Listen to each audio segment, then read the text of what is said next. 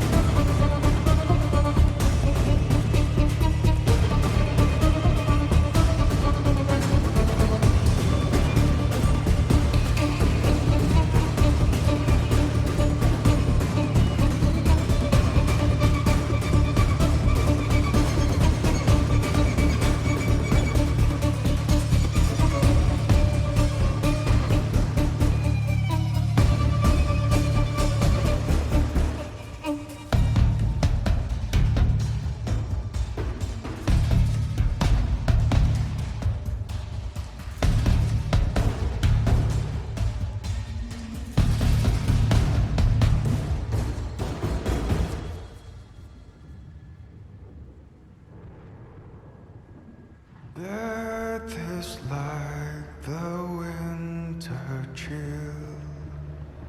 No door can keep it from us.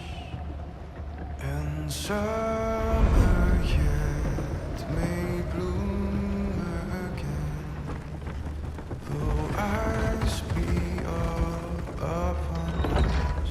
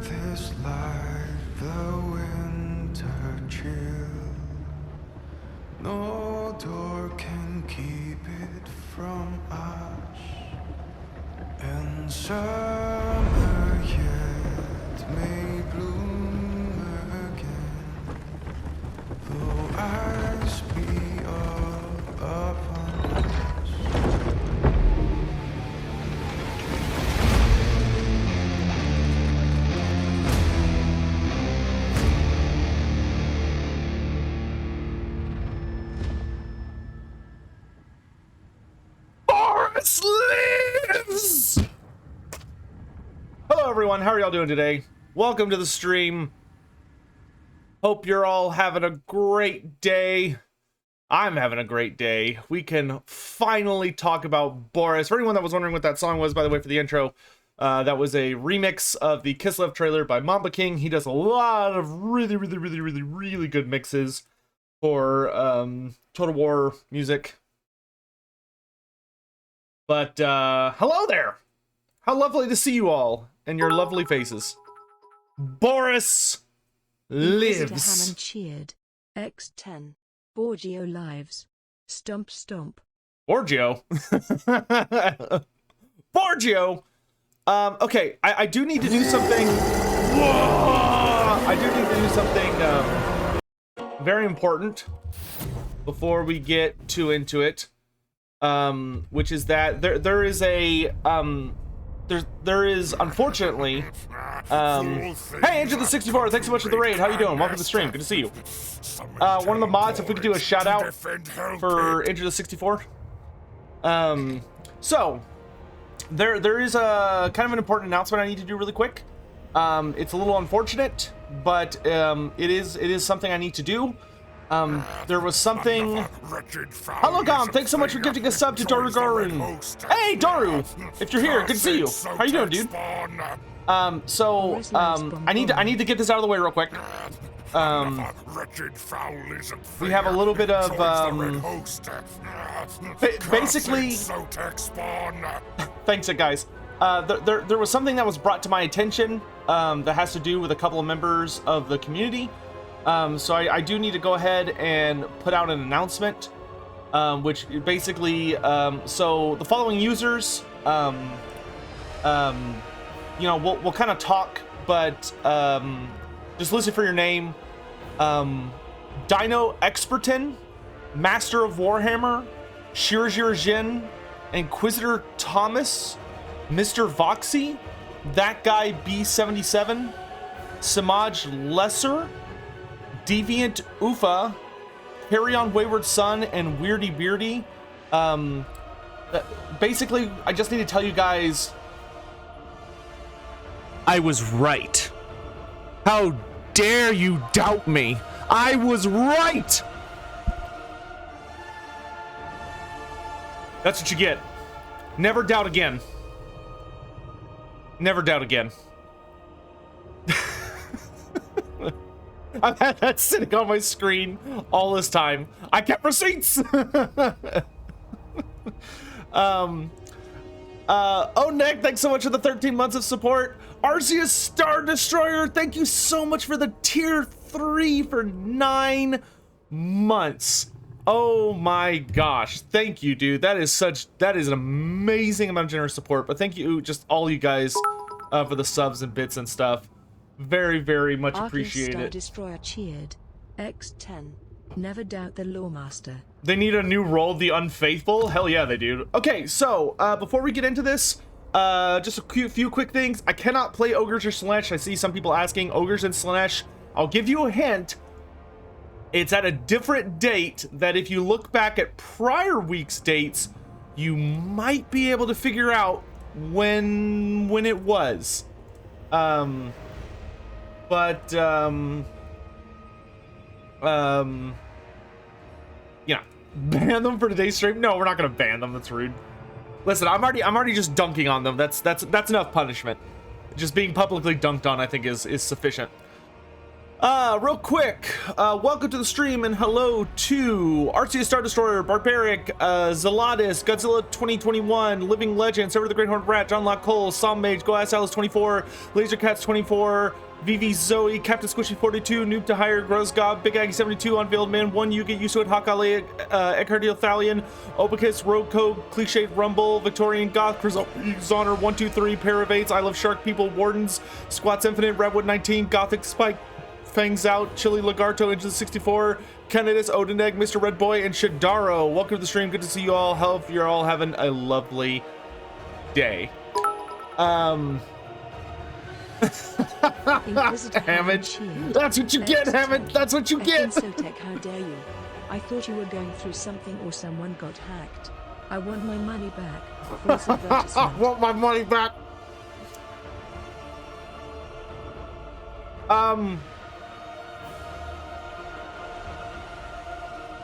Yeah, hologram. That's good. That's fine. Hold on. Noob Crew High cheered.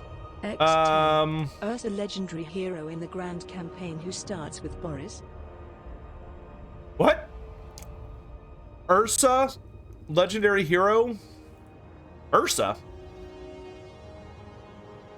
Hold on a second. Hold on a second. I gotta.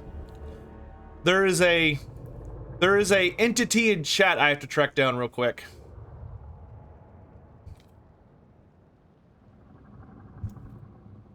There he is. And where's the button? Oh, do I have to manually do it? Of course I have to manually do it. It'd be too easy, Twitch, if I could just do it simply. Hold on.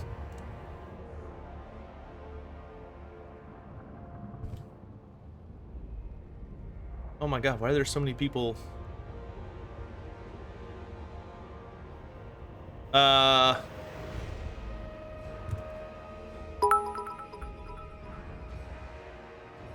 Inquisitor Hammond cheered.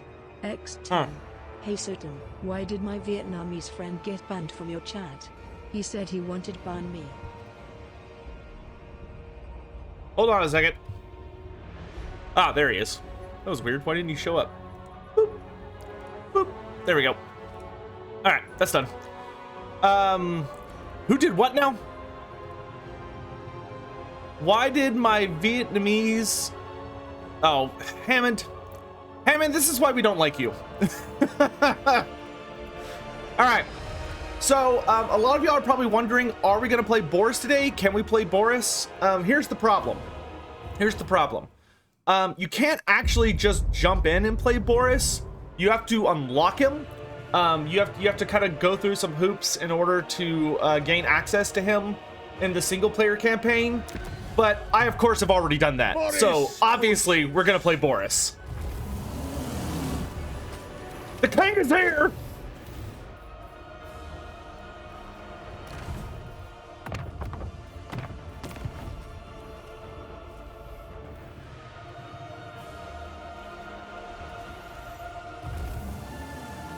Look at that glorious man. Look at that glorious man.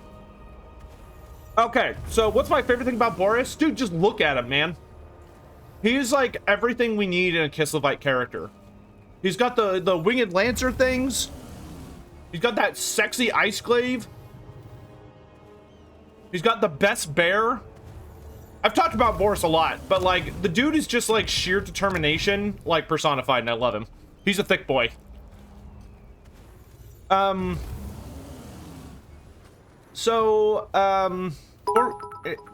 quick before we get into it, I actually want to show you all something kind of cool. Redman 5252 cheered.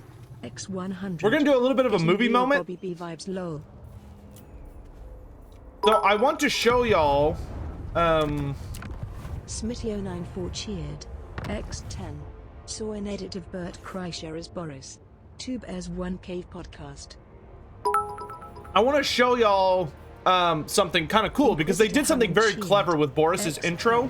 Henry VIII in the flesh. Cookie got green screened. Oh, so I want to show y'all the Kostaltyn intro. We're not going to play a Kostaltyn campaign today, but I want to show y'all the Kostaltyn intro. And the reason I'm showing you the Kostaltyn intro is because it actually has a very interesting parallel with the Boris intro. Okay, so I'm going to show y'all the Kostaltyn intro movie, and then we're going to start the Boris campaign, which will show the Boris intro movie. Terror reality? Yes. Well, someone's here. Chloe! Chloe! Hey! Hey! Hey! Excuse me! Excuse me! Hey! Hello? Excuse me! Hello? Yes, hi, how are you? What are you doing? Are you sitting on the green screen? Can I have this? Can I just thank you. Okay, thank you. Okay, there. Reality has been repaired. It's been snowing. So, Chloe has been very animated. Am I going to play? No, we're playing Boris today. Today is Boris Day. We might mess around with the other characters another day. Morgan 053 and Cliched Rumble, how you doing? Welcome to the stream. All right, so I'm not going to waste any more time. Check out the Boris. So pay attention to how this cinematic goes down. So we're going to watch the Kostaltyn movie, and then we're going to hop into the Boris campaign, because I want y'all to see how interesting they did it. Y'all ready? Here we go. Get your popcorn. Get it. Your ice popcorn. I don't know, whatever they have in Kislev.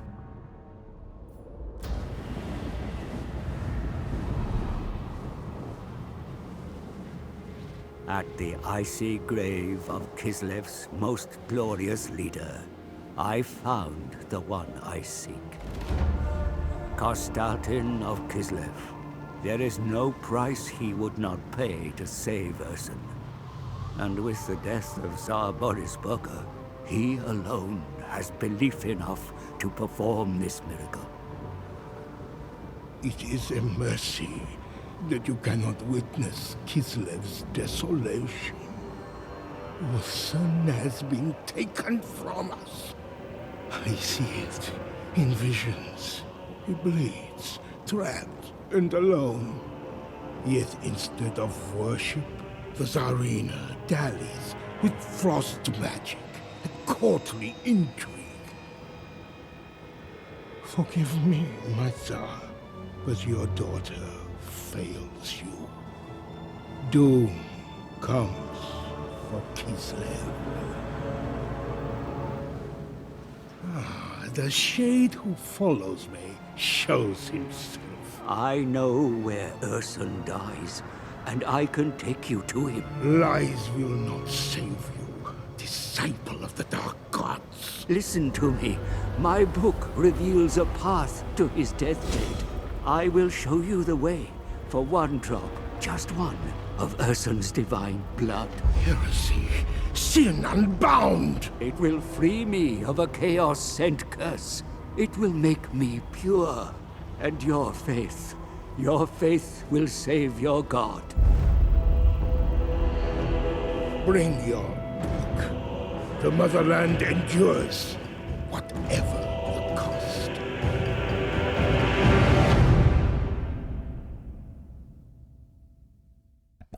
Okay, so that is the Kostaltyn movie. Kostaltyn is a great character, by the way. I legit think that Kostaltyn has one of, like, all of the intro cinematics are genuine god tier, but his is fantastic. I love his voice actor.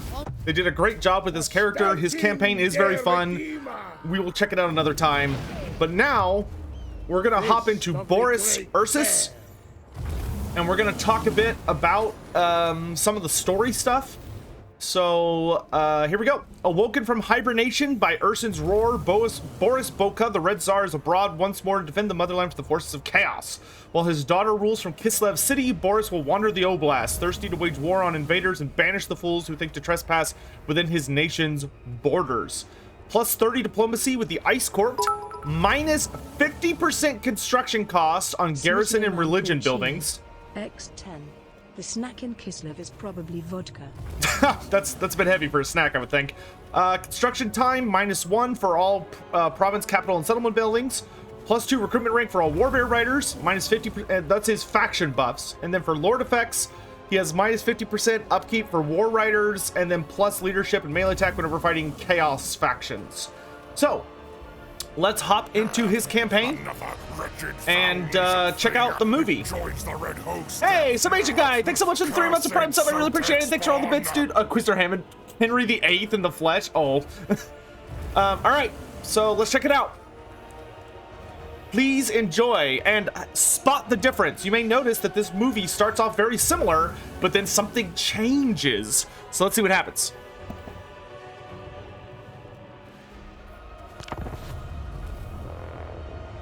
God damn it, I always forgot I gotta read this. Kislev, the bulwark against the darkness, yet the motherland suffers, severed from its god. If it is to survive, the nation needs its savior once more. The folk of Kislev think Boris Boka dead. Hold on a second. Hello?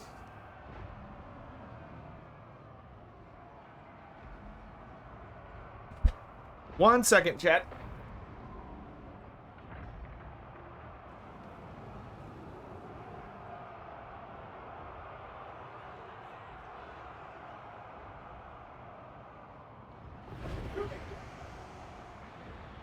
You're all right. Go back to sleep. Sorry, I had to... Yeah, the nation was calling. Karl Franz needed a favor. Anyway, so if it is to survive, the nation needs its savior once more. The folk of Kislev think Boris Boka dead, but his body was claimed by the motherland, and he has slept in ice ever since. Yet Ursun's pained roar will surely have started to rouse the Red Tsar. I journey to him now. He lays at a sacred site hidden by the great orthodoxy deep in the cold oblast of Kislev. If anyone could save the bear god of Kislev, it is Ursun's high priest, Radiboka Boris Ursus. But even should I manage to wake him, I will need a strong case that he should listen to me. Here we go.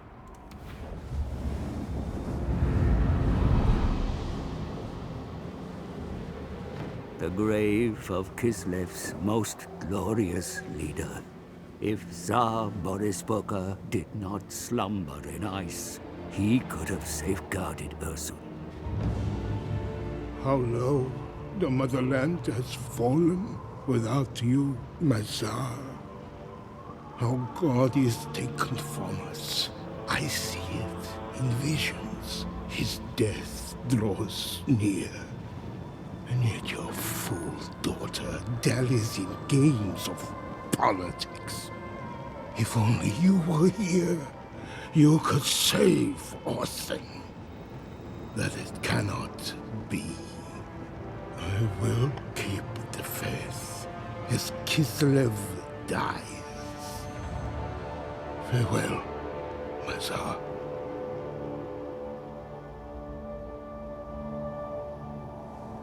Poor Kostaltyn.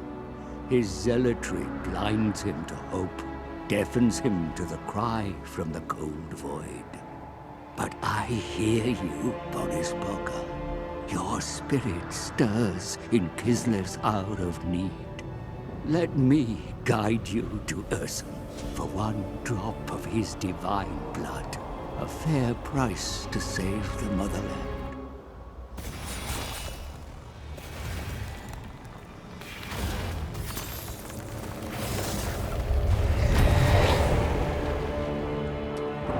Look at that face! You shall have your god blood. Ursun shall be saved.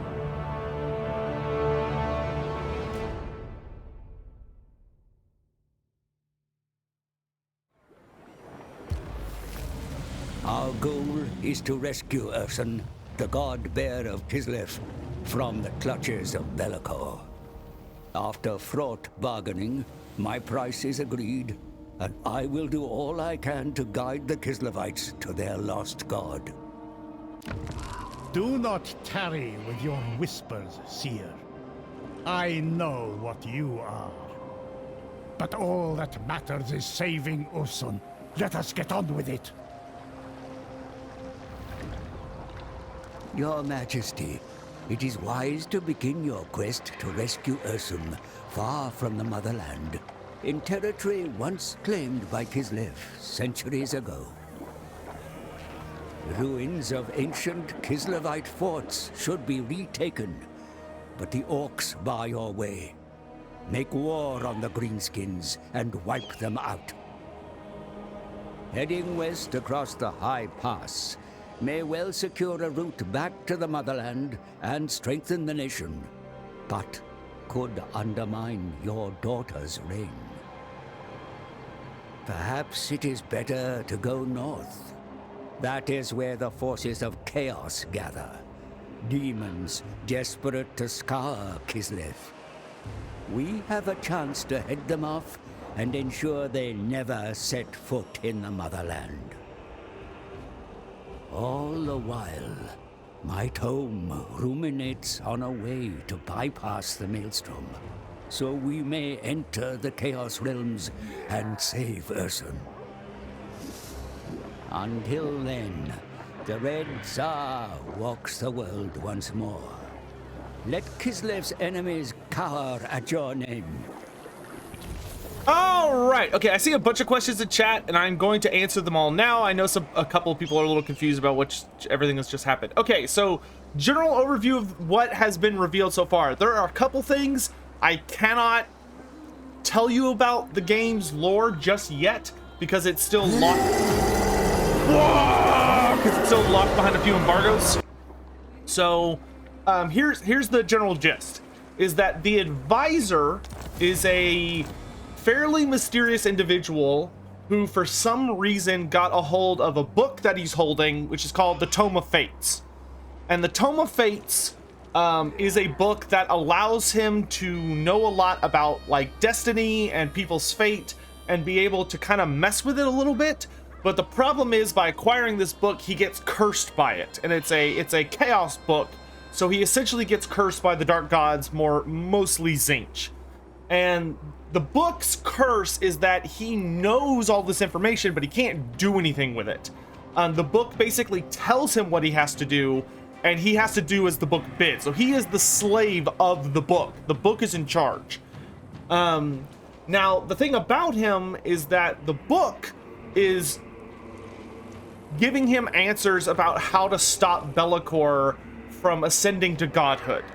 So it turns out that Be'lakor turning to godhood would obviously be bad. So the book is convinces him to go find a faction in the world that he can manipulate in order to get them to stop Be'lakor in exchange for a single drop of god blood. The reason the advisor wants a drop of god blood is because it will free him from the curse. So basically, he would no longer be bound to the Tome of Fates, and he would be a free man. So that's why in every single cinematic, he says, my price is 1 drop of god blood, because that's all he needs in order to break free of the Tome of Fates curse and maybe exploit it for his own purposes. So that's why the advisor is doing what he's doing, and he's a important character in the game. He has his own motives. He's only helping you because he wants to get that drop of god blood. Now, what happens when he gets it? I can't tell you that yet, because that's still under embargo. But the advisor is a fairly important character in the game. Now, when you play the game, when you boot up Total War Warhammer 3, there is a cinematic that plays that explains the Tome of Fates, and then there is another cinematic whenever you start a new campaign before you select your faction that explains what the advisor is like doing and what Be'lakor is doing. There's also a prologue. We will be playing the prologue probably tomorrow because the prologue is amazing. Like, I'm gonna put it this way, and I'm being genuine. You may not end up agreeing with this, but this is my honest opinion. It is the best piece of storytelling that Creative Assembly has ever done, and for me, the prologue storyline, because it's a pure story-based campaign, is very similar in tone, theme, and quality to the fall of Arthas during his Northrend campaign. That's what I consider it pretty even to. Granted, that's just my opinion. Some people may not agree with that. They may think it's worse than that or better than that, but to me, it is like that level of good. It is very fun. As for like what it's all about, you'll have to come back tomorrow to see it. Did I read about the Nighthaunt FAQ? Yes, I'm glad that Nagash Nighthaunt got nerfed because I personally was not a fan of what they were doing. So I am glad they nerfed it into the ground. Who is it the fall of? It is the creation of the Demon Prince character. Actually, you know what? Let's do a poll. Hey mods, let's do a poll. Do y'all want to do the intro tonight or the prologue tonight? Or do you want to do Boris tonight?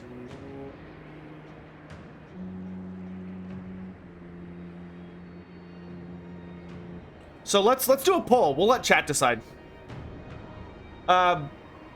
Actually, hold on, mods. Don't do it. If you're doing it, don't do it.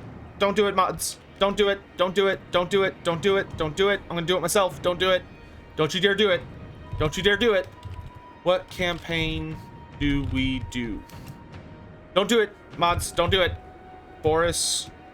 Ursus. Prologue.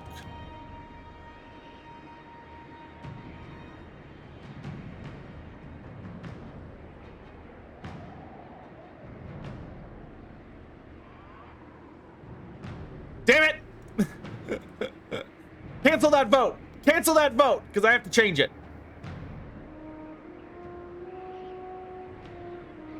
Actually, you know what? Fuck it. Go ahead and vote. Vote, chat. Just vote on there. That's fine. Vote. Vote, vote, vote, vote. Vote now. Do you want the story-based prologue? Now, I will say, the prologue's only like 2 to 3 hours. It's like, if we really take our time, it's like 2 to 3 hours. So it's not super long. Go ahead and vote. Go ahead and vote. It's up. Go vote. Vote now. Vote, vote, vote, vote, vote, vote. There's a vote. Do you want to see the prequel campaign tonight, or do you want to see Boris tonight? If we finish the prequel, or the prologue campaign, then we will hop into Boris immediately afterwards. Now, I will say, I do think the prologue has a lot of magic to experience on your own. I may not actually end up streaming it. I may just make a video series about it, so you can go watch it on YouTube. That way, it's not, like, live. Because I do think it's a pretty magical experience.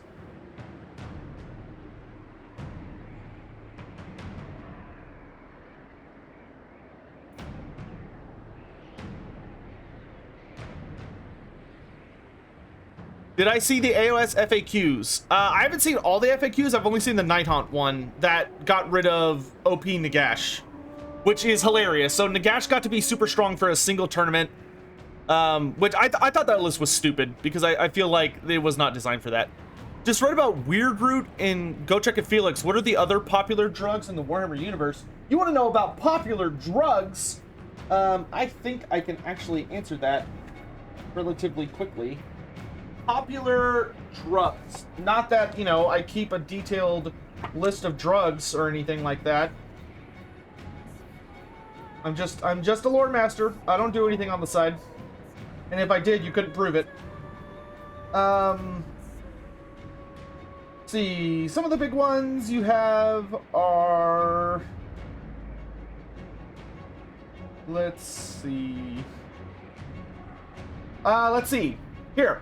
Let's learn drugs. Let's talk about drugs. We're gonna be a DARE program for just a minute.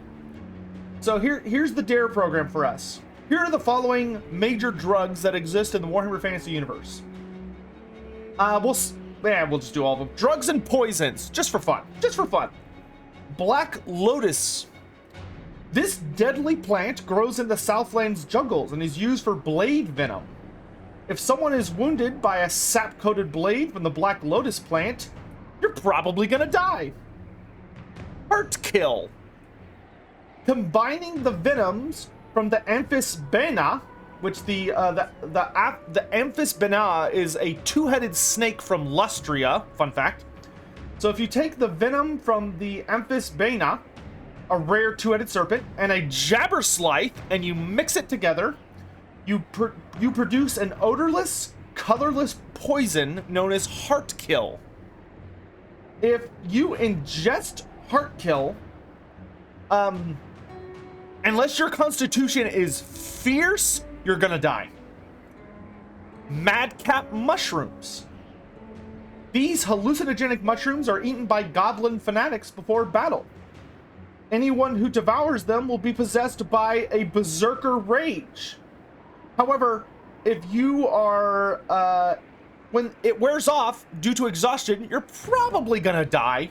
However, if you were to eat a madcap mushroom as a human, there is a very high chance that not only will your body be ruined, at least for a while, due to consuming this, but there is a very good chance that you will gain internal infections because it is not meant for human consumption.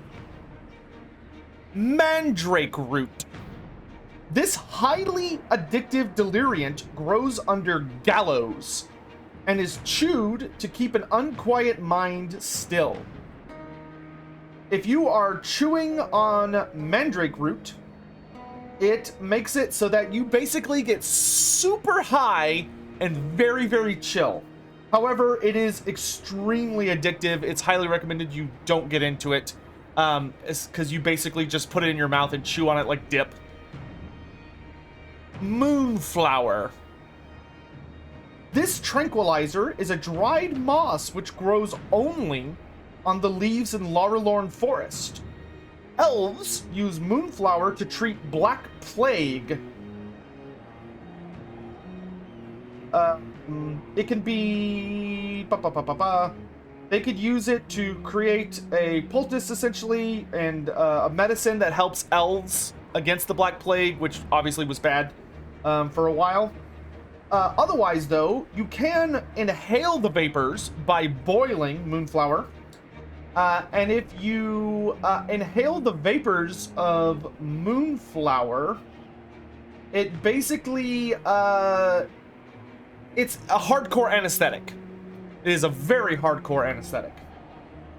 What am I reading from? The 4th edition Warhammer Fantasy Roleplay Core Rulebook. I would highly recommend it. It's a great book. Ranald's Delight. Ranald's Delight. This highly addictive stimulant is a synthetic compound made from sulfur, mercury, and other elements. It's basically speed. If you inhale the powder, it really jazzes you up. Super jazzes you up. But, yeah, you really... It has a bad crash, though. Spit. Extracted from camellia leeches found in the marshes of the Empire, this extraordinarily powerful hallucinogen brings visions of something deeply desired, such as a lost lover, a dead friend, or a missing child. Called spit on the streets, it's popular with those lost to despair. If you take it, you will be lost to your deepest desires and fantasies. In case you can't tell, extremely dangerous drug. And then Weird Root. One of the most common street drugs in the Empire, Weird Root is chewed, bringing a sense of euphoria and pleasant hallucinations, which some suggest may be connected to the winds of magic. But it's addictive. There you go. Don't do drugs, kids. Alright. Holy Oneg, thanks so much for all the bits, guys. Oh gosh. I can't wait to play the Mortal Realms of Warhammer 3 so I could turn Kislev into an Imperial province as it should be. I shall take up Galbaraz for Sigmar, for the Empire, for the Warhammer! Don't do drugs, kids, unless you're responsible about it and know what you're doing and, like, are safe and have a spotter and drink lots of water and all that stuff. Hammond cheered. X50. Mandrake or Mandragora is used to return those who have been petrified. Wrong universe! Wrong universe! It's also this is not Harry Potter. The Mandrake's cry is fatal to anyone who hears it. This is not Harry Potter. Nope, get out. Conrad, thanks for the bits. Unveiled Man, thanks for streaming tomorrow, or tonight. Tomorrow I'm doing the first part of my seminar for your chemistry master. Good luck, Unveiled Man. I hope you can chill out during the stream. Oneg, thanks for the 1,000 bits. Boris revealed Kugoth and Dakari official models, and we're a couple weeks off from this Life is Good. Journey of Warhammer is taking me on. Boris lives. Yeah, dude, we're in a golden age for Warhammer Fantasy. We are legit in a golden age. And Romwill, thanks so much for the tier 1 sub for 2 months. I really appreciate it. Thank you. Also, welcome to the stream, AV Pextree, Conrad, Cow, Brand Muffinix, Manasa, Name a Melee Lord or Hero, Vladimir Rasputin. Oh, Lord. Okay. The Fall of Arthas, I would YouTube it. I cannot do it justice. I'm not a lore master on Blizzard lore or Warcraft 3 lore. It's a very beautiful set of storytelling. I would highly recommend it to check it out. A boon to our great state. I'm gonna give you your points back, but I would YouTube it. There are some really big creators on that. I love my motherland. Could anything defeat Sigmar riding Urson into battle? I didn't know. Probably not. Yeah, yep, Toddy. It's fucking Toddy. I hope we get Toddy soon. I hope we do. Hey, I mean, he's in this game. Who knows? Maybe it'll finally be time. Ferrer, I gave you your points back. Don't worry about it. Yeah, no. Yeah, if Urson would consent to Sigmar riding him into battle, I'm pretty sure they'd be unstoppable. Himself. All right, chat. Let's begin.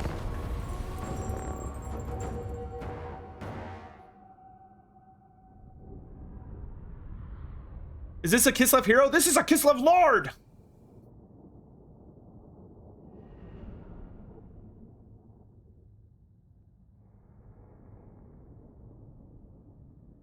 Dude, look at this starting army. You get 2 units of Warbear Riders and a little Grom. Like, damn, son. Thanks for the stretch. Ugh.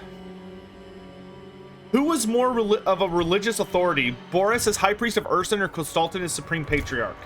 So, in Boris's absence, Kostaltyn kind of filled that void as the Kislevite religions were very heavily re-energized. We're going to be talking a lot about Kostaltyn and Boris and Kislev this week on Lorebeards. So it's going to be a good week to kind of come by and check it out. We're also going to have a special guest on, another creator who we're going to be talking to about like growing up with the hobby. But there will be some good stuff on display. But essentially, what's the thing with Kostaltyn is that he is a very religious authority who filled the void where Boris wasn't much of like a preacher, right? Boris was a man of action. He was a very like a very bombastic, like he was kind of like this big lovable bear of a guy. But like his first resort to most situations was throwing a punch. And he's a badass, but he wasn't really like a religious authority.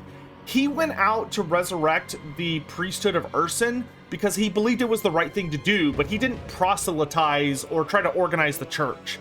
He resurrected the religion, but he wasn't there to like stand on pulpits and give sermons and stuff. He just decided one day, he basically just decided, I need to do this. And he just went out and did it. And it caused like a huge panic in his country because the Tsar vanished and left his infant daughter to like have to take over if he died. And a lot of people thought he did die until they found him later. Kostaltyn is like an actual fanatic. He is a zealot who is very, very religious. But he was someone that joined into the Great Orthodoxy probably during while Boris was alive, but Boris has been dead by the time this game essentially begins for a while. Like, Boris has been gone for a good bit. Why is Boris called the Red Tsar? Because he has a couple titles, but the way he got the name the Red Tsar has to do with the fact that he literally slaughtered. There was a big greenskin problem going on in Troll Country that was heading towards the lands of Kislev. So the Oblasts were under attack from a lot of greenskins, and Boris led out his army and he butchered and slaughtered so many damn greenskins that the rivers through Kislev ran red with blood. Because of all the orcs and goblins. Like, he butchered a Wa. And that's like he's a violent son of a gun. If he heard there was a threat to Kislev, Boris would immediately march out and go fight. No matter what. So the title represents that he is kind of he's like good at massacring the enemies of Kislev. Anyway, let's check out some new units. So here he is, guys. Look at this beast of a man. Look at this beast of a man. Boris Ursus, Ursun's right hand. I am the wall. I am the wall. Boris Ursus. More lines. For the motherland. I live again. Boris Ursus. He reminds you of Dong Shuo. Yeah. And then these are our Warbear riders that we start with. Can I just say how hilarious it is that the Kislevites go, you know what? A bear's not scary enough. We need to attach armored tusks onto the front. Between Boris and Graeus's. They nerfed his mustache. That's true. Boris's mustache was nerfed a little bit, but he did get a beautiful beard out of it. And then we've got our Kossars with bows. Beastly men. All right, let's kill some greenskins. X10. You should just have the entire stream be a close-up of Boris mothers to their bomb haters. The lost Tsar. Yes. Why is it called Little Grom? Because in the Kislevite tongue, Grom means thunder. So it's literally Little Thunder. XY Is it possible for the Ogres to be every god, and is just tricking every mortal into thinking he's different entities? That is very, very unlikely, but I mean, it's possible. Boris Orsos.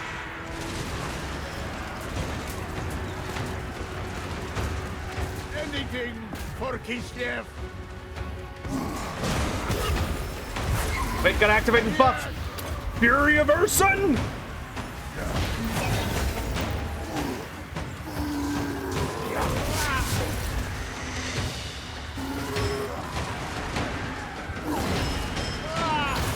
He's actually the only Kislev lord that wields a two-handed weapon, which I love. Dude's the size of an orc war boss. I love it.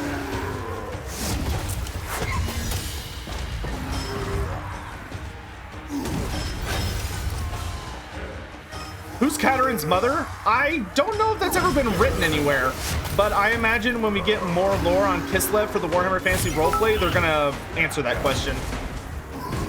Spartan underscore X10. Boris being alive and Seal straight up giving us the madness of the Flagellator kids.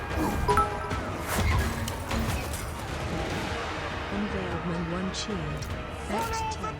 You start with 34 bears in this campaign. It's a deep lore rule. You should good Boris Ursus roll 34 for more info. No, no, no, no, no. No, no, no. No. Don't, no, bad. Who said that?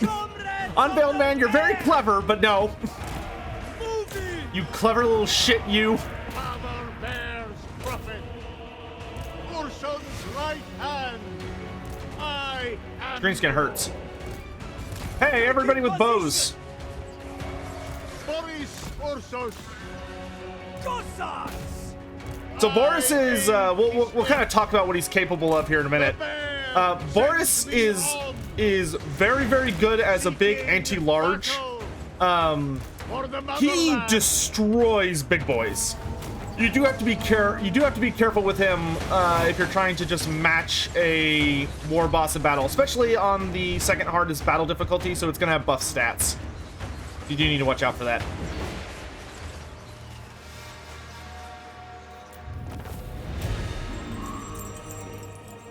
Orcs are good duelists, man.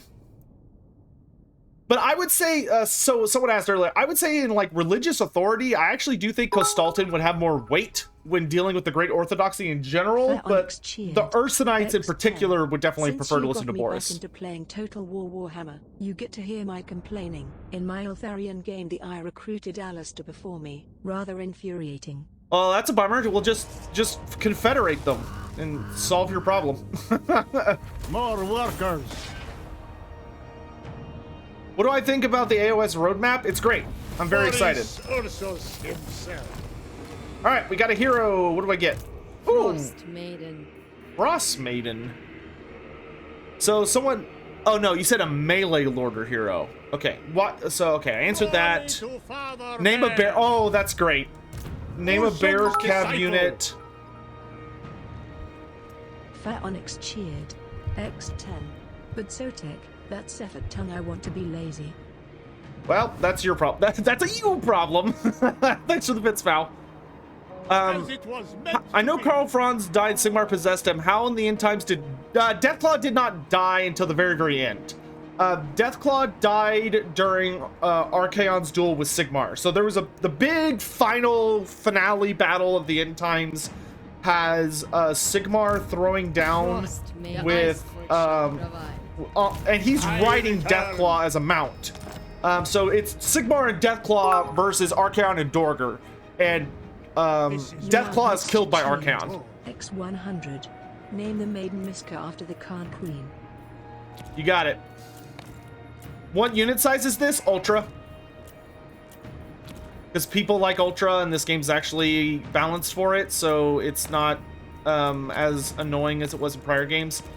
I still think I prefer large, but I'm still kind of on the fence about it. I do like the bigger armies, but it makes sieges a little more annoying. Hear me roar! Oh, by the way, welcome to the Darklands. You'll notice that all the Chaos Dwarf settlements are here, but they are inhabited by ogres or greenskins right now. There are no Chaos Dwarfs on the map. For anyone that's like, oh my god, show us the Chaos Dwarves. They're not here yet. They're not here yet. Alright, so we're probably going to need some more archers to take I cannot eradicate chaos alone. Kostaltyn. Now you may. And let's go ahead and pick up a second Lord to start running around and smashing faces. Goya. Second only to the throne. Vladimir Rasputin. Oops.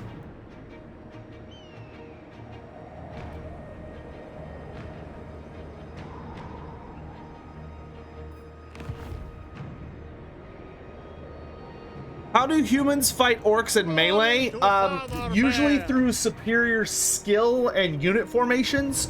Also, shoot them before they get to you is usually the preferred version of dealing with them. Boris Ursus. Niska. Gospodar's fine for a last name, actually. Boris Ursus. But generally speaking, most humans are not going to do well in a one-on-one matchup against a green skin. Oh, let me explain how Boris works. Because I know a lot of people are asking about that. Was meant to be. So yeah, Deathclaw was killed by Archaon in their duel. Sigmar killed Dorger, I think, immediately after that. And then the two of them fought for a bit. But how does the average human fight an orc? They don't. They lose unless they're very, very skilled or their superior equipment sees them through. Because if you're wearing like meteoric iron plate, you're going to be able to take hits from greenskins. Or if you have very superior fighting skills, you're going to know how to deflect a greenskin's wild swings using your shield. And then just pray that you're very, very good at stabbing them where it hurts and taking them down. What would happen if Boris went to Kostaltyn and sent all the way into the depths to face Hashit? Presumably he'd die, but you know what? I wouldn't put it past him to put up a good fight.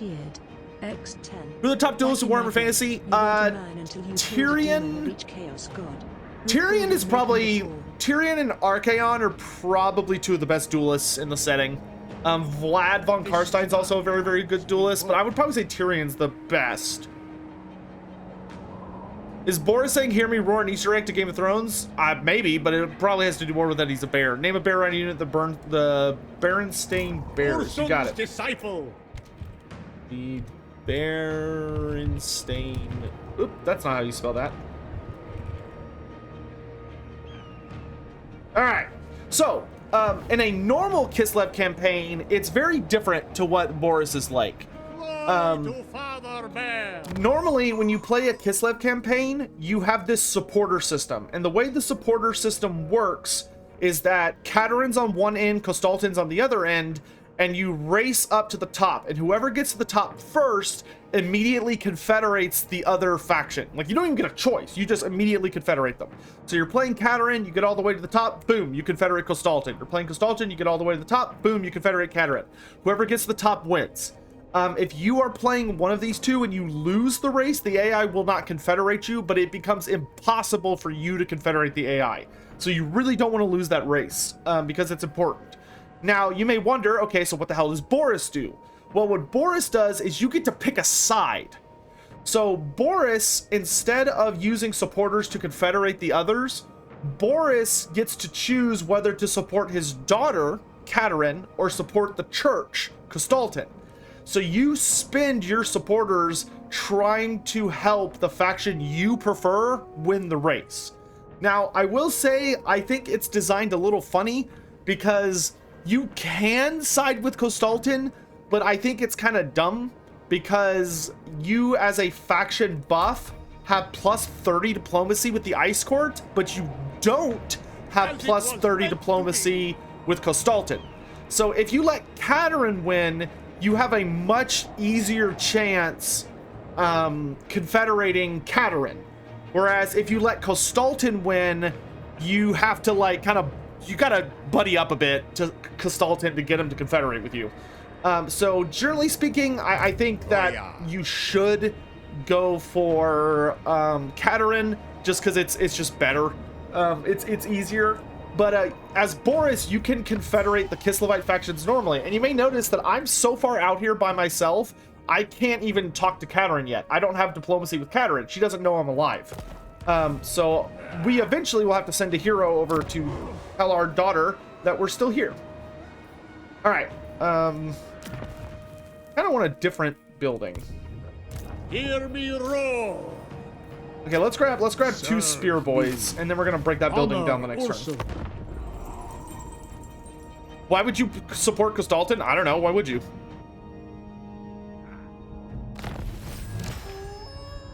I won't forget things out because I'm just gonna have it sitting there on the page.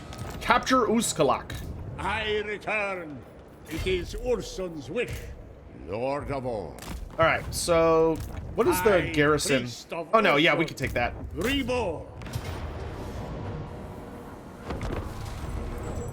Who would win, Boris Boka versus Grimgor? That would be great for a Who Would Win episode. If Boris just woke up and no one knows he's alive, where'd he get his army? Great question. I don't have an answer. Great question. Magic. I don't know, maybe the advisor was like, yo, come with me on this quest, and some guys were like, all right. Another wretched, foul-lizard thing joins the Red Host. Cursed Sotek spawn. Hey, Prep River, thanks so much for the Prime sub. I really appreciate it. Back in my day, you weren't a man till you killed a demon of chaos of every god. Whoa!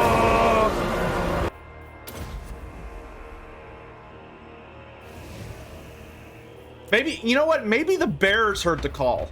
Maybe the bears on, like, Little Grom and the Bear Cav unit, maybe they heard, like, they just sensed that Boris was back. So they were like, oh, shit, dude, we gotta go save Boris. Oh, we got a greenskin fort. This is cool. Very orky and smoky and spores. Welcome to Orc Country, gentlemen. War Bear Riders.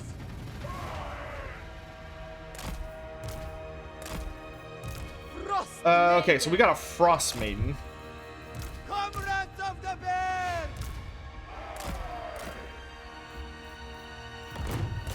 For the motherland. Tear down that door. Boris, moving. Forward! Left by right. Inquisitor Hammond cheered. X10. Orc Back Mountain. That would be an interesting movie.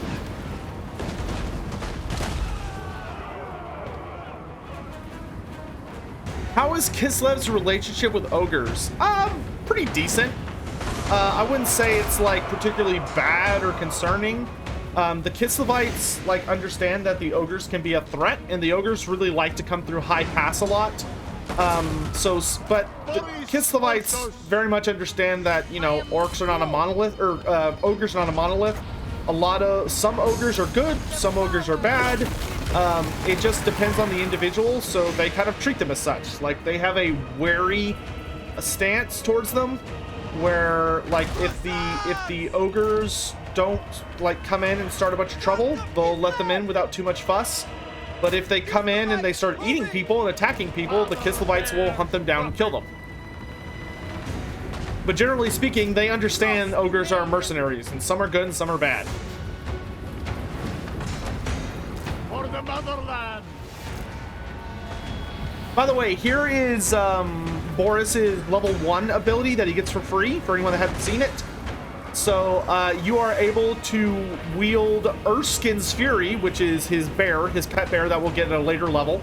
It gives you 25% bonus to all of your damage, makes you cause terror, but it can make you rampage.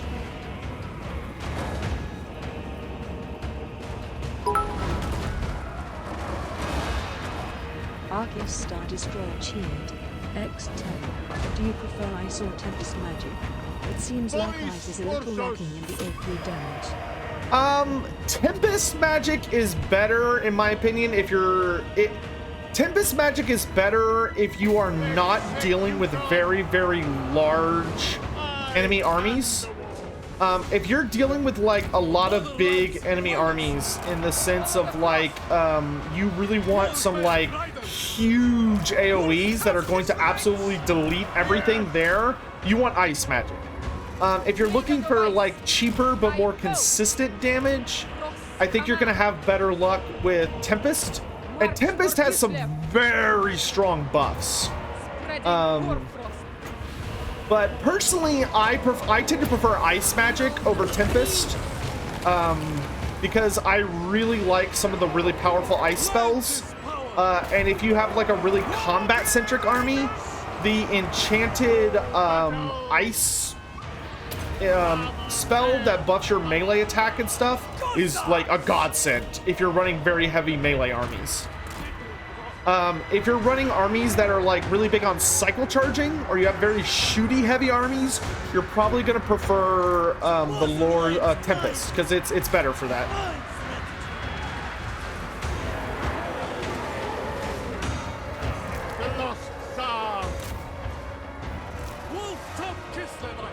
Alright, where are the points here? Okay, there's one over there. Ooh, Greenskins have been busy fortifying, it seems.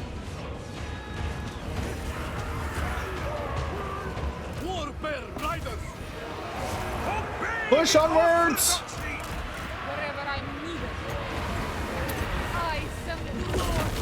What do I think the last 2 AOS books will be? So, I'm not sure if those books are being hidden because they're like, oh, they're new races, or if they're being hidden because they just don't want to tell us what they are yet. I'm unclear of what the situation is. But if they are new races, then I think the book, I think the Chaos book is undeniably the Chaos Dwarfs. If they are not new books, then I would guess they're probably Khorne, I think, is the most heavily rumored. Khorne or Beast of Chaos, but aren't Beast of Chaos about to get a White Dwarf, so probably not Beast of Chaos. But I think Khorne Bloodbound are very heavily rumored to be getting a new book soon. So I think it's either going to be Khorne Bloodbound if it's an old faction that's just getting an update, or it's going to be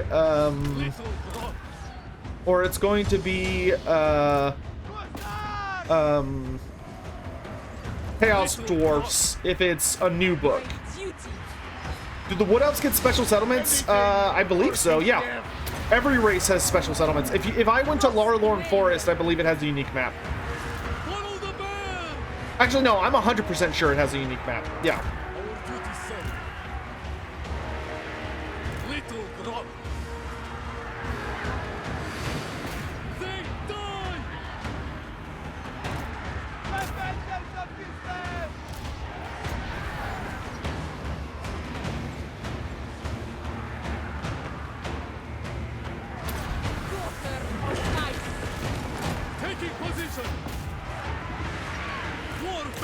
Tear down that wall!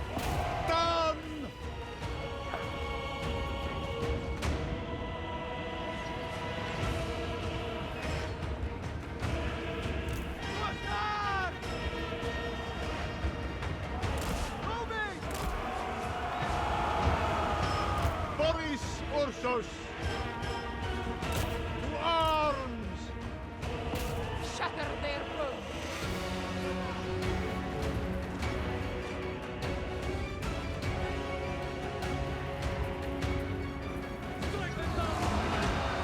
What lore do the Patriarchs use? The Patriarchs aren't wizards, they're priests.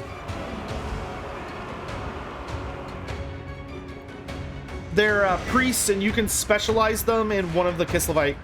You can specialize them in either Daz, Salyak, or Tor, who are the other members of the Kislevite Pantheon next to Urson. But they all have access to the Urson ability.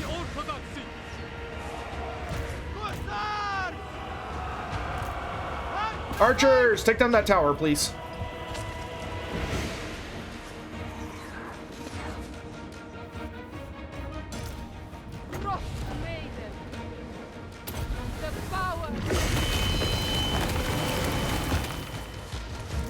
Good job, let's take that.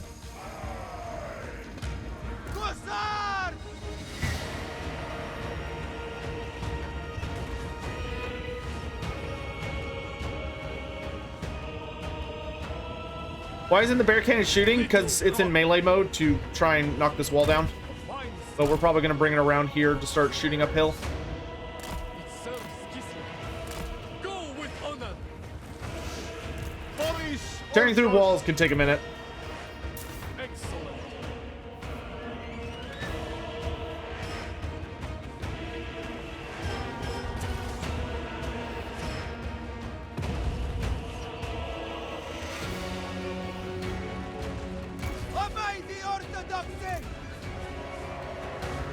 Don't really have a good line of sight on anything. Good job. Okay, wow, that got rid of a lot of towers. Okay, great job. Come over here. I thought the advisor was weak. I wouldn't call the advisor weak, actually. The advisor's pretty interesting in this game. But there's some stuff about him I can't talk about yet because it's still technically embargoed because it's revealed at the end of the game.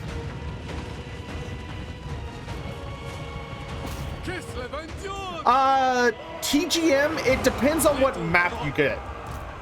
Different settlements have different maps, and there are some maps where you have a 360, so you can deploy literally anywhere around the city. There are some maps that are like this that only have like half of the map available. Some maps give you like only one attack angle. It just depends. Okay, I will tell you the advisor is not a pre-established character, and he doesn't have a name. He's just the advisor. Onwards! Yeah, he's not secretly Egrim von Horseman. That would be, I don't want to bait y'all into thinking it's something that big, but there is some interesting stuff to him. Okay, y'all go grab that objective so we can get rid of some of the AI's leadership buffs. We'll have the characters chase down the orcs.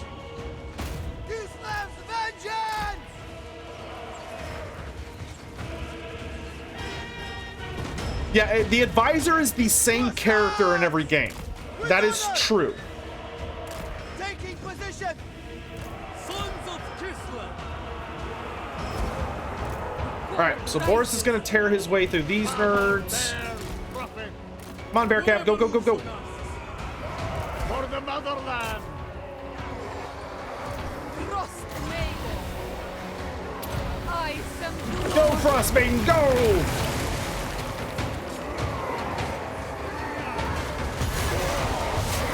Get in there, Boris! Open fire! Beep! Beep! Beep! Boom! Good shot! I am the storm. You lot! Charge! Except you. You stay back here. We fight for Ulson. What's my opinion on the othernets and the Screaming Child? Minor gods that are so minor that I wouldn't worry about them.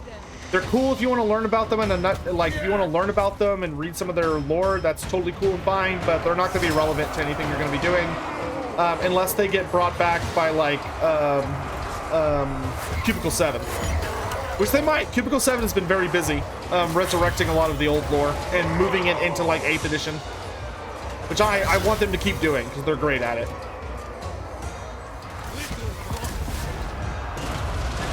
Another beautiful shot. Bringer of Frost. Okay.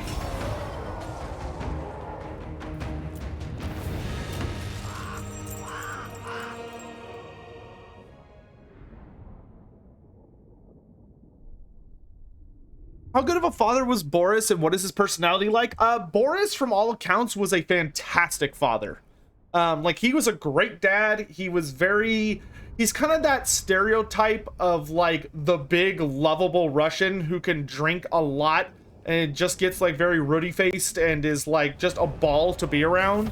But if shit hits the fan, he's like the ultimate guy to have your back because he's just going to start laying people out. But to him, fighting can either be like an extremely serious matter or just a really good time. But he was a good dad. Katerin loved him so much, and she lost him at an unfortunately young age. Like, she wasn't a toddler anymore. She was more like a teenager when he died, canonically. I will say it was very clever how they handled Boris's death in this. They did a very, very good job with keeping it lore accurate, but putting like an asterisk, because he still dies at the same fight, but he dies rather than dies.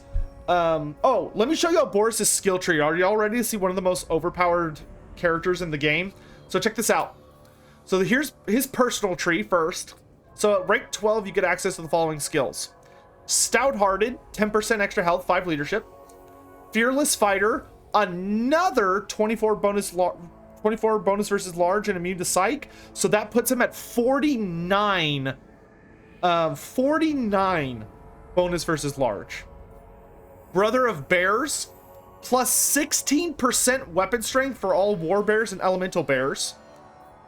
Band of Brutes, plus 6 leadership and plus 10% weapon strength for all Zargard. The Great Reclaimer, plus 10% extra campaign movement. And Elemental Regeneration, causes elemental bears to get regen, which is very good. But then this one is bonkers bullshit OP. Resettler, plus 10 growth to all provinces and no colonization cost. Faction-wide, he can recolonate any ruin for free. Like, damn! Damn! That is so good. As one with Urson actually lowers your leadership, but it also lowers enemy leadership and makes your leadership aura for nearby allies better.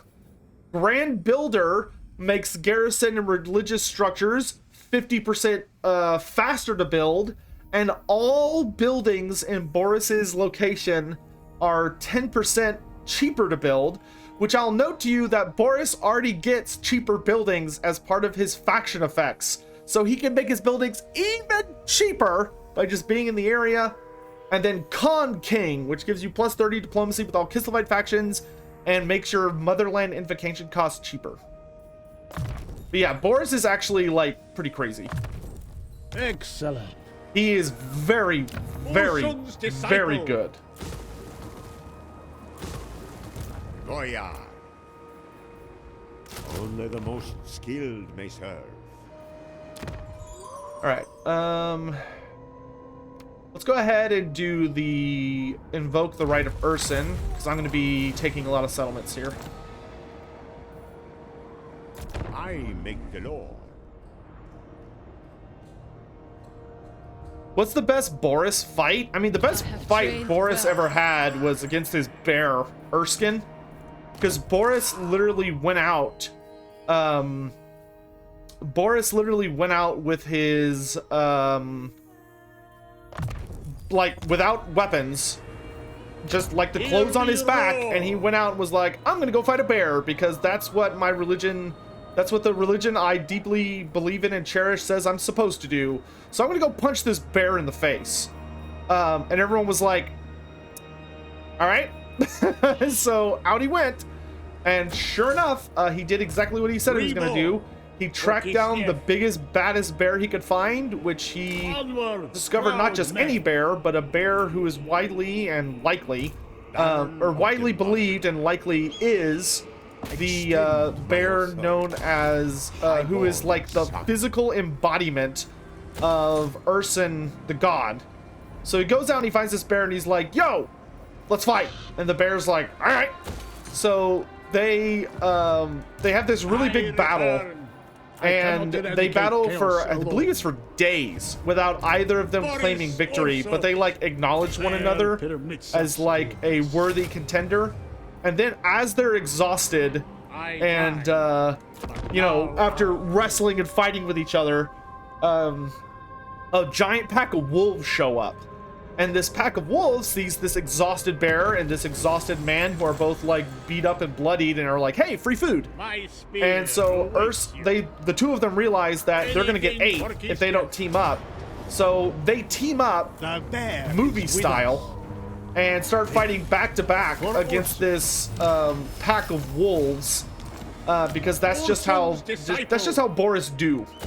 So they have this big throwdown where they're fighting back to back against this mutual enemy, and it ends up building up to, as they're fighting, Boris great finally bear goes down. rewards Like the wounds he took from Erskine and his exhaustion from just constantly fighting finally get to him, and he falls unconscious. But Erskine, who has decided that this guy is just like the ultimate bro, basically plants itself over him and just keeps fighting off the wolves until finally the wolves are scattered, and Erskine just watches over him for a few days until finally some people show up who are looking for Boris because they thought he was dead, but they were looking for him wherever they could. They were just like, where the hell is he?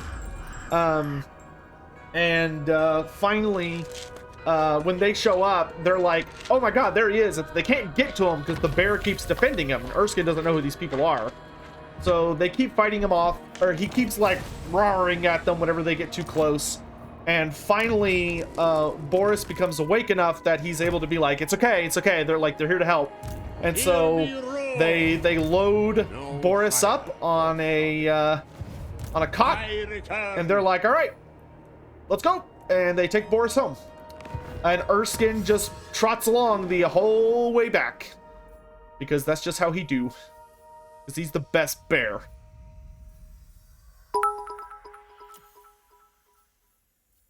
Teaspoon of salt cheered. X50. Just an FYI, in camp stance doesn't give you extra healing in your own territory anymore. Oh, that is actually good to know. Thank you. Ooh, +1 local recruitment. Actually not bad. Campaign line of sight's not bad. Let's get pirate weapons.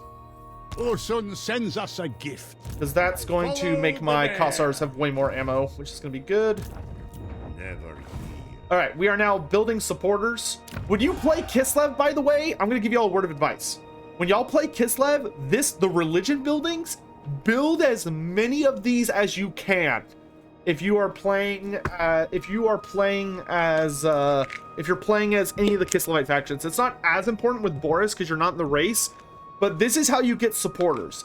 This system up here, this whole thing, this is bullshit. Don't pay attention to this. Use these for the buffs. Do not use these to gather supporters because it's not going to help you. The way you beat the AI is you build churches like you're living in the Bible Belt. Like, you need to get all those churches because that's how you're going to generate a consistent supply of supporters in order to beat whoever you're racing against. Boris Ursus. All right, Boris, why don't you heal for another turn? Gospodar by blood. Man, we've got like a lot of ruins we can inhabit, which is good, but we're gonna let these guys heal for a minute. We're a little beat up. Does picking either faction affect gameplay? What do you mean?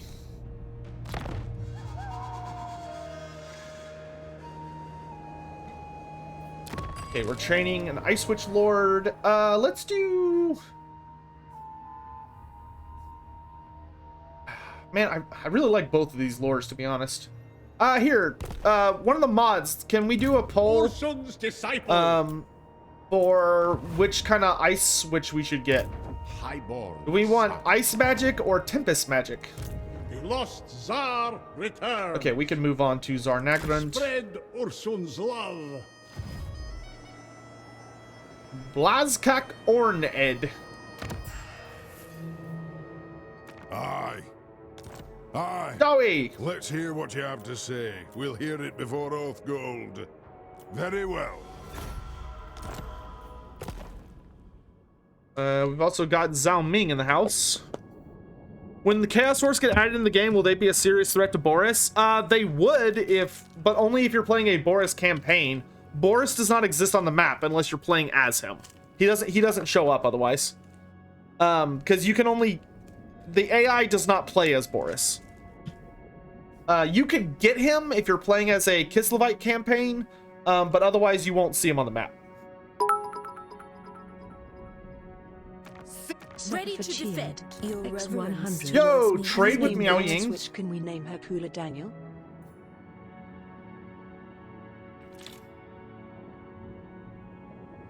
Can we name the Ice Witch Cooler Daniel? I will...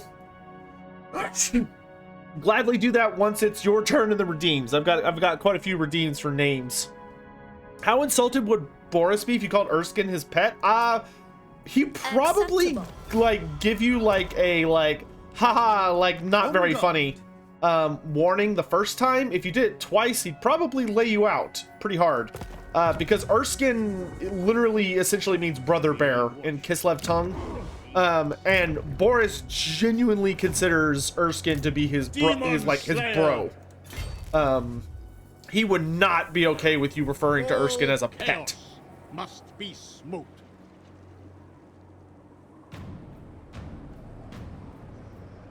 Dude, Drake, hey, thank you.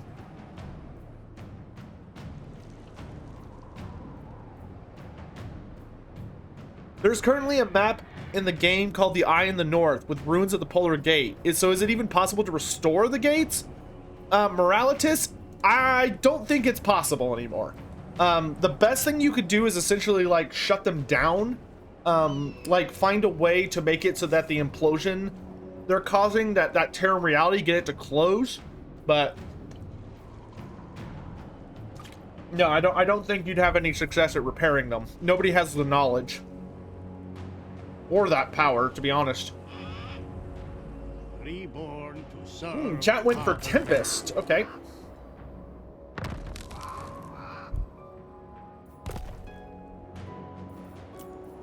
I died, but now I live. I accept only loyalty. We need to hurry and get him to level 6 so that I can start resettling all these ruins for free. The only flaw with Boris is how direct he is. Absolutely. I mean, that's what got Boris killed originally, was that he was too ambitious. Like, the way Boris died was not like some like clever calculation by the forces of chaos. It was quite literally that he just kind of goofed. Well, he got over aggressive, and he literally went charging into a chaos army by him. Like him and Erskine went plowing into a chaos horde ahead of the rest of their army, and by doing so, they got out so far ahead that basically nobody could keep up with them. And like a lot of his guards and stuff were like, wait up, let us catch up with you. And nobody could catch up with him. He went too deep. And he was like butchering his way, but by the time he realized that he had overextended, it was basically too late. But to his credit, him and Erskine did successfully fight their way back out to their own side, but Boris later died of his wounds. Missile strength for Ice Guard or melee attack for Ice Guard?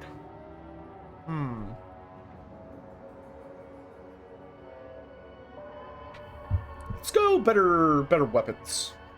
Well, nah, let's go better bows. Better bows, I think you'll generally get more use out of. We are Ursun's claws. Alright, so we have laid siege to there. We're gonna send you to Kraz. See if we could figure out what's going on over there.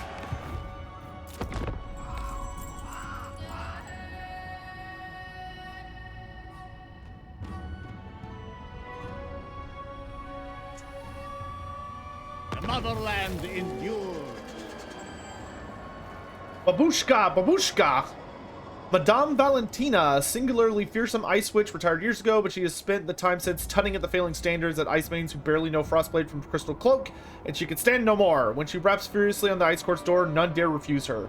Makes our ice training even faster because the scary Dommy Mommy has showed up. Get Ice Maiden's Kiss.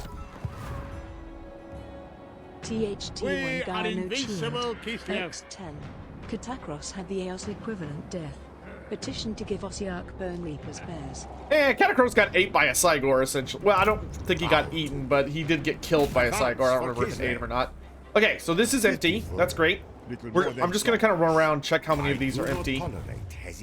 We're also going to try and establish contact with Kislev as fast as we can, so I can start working on letting everybody know that I'm back.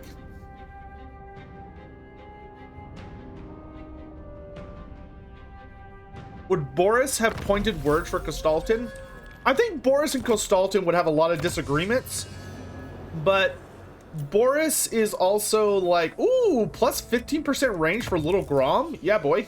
To shield Kislev against chaos. I don't think Boris would like go out of his way to antagonize Kostaltyn. I think he would very much understand that like Kostaltyn has a lot of importance in Kislevite culture, and ultimately they're working for a similar aim. If there's something I think Boris would actually be relatively wary of, because Boris wasn't an idiot. He actually was like a fairly clever politician in his own way. And I think one of the things he would be kind of big on is I think he would be very wary of the power of the Ice Witches and their court, which is because they are a kind of a mysterious group that of course follow their own code. Magical Warrior or Builder? Oh, we gotta go Magic Warrior. Yeah, 10% cooldown for all spells. I'll take that. What? Aye. Okay, we've met more. Wind Shaper. Yeah, we don't want to be friends with the guys who are pissing off Zhao Ming. As a dragon-blooded, I speak for all Cathay. So fun fact, the Burning Wind Nomads, these are actually a faction that draw their lineage and their code to the Li Dao, the fire dragon. That's why they're the Burning Wind.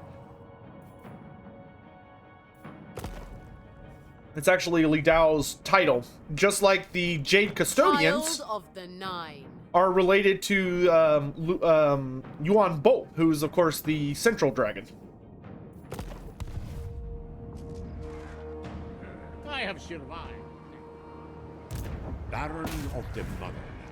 Dude, could you imagine like getting into like someone trying to convince Boris not to do something stupid, like being in charge of like keeping him safe or whatever, and he's just like, I've already died once, it wasn't that bad. Do I think Be'lakor could get the Boris treatment later on? Later, yes. I think as long as the community keeps asking for it, and we're not mean about it, we're just like, hey, we would really like, we would really enjoy a full playable Be'lakor campaign. Please give it to us. Make him a full legendary lord. I think we can get it in the long run. I can tell you that is not in the game. Like Be'lakor does not. He is not. There are no other unlockable legendary lords in the game. I know a lot of people think there are, but there's not. I've seen the rumors about Be'lakor and Shinzu and all that, and that's not in here. Okay, so there are Skaven and Carrick Vlag. Extend my authority. Gospodar. But I think that I honestly think that from CA's point of view, I think they just kind of had like a bit of a weird moment internally where I think someone that works there or has a say must have said something along the lines of like, oh well, we don't need a playable Be'lakor because we've got the player insert character. Like surely that's good enough, right? Like we don't need this other character because like you can make your own Undivided Demon Prince. Why would you want to play as Be'lakor who's just stuck as an Undivided Demon Prince without understanding what's important about Be'lakor, being that, you know, he's like a big important character. Boris is in the game? Yeah, dude, I'm playing him right now. Boris is a secret legendary lord.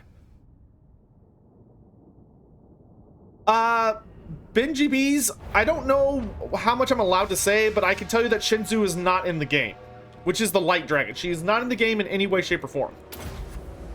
Like, the campaign you play is about her, but she's not in the game. I live again! Sons of Kislev! Boris is the flat out last legendary lord you're getting for the base Total War Warhammer 3 release. I can 100% confirm that. There are no other secret legendary lords in the game. So like, feel free to spread the word about that. I would encourage it. I hate when people get their hopes up and they end up being let down because they're like building themselves up for something that's not there. And this is one of those things. There is no secret other lords in the game. Bellicor, you can get Bellicor as a lord, but he is not a legendary lord that has his own campaign. He's like a generic lord that you basically get at the end. You have to beat the campaign to get him. But Bellicor isn't like, you can't start a campaign with Bellicor. You can only use him to basically clean up the map. You cannot use him outside of that. Nuke High cheered. X-Toe. How many dragon kids you think we will get as NL? Also, what would you do for Grand Cathy Legendary Hero?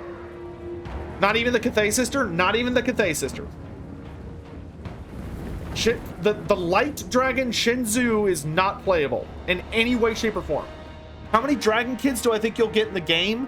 I think there's a very good chance you'll get 4 of them. I think you'll probably get Li Dao and Yin Yin as legendary lords. I don't know about Yuan Bo. I would like to get Yuan Bo, but at the same time, like, I kind of want Kislev to get like a mix of legendary lord types, not just the same thing over and over and over again, being like just infinite dragons.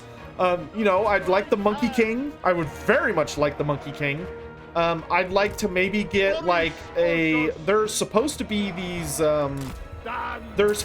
orders of like monks or dragon monks. They're not dragons, but like they call themselves the dragon monks because, you know, they're ruled by a dragon. But there's supposed to be like an order of like superhuman monks that live in Cathay. I would love to get their Grand Master as like a legendary lord. I am personally not a huge fan of the idea of just, okay, you get 8 dragons and that's it. Like, I would rather get like maybe like 4 dragons, because I know a lot of people want more dragons. So maybe like 4 to 5 dragons, the Monkey King, and some kind of like Grand Master Kung Fu character, and that's it. That would probably be Cathay. How do you move your army in formation?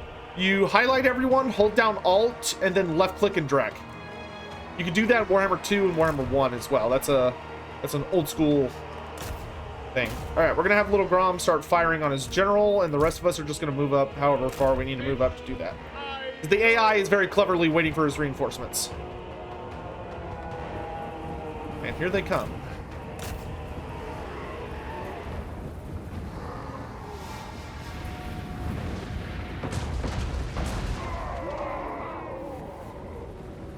Yeah, like, I understand why they didn't make Bellicor part of this campaign, because, like, oh, he's the big bad, and, like, literally all the cinematics are about him.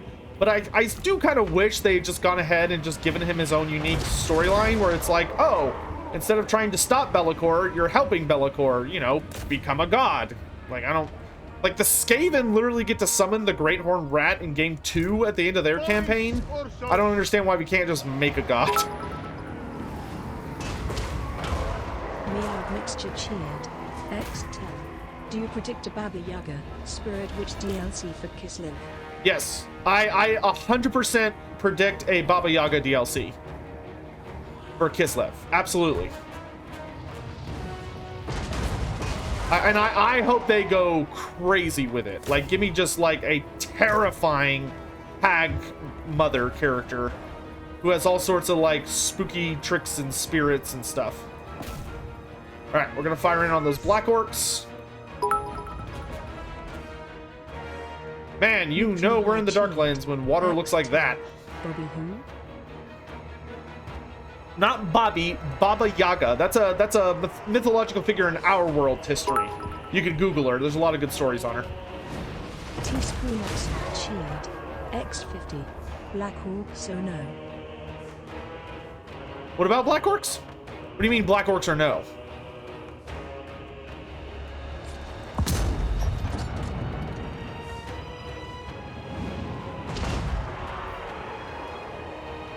All right, I'm going to go ahead and use this because it's going to reduce... It's going to be reducing their vigor by 1% per second. So as they're running through Urson's Wrath, they're not only slow, but it's going to get them much closer to being exhausted, so their combat stats will go down. Because we are heavily outnumbered. There are 2,000 greenskins versus 500 Kislevites. We got to make every hit count. Look how big that cannonball is. It's like as big as the orcs. Okay, let's turn our attention to the other Black Orc unit, ping them a bit.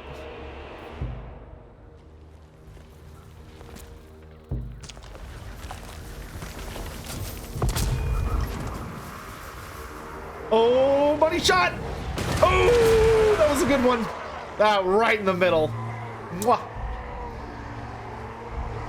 Baba Yaga, if Baba Yaga was added for Kislev, she would come with the Ungol themed DLC, which would be Hag. We get Hag Mothers as a new generic lord, Hag Witches as a new hero type, which they should be wizards that use the lore of spirits.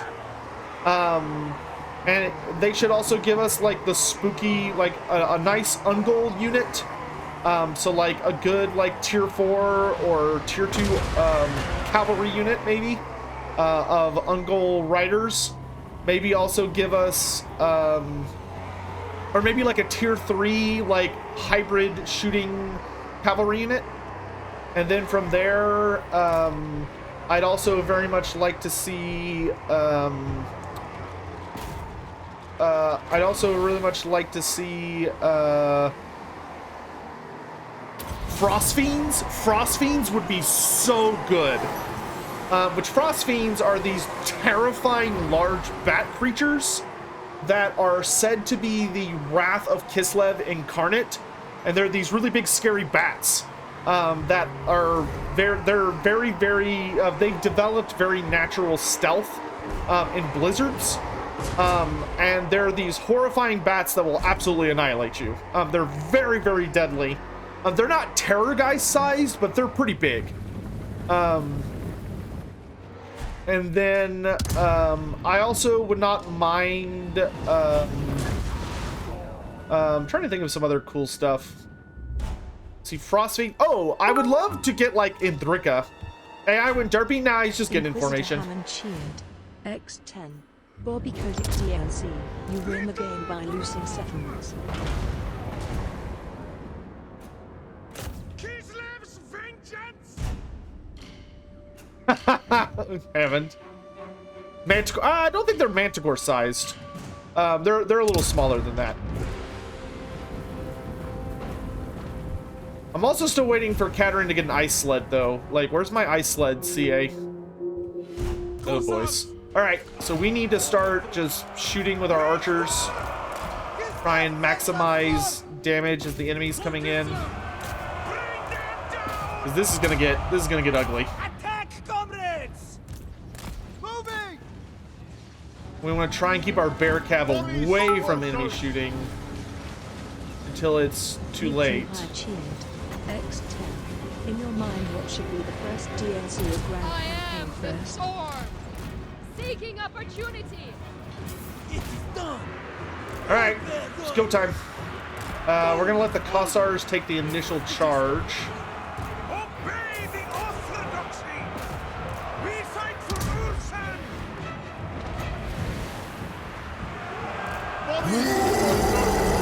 No, no wall!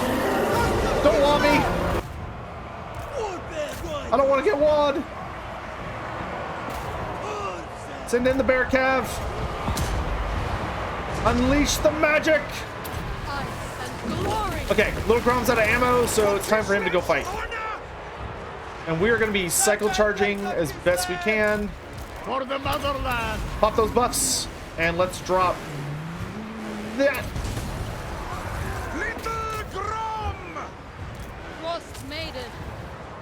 Argus power! It serves Kislev! March with pride! Follow the bear! Frost Maiden. The lost star!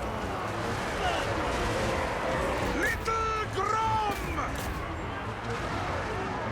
Frost Maiden. Come on. Big spell! Feel the breeze.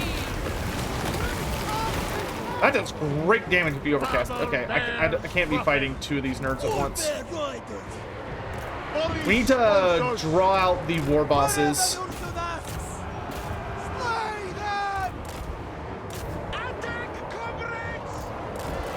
for Kislev!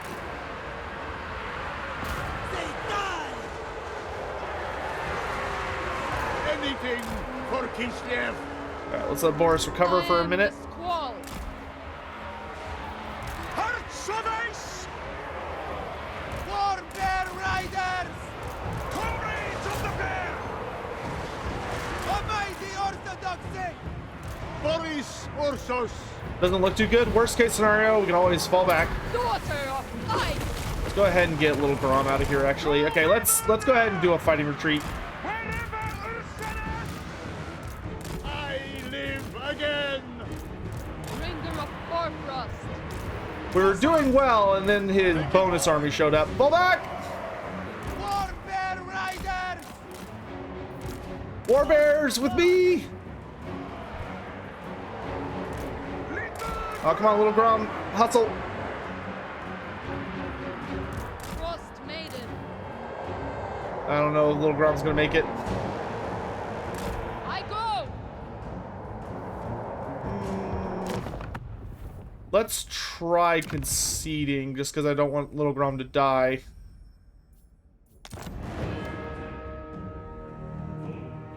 Are polar bears endangered in the lore? No, I don't believe so. How does Erskine as a manifestation of a god match up to a greater demon in a fight? Erskine would definitely struggle in like a one-on-one with like a bloodthirster, but he would be pretty fair in a fight against most of the others. Thoughts on Kostaltyn as a lord and lore-wise? He's great. I love Kostaltyn. He's very, very well done as a good Rasputin equivalent. A fool's folly. All right, we got away. Oof. My spear awaits you. Boris Ursus himself. And we got Resettler. Very nice. All right, let's get... we need to start getting combat buffs. I shall enjoy this. All right, so we're going to fall back to Falls of Doom to heal up for a bit. Maybe grab some more troops if we're lucky. I need... Let's get Death Frost so I can start nuking enemy lords. What's your dilemma? Skirt, control, no, we'll take the corruption. 2 skill point mod? No, I do not have, no, I don't have any mods. For Mother Kislev.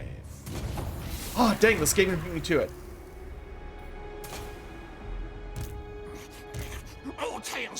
Man, he expanded really, really fast. Advance for That's all right. Kislev. Let's see. Reborn for Kislev. All right, we'll take a little bit to heal. Kislev's chosen.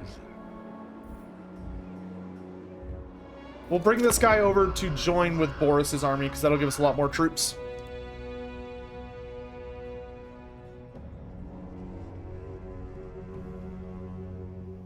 Chris's Gold Tooth OnlyFans. How you doing, dude? Good to see you. Welcome to the stream. Boris Ursus. Move or die. All right, gonna need you to help me reinforce over here. Boris Ursus himself. Where are we at with this tech? 3 turns left? Yeah, it's fine. We'll keep doing that. My authority is bound. Oh, we could upgrade our farm. That does help, but I think it might be better to get... Oh, okay, so that's not going to give us money, but it's going to reduce our upkeep. It's only 1%. That'll be very, very strong later, but not necessarily right now.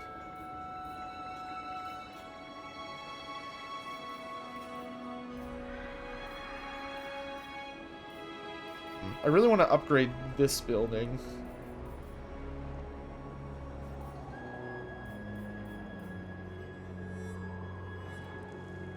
Improve our income, not by a ton.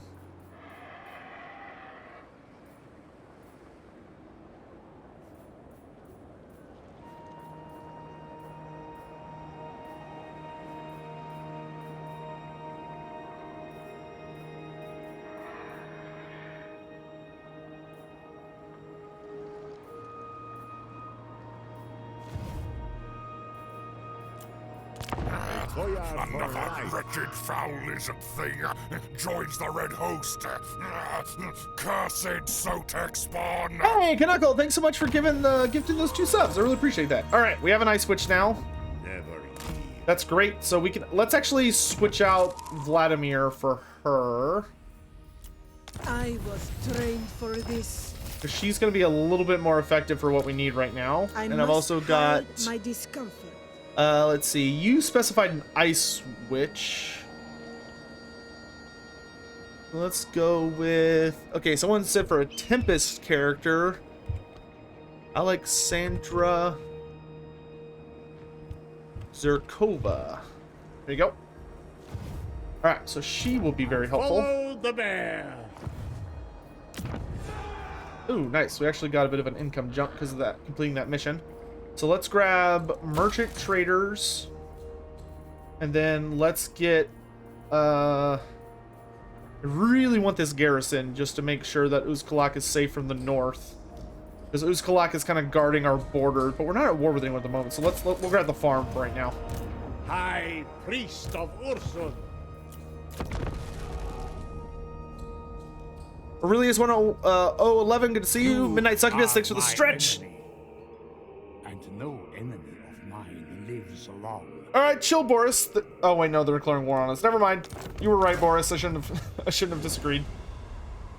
I think the game heard me talking. It's like, oh, you're not being attacked from every direction. Well, let me just rectify that.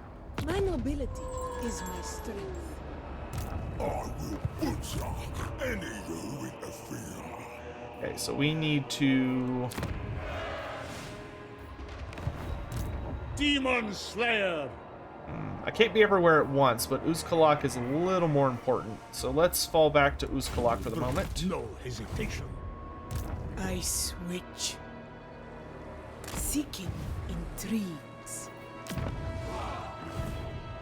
And next turn, we'll be able to get a garrison up and running.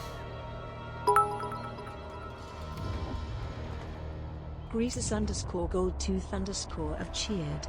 X100. Hope this winter storm's treating you better than the last one. Oh yeah, I'm doing great. I'm not having any issues.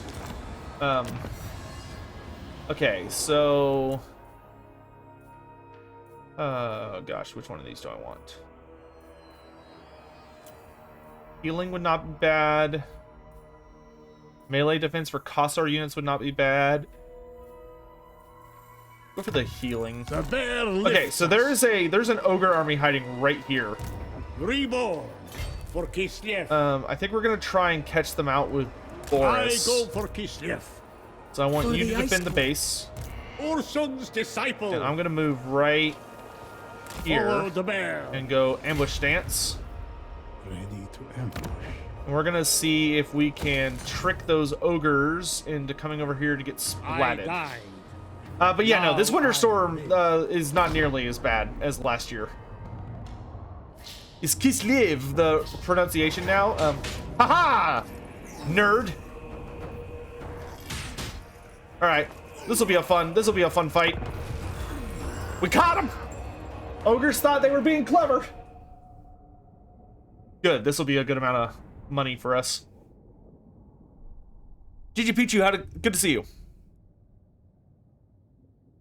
Who's the most tactically intelligent leader of the Skaven character? Does their nature make them poor generals all around? Also, is it Sleek Sharpwit? Sleek Sharpwit was a very, very clever Skaven character, undeniably. However, generally speaking, Skaven very rarely make very good generals because their focus tends to be on other things. Okay, this is going to be a bit of a weird... I probably should have just let the AI auto-resolve this. I'm not actually sure how this is going to work. Because the AI... So what happens in an ambush is that the AI is just going to walk over to here. Or it's going to be trying to walk to here. And if it gets here, it basically is able to teleport off the field. Wow, it really thinks it's even right now? I mean, I guess my warbears are a lot better than ogre bulls, but... So the question is, do we try... Hold on, how bad would it be for me to move... If If I move my reinforcements here to block them off, 4 minutes? I mean, if we could get that to work, that would be grand. So if we have our reinforcements coming in from where he's trying to leave, it's kind of more of a delay action to massacre him than a anything else. So what I think we're gonna do is I think we are gonna try and fight him over here. Kind of like, I think we're gonna kind of run down this hill and just slam into his lines and let a lot of our, and just get like a really nasty series of opening salvos. Let our bears do a lot of damage. Meanwhile, Boris and the Ice Witch will be able to massacre the Slaughtermaster pretty quickly. For the ice. And little Grom, we're gonna put way off over here so that he can snipe them from a safe place. Stay in the trees since the ogres are large. That's a fair point. Let's do this, because they're gonna come to us, right? So we'll put our bears on this uphill, and we'll put our Kossars in the forest. That way, if the ogres come in after us, we can punish them for it. I require Erskine. Yeah, but Erskine takes a few levels to get because he's really, really strong. All right, and I want you as far away as you can basically safely get, while still able to take pot shots. So we want to make it so that if the ogres chase after you, they end up having to waste a lot of time. That should be good. All right, and we're just gonna try and blitz his lord down.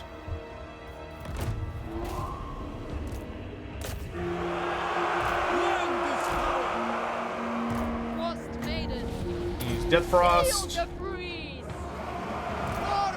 Actually, let's pull the bears back. I'd rather save. I want to save the bears for the actual. Okay, so he looks like he's just running for the hills, which is fine. If he leaves, he's still off the map. We're gonna do our best to mess up as many ogres as we can.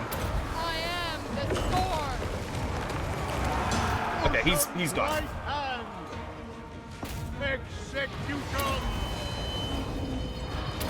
Yeah. Looks like most of the AI is just running for its life.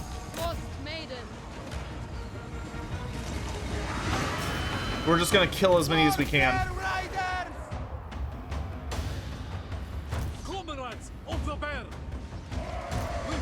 The AI is just like, let's get out of here!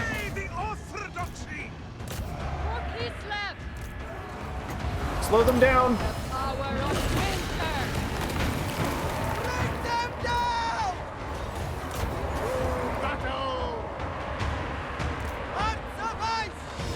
Okay, some of his army's coming back.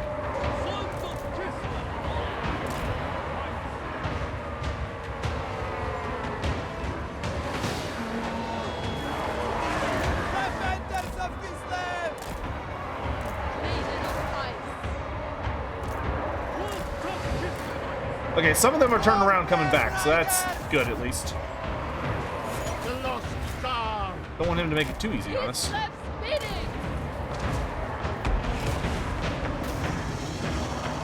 The longer he waits, the better chance our boys are going to come on.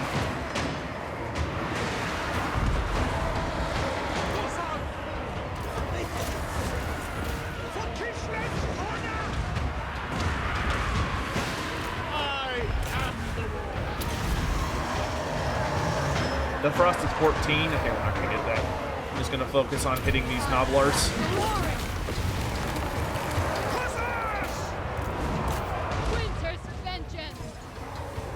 All right. Yeah, we're gonna get some good casualties on them. Yeah, our reinforcements are never gonna make it. Boris Ursus. Lend this power. To battle. Frost Maiden. Run down as many as we can. Bringer of Hoarfrost.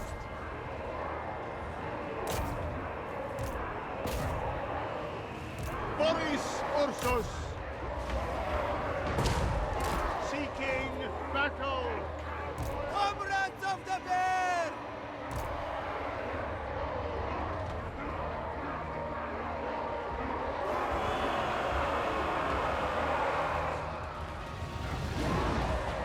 Ah, damn trees. Boris Ursus. Following Urson's footsteps. Hussars! Daughter of pride! Done!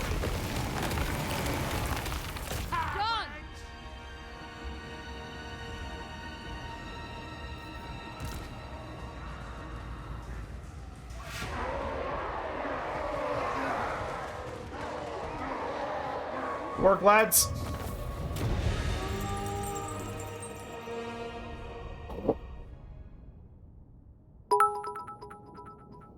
Would Boris take issue with Mr. Sneaky Bakey cheered. Oh, okay, we actually got some good casualties then. Tell us more about the bears. 3 losses for 355 of them. I'll take that. Tell you more about the bears? I mean, what more do you want to know about the bears? They're big bears. There's a bear god. The bear god influences the bears to allow the Kislevites to ride them and use them in battle as potent and terrifying mounts. Yeah, you better run, you little bitch.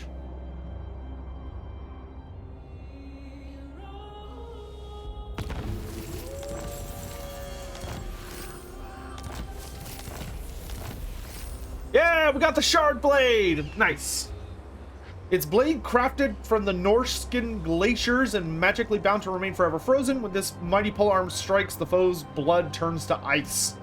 -5 corruption, -10% recruit cost, +6 melee attack, magic attack, another +12 bonus versus large, and the shard blade. When I activate it, it deals damage per second in a 15-meter radius around Boris and lowers speed by 45%. Nice. Boris Ursus himself. So we got a magic item. Hallelujah. Okay, let's get full plate armor and let's get deadly blade to make us better at dueling. The great bear rewards me. Let's equip the shard blade, which is part of a set, which is very nice. So now we just got to get the armor of Urson, which is later. It's at rank 10. I will take the obsidian lone stone. Thank you. We'll put the ogre blade on our ice switch for now. We're gonna grab hailstorm and let's get gust of true flight. It will render me unassailable. She leveled up. Let's put another. Let's get frost shield because that's really nice. All right, she should be able to defend from the ogres, especially because there's going to be a garrison soon. So Boris is going to go back to picking on the greenskins. It's a mortis engine effect. I cannot eradicate chaos alone. Nice. Yeah, essentially. Why don't the ogres hate the maw for what it does to them? Because to the ogres, the maw isn't something that should be hated. It's something. It's like the ultimate version of them. It's everything they aspire to be. The maw, when it formed, is literally just like a reflection of the ogres themselves. Like, to them, the idea that, like, the maw is bad would be a strange thought, because to them, it's like the ultimate expression of what they value most. In that it is the ultimate devourer. It is the grand eater that can eat more than any other person, creature, or person can eat in the universe. To them, it's the best. The best and the baddest. To defend Hell Pit. Curved Bubbles, how you doing? One of the mods, please give him a shout out. Appreciate the raid. Thank you. How y'all doing? What are we playing? Boris Ursus. Boris. Oh, we got a patriarch. While trapping the scrawny rabbits of the Oblast, a huntsman is set upon by a wandering bear. The attack is beyond horrendous, his wounds countless and grievous, yet impossibly he lives. It takes him 20 days to drag his broken body home. His survival is miraculous. Truly, Urson loves him. And that man became a patriarch. Patriarch of Kislev. Stay healthy, Kislevites. Stay healthy. All right. Let's see.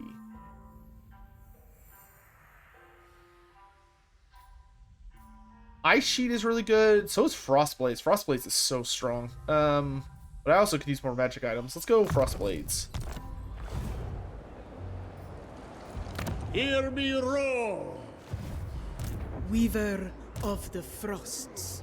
Okay, let's see if we can catch the ogres out with the same magic trick twice. Blizzard. It's a little ambitious. It is Urson's wish. But I'm a believer. I will pick up 1 unit of Kostaltyn Spearmen. Sister Actually, of ice. probably a stupid plan. Make it cold. Because I'm going to need the reinforcements to beat that ogre army. The voices of the Patriarchs is super goofy. Well, that's not the only voice actor for the Patriarchs. There's another one that's a little less goofy. But he is a little high-pitched. Patriarch of Kislev! Raise or sack Zarnagrand. It would be my delight to do that. Urson's disciple. Unearth, chaos, filth. What lies there? Okay, we're gonna get close. Spread Urson's love. Then we're gonna ambush, because we need to strike at it before his like big army. Oh, good, the garrison's finished. The ice goes. We have a legit garrison now, which is great.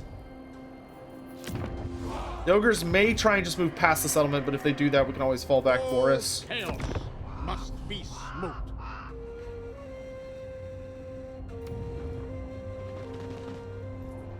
Okay, yeah, so he's just gonna go around, which is honestly fine. We're gonna lose this settlement, but we're going to take as many ogres with us as we can.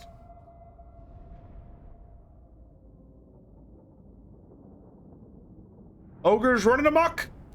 Would Boris take issue if Kostaltyn tried to overthrow Katarin? Yes, he would. He would definitely have an issue with someone trying to supplant his daughter and his bloodline from the throne. Mr. Stinky Bakey, thanks for the hydrate. Appreciate that.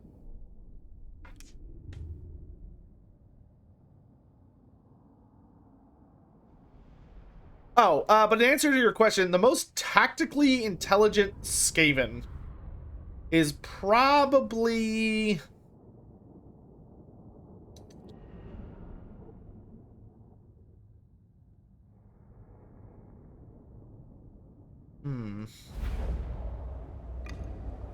It's probably Lord Skrolk, to be honest. Skrolk is very, very old, but a lot, like a number of the big Skaven characters are. But unlike a lot of the big Skaven characters, he is not as preoccupied with trying to, like, prove himself as being, like, a spooky threat. He's a little more interested in... he has a lot more faith in his followers than a lot of Skaven generals do. And is significantly, like, less preoccupied with constantly trying to, like, worry about being backstabbed or someone, like, betraying him or something. He has a more like outlook on it, because he's significantly more relaxed. But generally speaking, the when it comes to other Skaven characters, they tend to be a little more concerned when it comes to, like, there being a traitor in their ranks or other shenanigans that are about. But Skrolk's actually a pretty capable general in his own right. Permit only vigor and valor. Alright, so we need to get up. Do I want to put a wall here, or do I want to put a monument? Or I could do a barricade to lower their melee attack by 15%. 15% is only going to lower it by like 2 or 3. Your melee defense is 35, so that's about the same. But that would actually give me leadership, which would make me much more loyal, likely to hold. But I could build a barricade, which would just increase my shooting range. Let's do that. I'm gonna barricade up so I can put my guys on top of it, and they can start shooting earlier.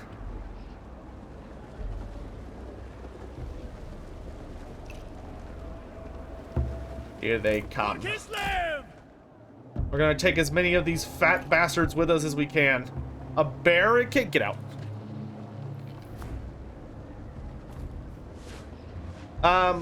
Yes, Cypher, so you get to choose who's gonna win the race if you want. You spend your supporters on bolstering one of the factions in order to help them win. The thing about you get the same buffs regardless of who wins, but the more supporters that the various Kislevite factions have, the more buffs you get as Boris. You get some nice faction buffs. All right, next thing we're gonna do is upgrade this tower. Open fire! Okay, so it needs 650 to upgrade. 44, 52, there we go. Here they come!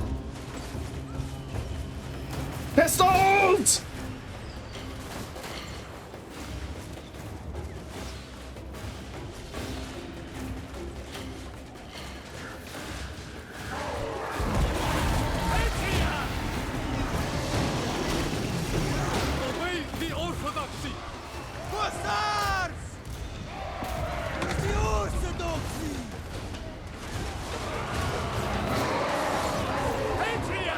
Do the thing.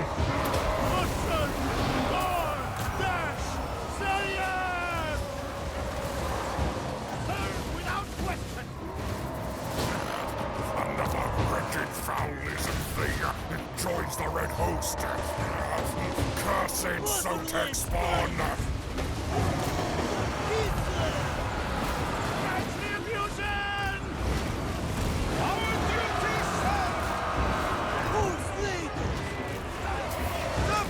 Kill the Slaughtermaster!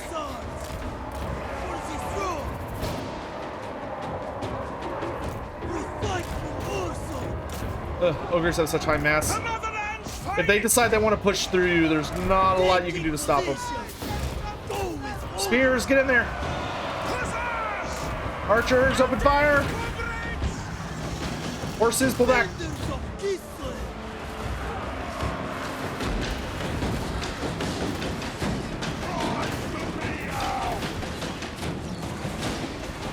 Thing's about to collapse.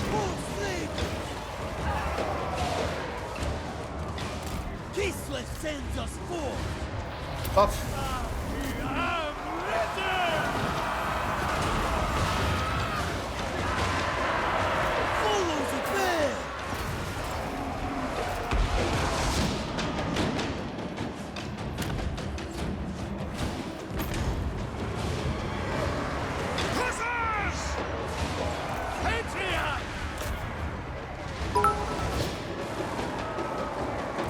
Hey, I'm not done with you.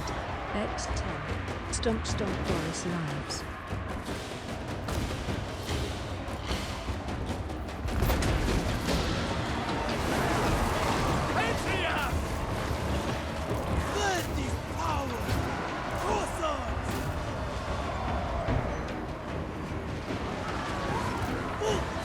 These Kothars are actually doing very well.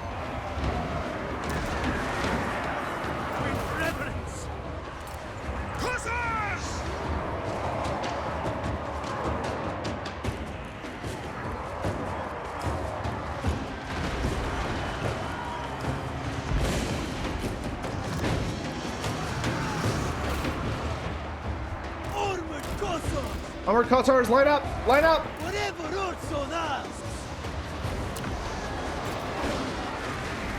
Patriarch! Priest of Kislev! Indeed! Armored Kothars! Okay, the enemy general is dead. Good job. Armored Kothars! Open fire! We fight for Urson!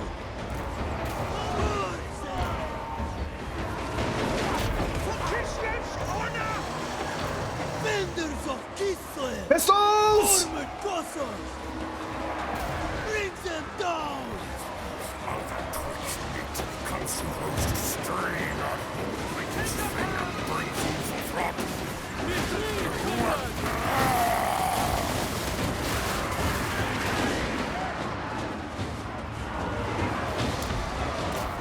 Bring them down! Bring them down! We playing Rasputin? Nah, we're playing Boris! For Boris lives!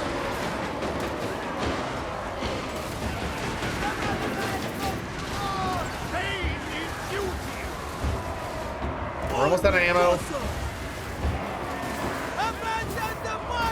Into them! Great weapons!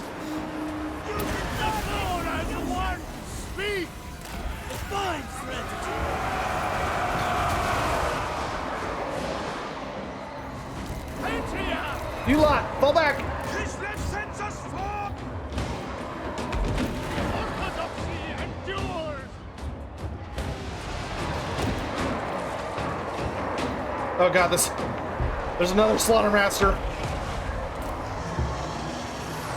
Oh, they've got saber tusks. March with pride! Follow the bear! Taking point! Oh, that barricade's linked there? Oh, that sucks.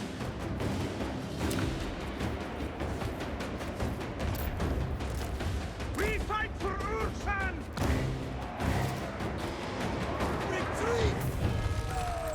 Also, thank you so much. Oh my god, that's a lot of viewers. Helping Hans, thank you for the... Jesus Christ, that's a lot of people. Jesus. Hello. Welcome anyone for the host. Make sure to do a shout out there. Hope you're all doing well. We are playing a Boris Ursus campaign for Total War Warhammer 3. Helping Hands. There you go. Oh, y'all are playing Dying Light 2. That looks like a pretty fun game. So we are playing as the lost Tsar, or the believed dead Tsar of Kislev, Boris Ursus, or Radibroka, or Boris the Red. And we are dealing with an ogre invasion, because we're way out in the Dark Lands, doing our best to fight back against the hordes of destruction. We're fighting a lot of greenskins and a lot of ogres at the moment. Okay, what I need...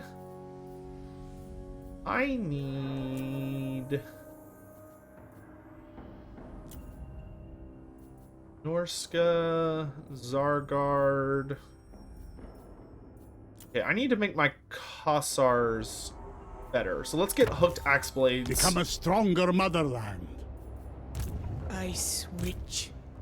Okay, we're gonna be able to take him down in a second. Okay, so Frost Weaver. Really, he doesn't think I'm gonna win this. I think we can win this. If we can cut this guy down, then we're gonna cut off the ogre's reinforcements. If Kostaltyn is the Rasputin and Katerin is Catherine the Great, who's Boris? Boris, I believe, is based off Peter the Great. Mattingly BR, how you doing? Welcome.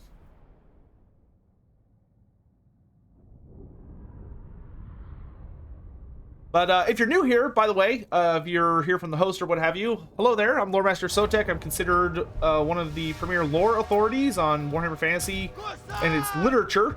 So if you have any questions about Warhammer Fantasy, I would be happy to do my best to answer those and give you some insight into the lore and the universe. We're having a good time with the game. Total War Warhammer 3 releases in, I believe, about, what is it, chat? 2 weeks? No, it's less than 2 weeks, right? No, it's exactly 2 weeks. Not these brutes, these savages. They are nothing to noble Kislev. All right, so he is coming in tired, which is great. I switch off Kislev. Green screen's not covering the background fully. Oh, we have a tear in reality here. There we go. That happens a lot. I have a lovely sweet old girl of a dog, but she likes to like plow into the green screen to move it around a little bit. All right, we're gonna get these guys a little closer together because I have this spell, Gust of True Flight, which is going to give us 30% bonus range and plus 30 accuracy, which means we are going to be able to really put the hurt on some of these ogre units. You have a Chloe cam? That is difficult to do because she doesn't like to lay in a consistent spot.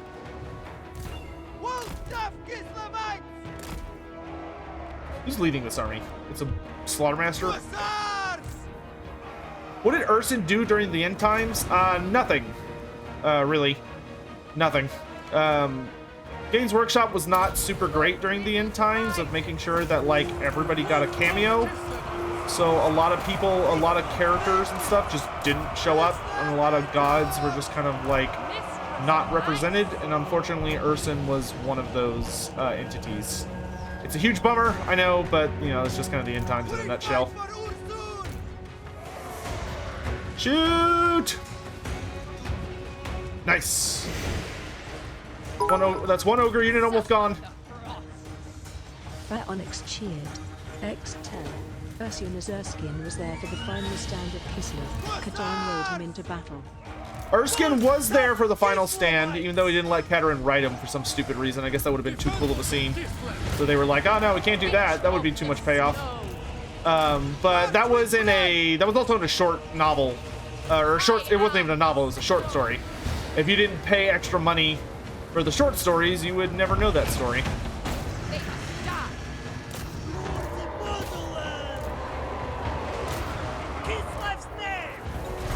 Okay, let's summon down some ice. Will there be a retcon at the end times? It depends on what you mean by retcon. I would say I do think they're gonna do like a remaster of the end times. I don't think they're gonna do a retcon. Like the end times has to happen. They're not gonna stop it from happening. Because Age of Sigmar is a very, very profitable game, and I love Age of Sigmar. I don't want Age of Sigmar to go away. So I don't think you're gonna see them like get rid of it, but I do think there's a very good chance that they might go back to it and redo it.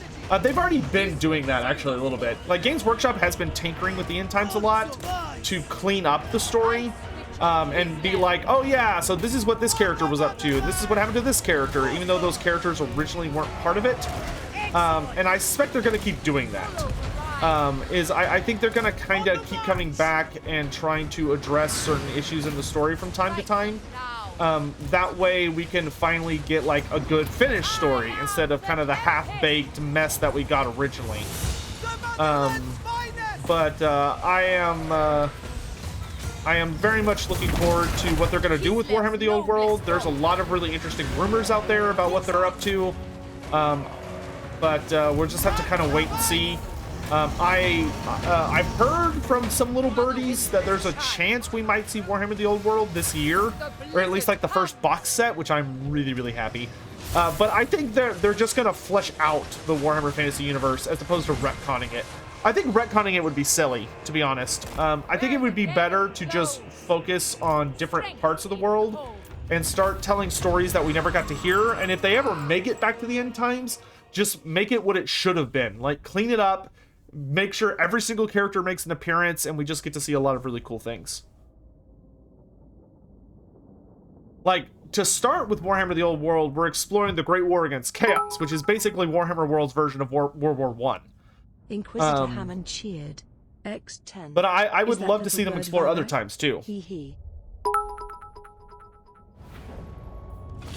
Virbig cheered. X10. If the shape of demons is a manifestation of human fears, would letting people believe bloodthirsters have weak ankles work? Kneel before the thruster weaver. You'd have to somehow convince people that having weak ankles would make them scary. Like, you can't trick... like, I understand what you're asking, but the problem with that theory is you're basically asking... Could I somehow convince a large amount of people to become scared of something that is objectively weak? Like something that objectively makes a person weaker than they would be normally. So the answer in the vast majority of cases is going to be no, that wouldn't work, because you're not going to be able to convince those people that a terrifying demon that is the embodiment of blood and slaughter is going to have weak ankles. Because why would he have weak ankles? You'd have to convince them in their deepest psyche and their deepest nightmares that weak ankles is something that makes them more scary than strong ankles, which I don't think you'd be able to do that.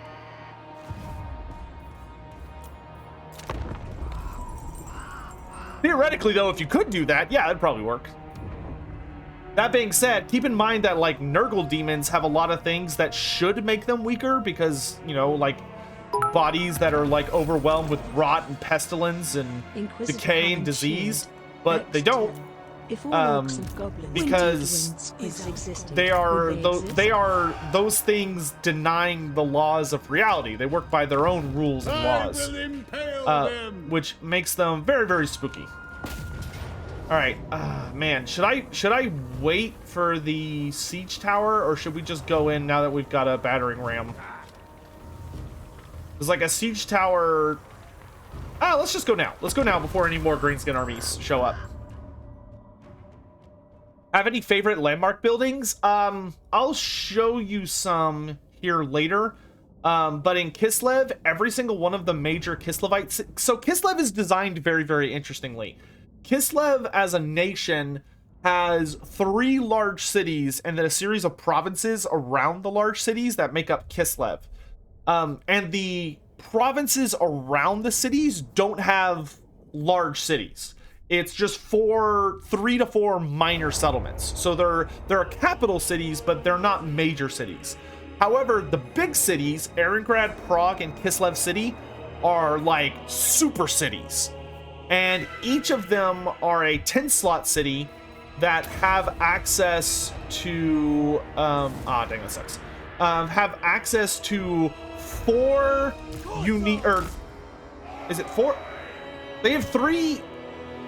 I think they have 3 or 4 unique buildings each, which is crazy.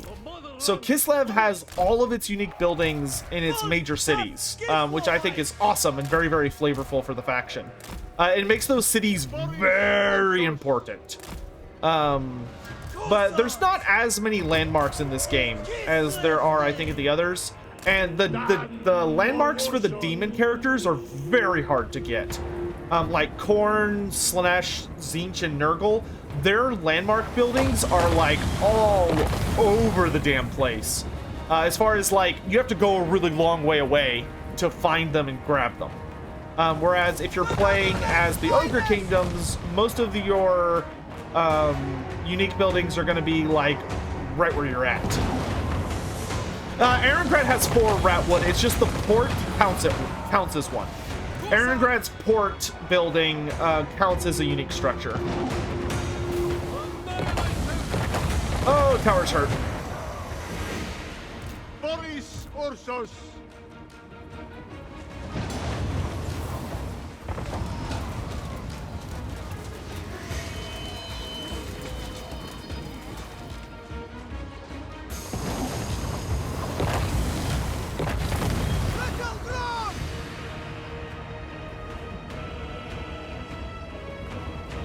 How much damage do I do this tower on a single shot?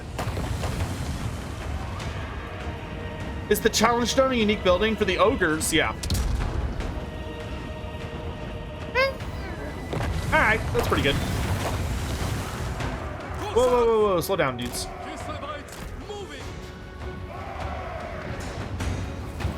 Not all the landmarks are weak. There are some pretty brutal landmarks, especially for like Kislev. Kislev has landmarks that give you access to units way earlier than you should. So like if you take Prague, you can get Griffin Legion at tier 3 instead of tier 4, I think. And you can get Zargard at all Zargard at tier 3 if you own Kislev instead of tier 5.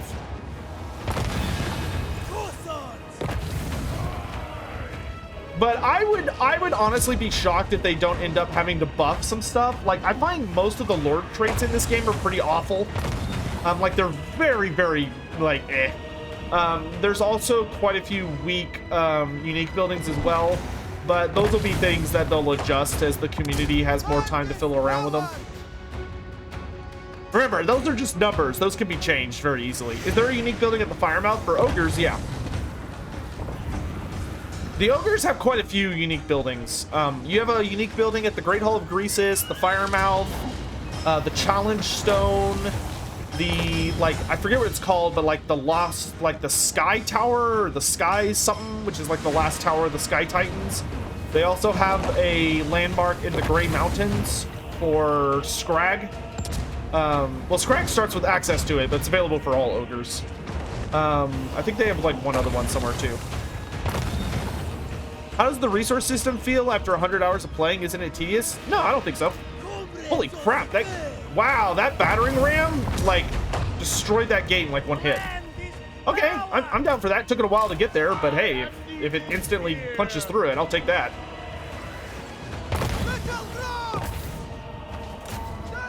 Now that's a battering ram. Let's go! Frost Maiden. Go ahead and finish that off. Is there a settlement right next to the Great Maw? There are some settlements next to the Great Maw, but there's no unique building that I saw near the Great Maw. Taking point. Warfare Riders.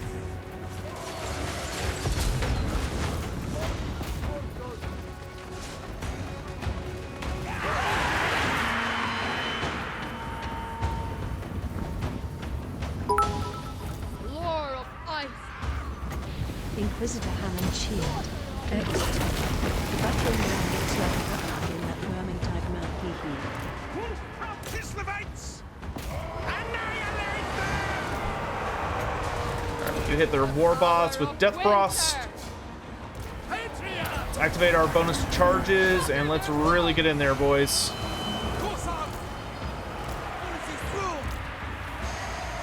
Little Grom, get your booty in here.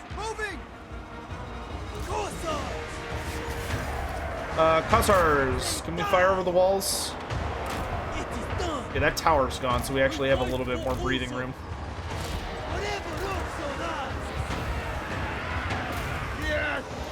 Let me get near their lord. Get out of my way. Okay, let's do a big one of Ice Maiden's Kiss. And just decimate this. If I can get the angle on it. There we go. That's going to do a lot of damage. Ooh. Okay, Mortis Engine effect.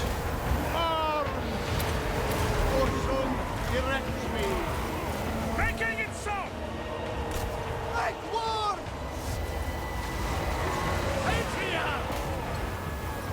Anything for Kislev.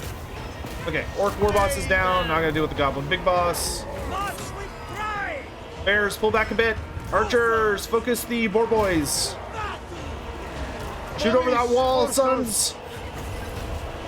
Okay, we're gonna buff them. And tell them to charge. I don't know if Little Grom could shoot at point blank, but we're gonna try. Another good Ice Maiden's Kiss.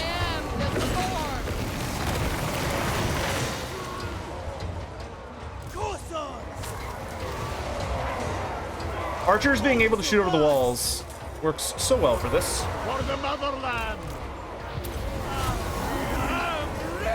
Okay, now he can't shoot that close. Okay, shoot the archers.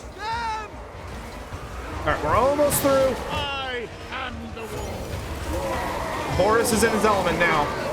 Lots of large enemies for him to pick on.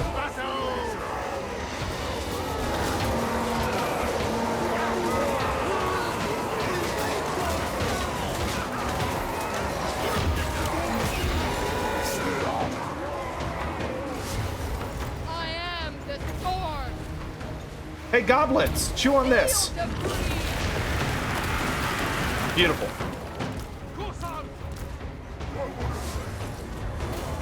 Take out those nasty skulkers. Push through, push through. Boris, deal with the big boss.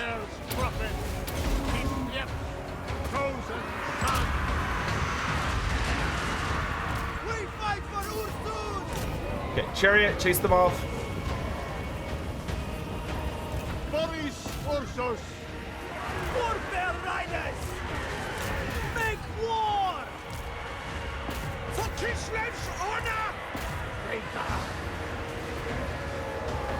Boris Ursus. All right, good job, lads. Good job. Now we need to chase them as best we can.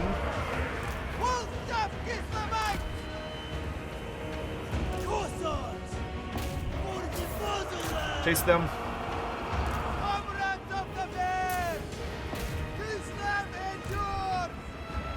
Yes. Boss command. I will gut them.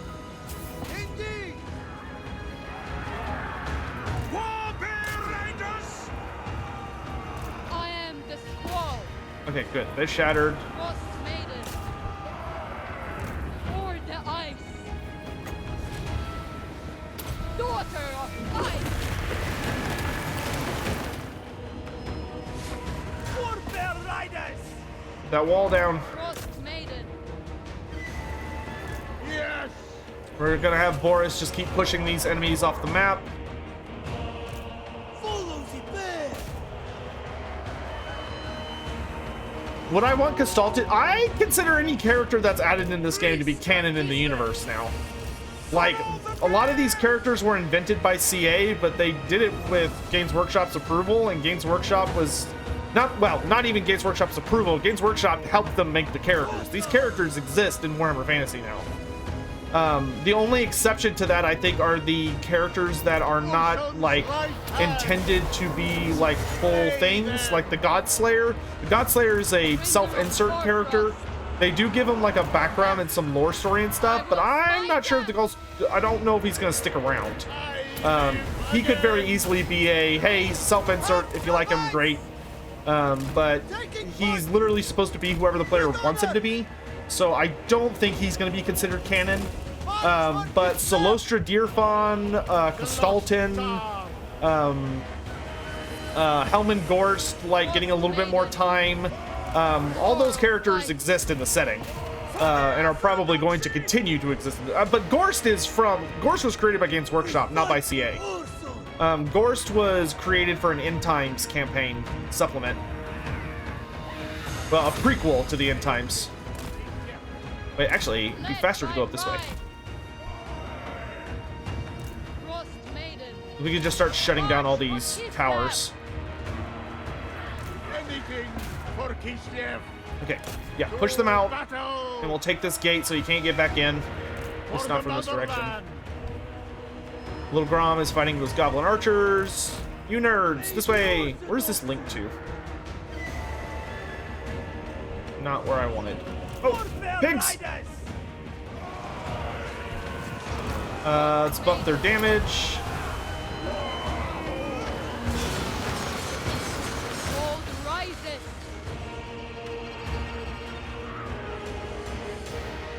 Okay, good. They're all shattered.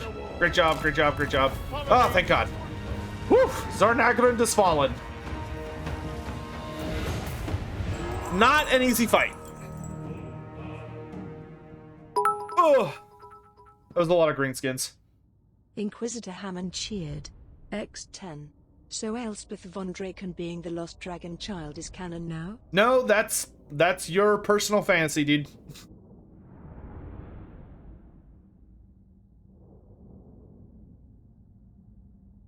What's my favorite Chloe fact? My favorite Chloe fact that is very recent as tonight is that Chloe acts like an absolute puppy when it's snowing outside because she loves cold weather. And she not only extremely loves cold weather, but she loves snow so much that all she did today is she would come inside, warm up a little bit, then she'd run outside, and she would just like start eating her way through the snow. Like she would literally walk in a line, and then like wherever she was, like whatever direction she started going, she would just be like her head to the ground, just eating snow the whole way. It's like whatever makes you happy, dog. Whatever makes you happy. Oh, no. Give me replenished troops, please. I need that casualty replenishment so bad. Ice Witch. All right, so we got one last really nasty ogre stack to deal with, but we did just deal a pretty heavy blow to the greenskins, so that's great. Oh, I could upgrade Uzkalak. Yeah, let's do that. If I could get Uzkalak to where it could defend itself and I don't have to worry about it, that would be great. Virbik cheered. X10. Can you tell us about the process of a soul passing after death? Is eternal damnation in Chaos Realms inevitable? No, it's not inevitable. It can happen, but I would not call it inevitable by any means. So when you die in Warhammer Fantasy, your soul kind of has a spoken for route that it's going to go on. And this route is very heavily determined by what your beliefs were in life. So like, let's say you lived in the Empire. So you were a fervent worshiper of Sigmar, right? You were all about Sigmar. You think Sigmar is the biggest, baddest, greatest god to ever exist. And you just think he's the coolest guy, and you spend your life being a fervent worshiper of him. When you die, your soul essentially becomes his property. So what is left of you, because when your body dies, your soul, that piece of you, basically kind of pieces out and returns to the ether, where in some Warhammer scholars' opinion, Warhammer scholar meaning like actual in-universe scholars, think is where souls come from in the first place. So your soul is basically kind of taken back to this place where, based on the beliefs you held in life, it will basically be drawn to enter a specific zone of the realm of chaos. So if you were a very fervent belief of Sigmar, for instance, your soul, your essence may be split up in various ways. Because if you worship Sigmar, you probably don't just worship Sigmar, you probably worship Sigmar's, the Empire Pantheon. So instead of you just like, oh, you're just going to go to Sigmar and you're done, well, a piece of you's probably going to go to Sigmar, a piece of you's probably going to go over to Mor, a piece of you's probably going to go over to, Kislev. Shalia or Tal or Ulrich, depending on what you believe and what you're about. And this can be good. Your afterlife is going to be determined by that entity. So it's going to match like the wider beliefs of your people. So if your people deeply and emphatically believe that in life, if you are like a worshiper of, let's say, a religion that believes that if you steal bread, that you'll go to hell. If you steal bread for any reason, you go to hell and suffer for eternity. And every single person believes that deeply and emphatically, and that's like the lore and that's the lore of your religion. Well, then when you die, you are very likely going to end up in front of an entity who very deeply enforces that policy. So you will end up before some terrifying entity who's going to look at you and be like, hey, did you steal bread? And you go, well, yeah, because I was starving. And he's like, all right, you go to hell. But essentially what your soul does is that your soul will be taken in by that deity, and you basically end up acting as their nourishment. So your very essence feeds that god and allows them to continue to exist. Whereas, and that's why gods are so extremely jealous and are very, very big on wanting lots of worshippers and wanting their worshippers active and like continuous and not just like giving up or anything like that.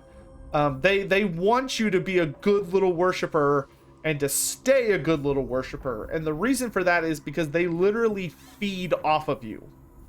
They need you. Now, whether or not they're going to admit that is another thing, but they desperately need you. Because without you, they will starve to death. And like they're doomed. So, you know, you play a very critical role in that relationship. The lost Tsar returns. Now, the bear lifts us. Furthermore, Mistress of actually, Ice. let's see if I can lure these ogres into a trap. It gets a lot more messy very, very quickly, because there could be some obvious issues with like gods stealing souls from each other. So, for instance, if you die, let's say to Nurgle's Rot, which is a disease, Nurgle's Rot is so corruptive it's so deadly, so corruptive that it corrupts your very soul. So when you die, your body, you know, ceasing isn't enough to save you. And your soul is basically so deeply infected and tortured that it will end up, you become Nurgle's property. And even in death, you cannot escape this charge, and you will become a plague bearer. No matter how strong your faith was, unless you're a very, very lucky individual. Respect the motherland. So there are a lot of gods that are constantly trying to steal from one another. It's also why death gods tend to be a very big deal, because death gods tend to get a lot of souls. Their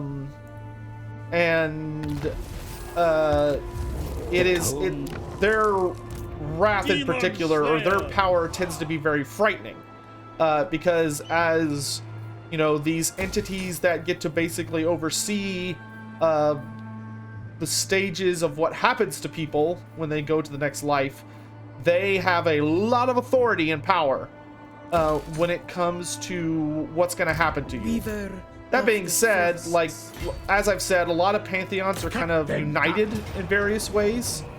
I will impale them. But there's a lot of messiness to it. But not all people necessarily have their souls go to the Ether when they die. For instance, the Dragons of Cathay use a very clever method. We are Urson's which is that when someone dies in Kislev, That's our whole meat. Instead of them like dying in a traditional sense, Urson's disciple, and their soul like goes back to the Ether and goes through all that stuff, you have a different system, which is that the souls of the Kislevite dead are essentially guided into the Dragon River, where there is a spirit realm that exists deep down at the base of the river, and it's the Cathayan underworld. And in this Cathayan underworld, the spirit dragon resides.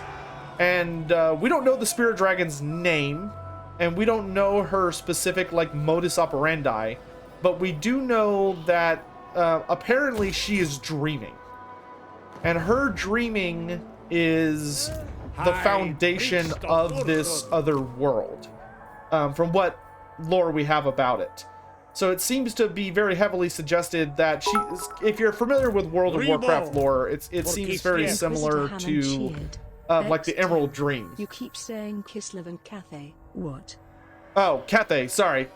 I'm trying to play this game and talk at the same time, and when I do that, a part of me is a little bit on autopilot, so apologies. Everything I just said was about Cathay. As it was not Kislev.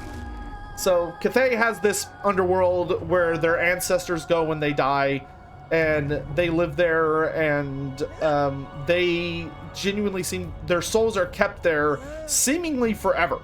But they are used to help essentially power that border. They basically allow the border that is the Dragon River to exist, to prevent forces of chaos and other nefarious creatures or entities from crossing the river and getting into Cathay proper. They are there to enforce that border, because if anyone tries to cross into Cathay over the Dragon River, they will find themselves in trouble, because there is literally this river that if you try and cross it, a practically endless legion of dead come like pouring out from the river to grab you. Erskine! The great bear rewards me. Greatest of all the bear mounts, the bear brother who awaits his legendary rider, Bear's Boca. We got the bear. It's bear time. Glory to Father Bear. But yeah, should anything ever happen to that river, or should some entity or creature find a way to prevent the ancestral dead of Cathay from going to that river, or maybe finds a way to even cut off the river, that could be really, really bad for Cathay because they rely on it very, very much as kind of a natural border. This was never in question. Do I own any Kislev minis? Sadly not. I did not grow up wealthy by any means in the imagination. I was what you could fondly refer to as very low middle class.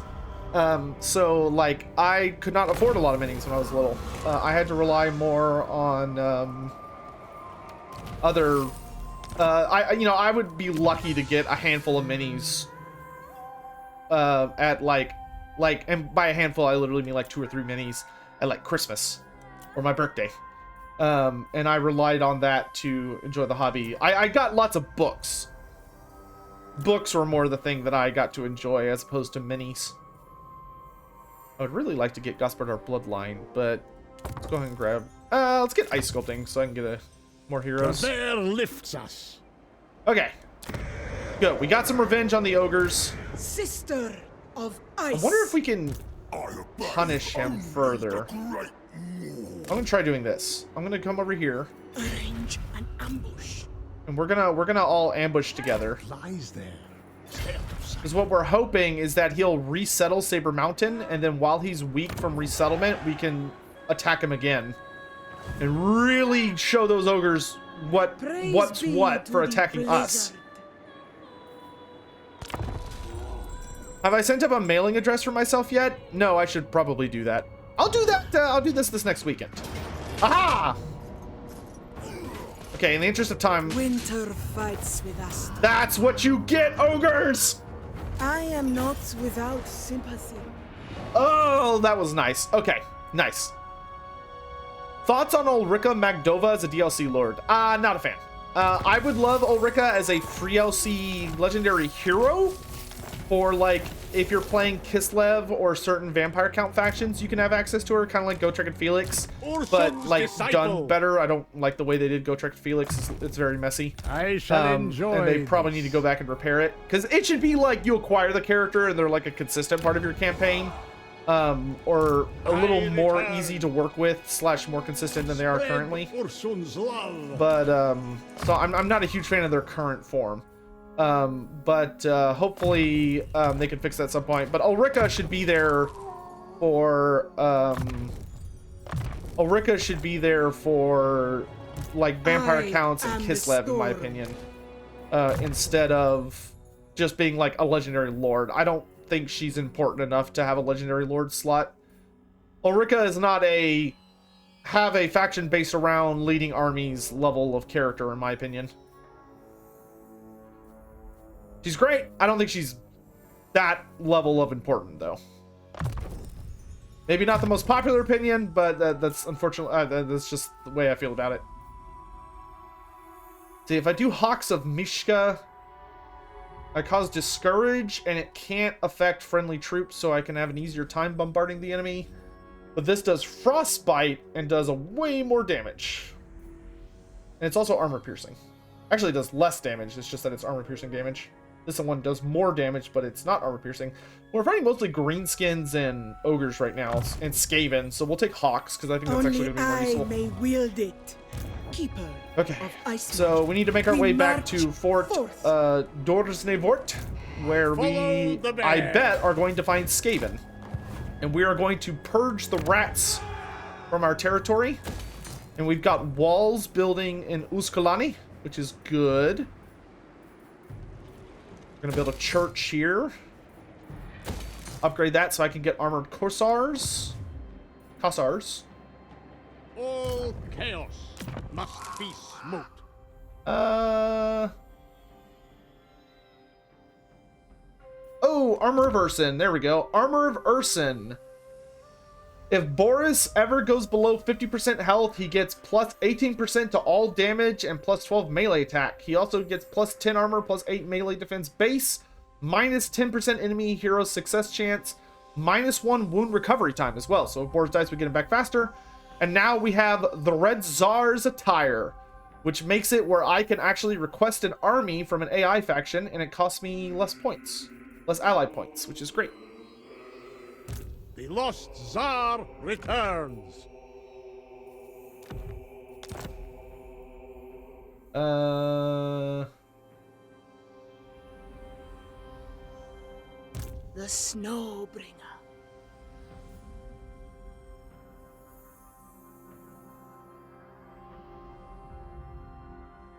High Priest of Ursun. Do I have anybody without a hedge wizard? Storm Summoner. Boris Ursus himself. You don't like how you don't automatically equip legendary weapons? You do, unless you have an item in that slot. So if you already have an item in the slot, it won't always auto-equip it. But if you don't have an item, it will auto-equip it. However, the nice thing is you no longer have to wait a turn for an item to equip.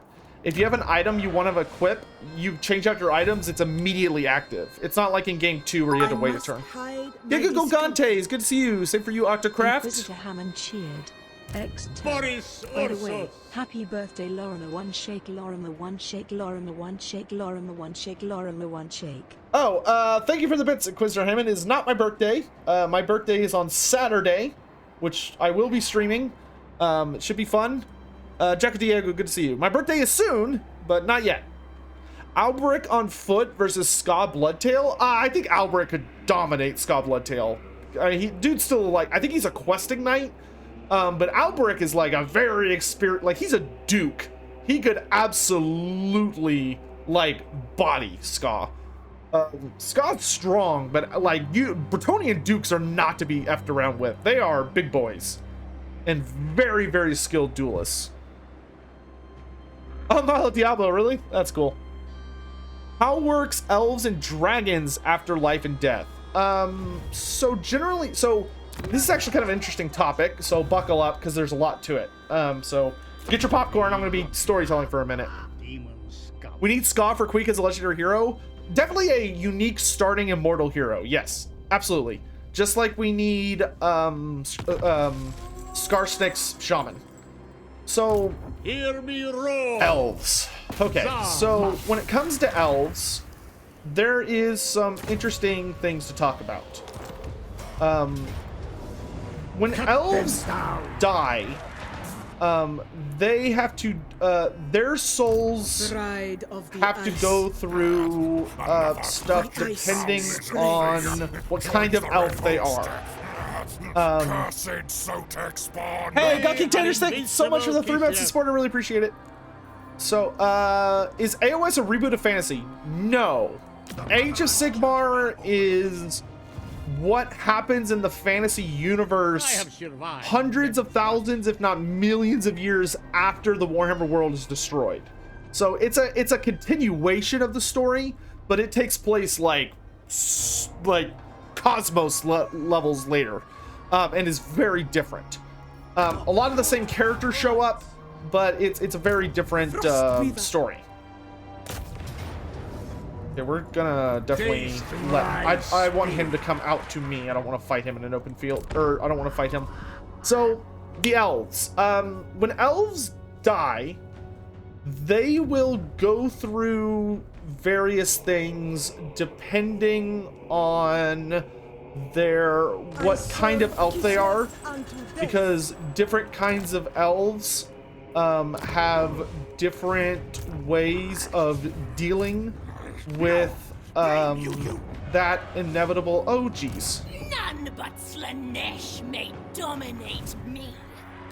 Well then, we've got a problem. We've got visitors who showed up at the absolute worst time.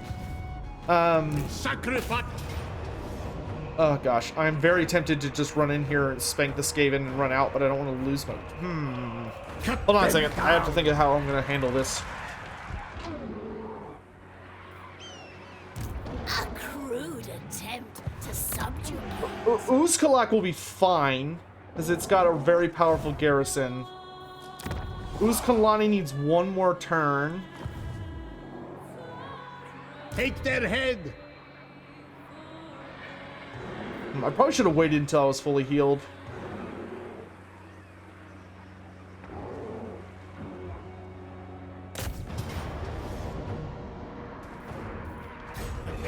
Alright, I think we're actually gonna fall back for the moment. I'm really worried they're gonna attack Uzkalani before it's ready. Weaver of the Frosts. Gosh! Because we need to deal with this first. Make offerings to Ursun. Sister of Ice. Cloak yourselves immediately. Man, that was like a really shitty timed Chaos Invasion event. Damn. Is it futuristic like 40k? No, it's still very fantasy-esque, but it's more like cosmic scale AOS is. So you're dealing with like literal gods walking around doing stuff. You're dealing with some like super crazy powers and like time shenanigans and a lot of things that like wouldn't be possible in Warhammer Fantasy, because Warhammer Fantasy is much more grounded. Because Warhammer Fantasy is more almost like a parody of our world as opposed to its own individual thing. Oh great, orcs. What turn can I play till? 100, I think. My nobility is my strength. Ursun's disciple. Can I beat her if I team up my armies? Kislev. If the Frost asks. Demon Slayer. Seeking intrigues. Yeah. The motherland endures. Sorry, things are a little chaotic at this particular turn. We need to get this sorted. Turn increased already? Yep. I'm the storm. It's been increasing every week. Last week it was 75. This week it's 100.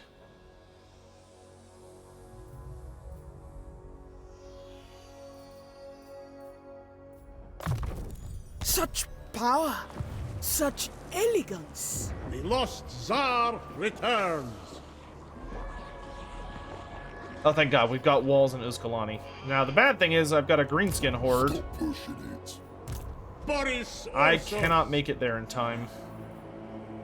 No matter what I do. So the Falls of Doom are doomed, probably. I follow the bear. Man, I need to, like, get a new hero. Give me the Great Reclaimer and give Brother of Bears. This I serve, Kislev. Let's get another point in scouting for more magic items. Icon of Strength.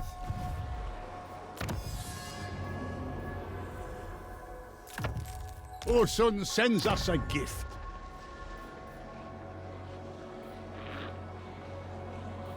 Let's get more money.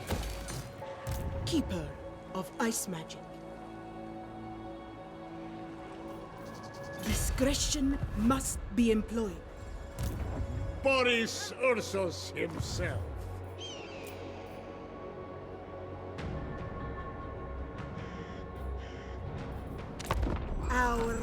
Our supply line's much better.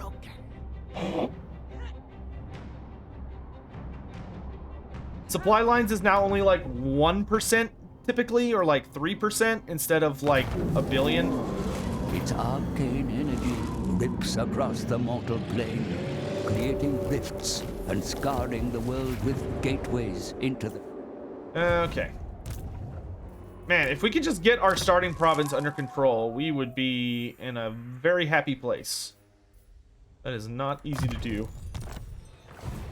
Okay, well, the Greenskins were stupid enough to lay siege instead of just outright attacking, so I actually have an opportunity here to beat them back. Follow the path. Oh, they're not close enough yet. Reckless. March until dawn. The ice calls. We march forth. Get out of here. The motherland never falters. Damn What orcs. care I for peasants? And I need to get a hero have who could missed just like such babysit down here, because the problem is I can't see down this hill very well. If I could see down this hill so I knew when the Greenskins were about to come up, I can more accurately respond to their attacks. You know what? Give me that last point in Death Frost so I have a really strong character killer. Bride of the Ice. Uh, A wondrous tool indeed. Douse the home fires. okay. So let's get the Falls of Doom squared away. High Priest of Ursun. How many supporters do I have? 26. I need way more.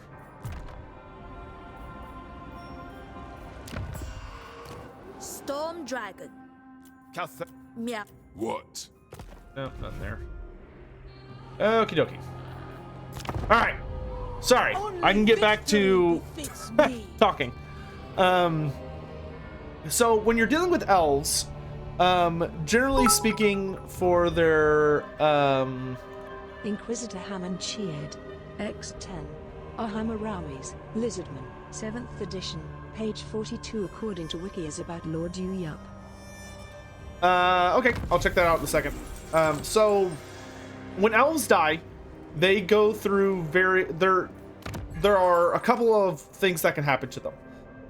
The primary thing you're going to be seeing with elves is that most elves fall into the Wood Elf and High Elf categories, which High Elves actually have a High Elves have actually made very good preparations for when they die. Because the thing about elves is the Elven Pantheon was essentially shattered during the Great Cataclysm. During the Great Cataclysm, there was a whole bunch of fights that happened between a lot of the gods. And in particular, we got some nasty showdowns between the Elven gods and the Chaos gods. And the Chaos gods, the four of them all ganged up on the Elven Pantheon, who also fought together. And while the Elven gods put up a really good fight, ultimately they were defeated.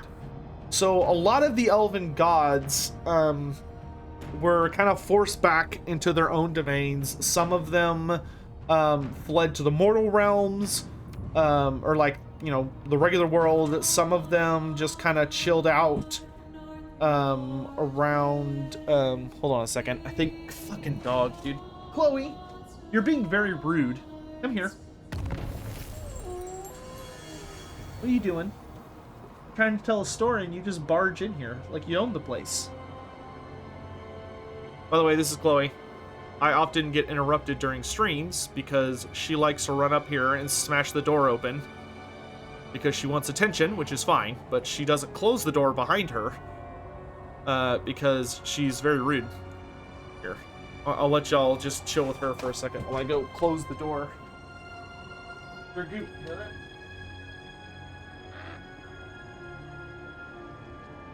What are you doing? Huh? Hey, what are you doing? Just hanging out? You just need attention, huh? What? Why don't you go to bed, huh? Isn't it past your bedtime? Is it past your bedtime? Huh, big girl? What are you doing? What are you doing?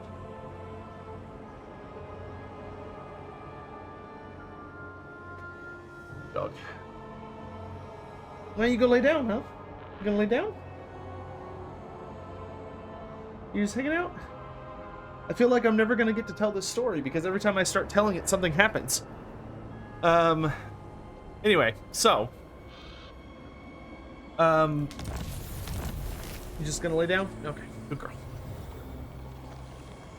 Generally speaking, the High Elves invented a pretty clever solution because when the Elven Pantheon basically got their asses kicked, they essentially lost control over determining what was going to happen to the Elven souls. Where, you know, they definitely did not want to lose control over what would happen to the Elven souls, but they didn't really have, you know, the ability to argue with the Dark Gods, who very effectively and thoroughly kicked the crap out of them and forced a lot of them back. So because of that, ooh, I like the Talisman of Endurance. The Elven souls kind of became a free-for-all. But there was one god in particular who was obsessed with elven souls, and it Boris wanted them more than himself. anybody else, and that was Slanesh. Ultimately, Meerkat Manor one cheered. X100. Winter Hey is our Sotek, comedy. first time stream watcher, don't know if answered. What do you think will happen to Holic in TWW3? Kolek Suneater is probably going to be moved into Warriors of Chaos Undivided with Archaon. And they are probably just going to kind of chill out being their own cool faction. Instead of being a part of the wider mess. Always enjoy your vids and streams. Keep up the good work. Hey, Kaneko, thanks so much. Remlo came from space. Remlo came from space. Bride of the ice. Okay, so when you're dealing, so back to talking about the elves. The elves had this whole thing of their souls are up for grabs, and Slanesh wants their souls more than anybody else, because Slanesh finds elven souls to basically be like a potent drug almost. For him, elven souls are delicious because elven souls very much are so focused and sensitive to all the sensation in the world that they're just delectable compared to anybody else. They have much longer lives. They're more sensitive to sensations. They're more eager to explore all these sensations. So there's just like all these myriad of things that build up to Slanesh preferring elves. So with Slanesh preferring elves, it leads up to this whole thing where Slanesh is actively trying to capture and devour all of the elven souls in existence. And as he's doing that, some of the elves develop countermeasures, which is that for the high elves, they basically do what the Eldar do in 40k, or something very similar to it, which is that they developed a clever trick to seal their souls away. And their souls go into what's known as the Waystone Network. So if you ever were to visit Ulthuan, and you actually could see one of these if you play Altharion the Grimm's campaign from Warhammer 2, his quest battle is about a Waystone. The Waystones are these really big pillars that are placed very strategically all over Ulthuan because they help control the vortex.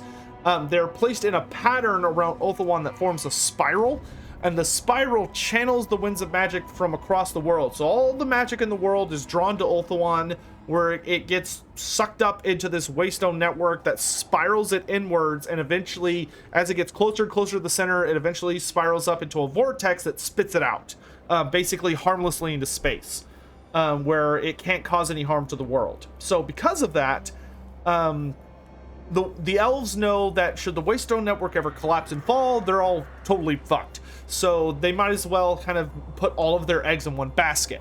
So what they do is that they have basically enchanted the Waystone network with some really, really clever sorcery that makes it that when an elf dies, a high elf, their soul will be interred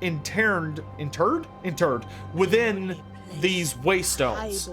To the extent that you could theoretically go to one of these Waystones and like mess around with it or underneath it and probably find various like crystals or artifacts that allow the elven souls to exist within these networks.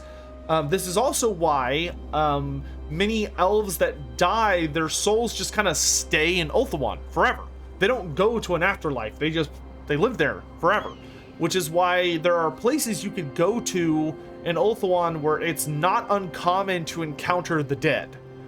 For instance, one of the Phoenix Kings, I think it's Belkorhadris, I believe he was the Scholar King, he built the White Tower of Hoeth, and his soul is literally interred within the tower itself. So there's like a whole thing about if you're a student in the White Tower of Hoeth and you get lost, because it is a magical tower, but if you get lost or you're looking for something and you can't find it, it's actually not that unusual to just run into Belkorhadris, and he'll, as a ghost, he's just a ghost that hangs out there, and he'll be like, oh yeah, what you're looking for is like, go down this hall, take a right, go down that hall, take another right, and it's like on the third shelf halfway down. And like he just shows up to help people.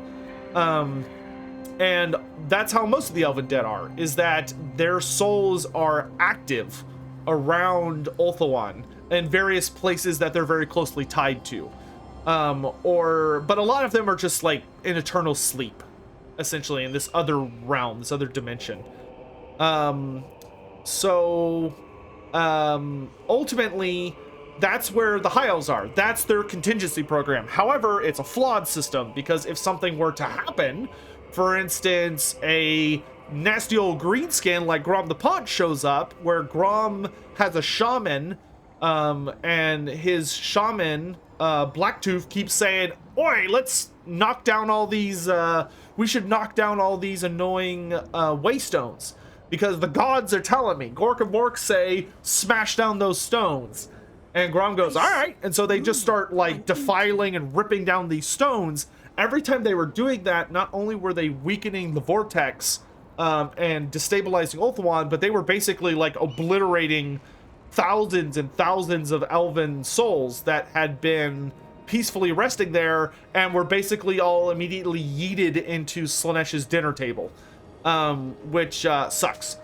Why don't the High Elves have any ethereal units? Because the ghosts that they have are not documented as fighters. They've never shown up to fight in any kind of scenario. The vast majority of them are resting, and while you can mess with them, like you can go talk to them and stuff, they don't really seem to have much of an ability to interact with the physical world like traditional ghosts can, and they seem purely motivated to rest, and to like their time is over, and they're just want to be left alone.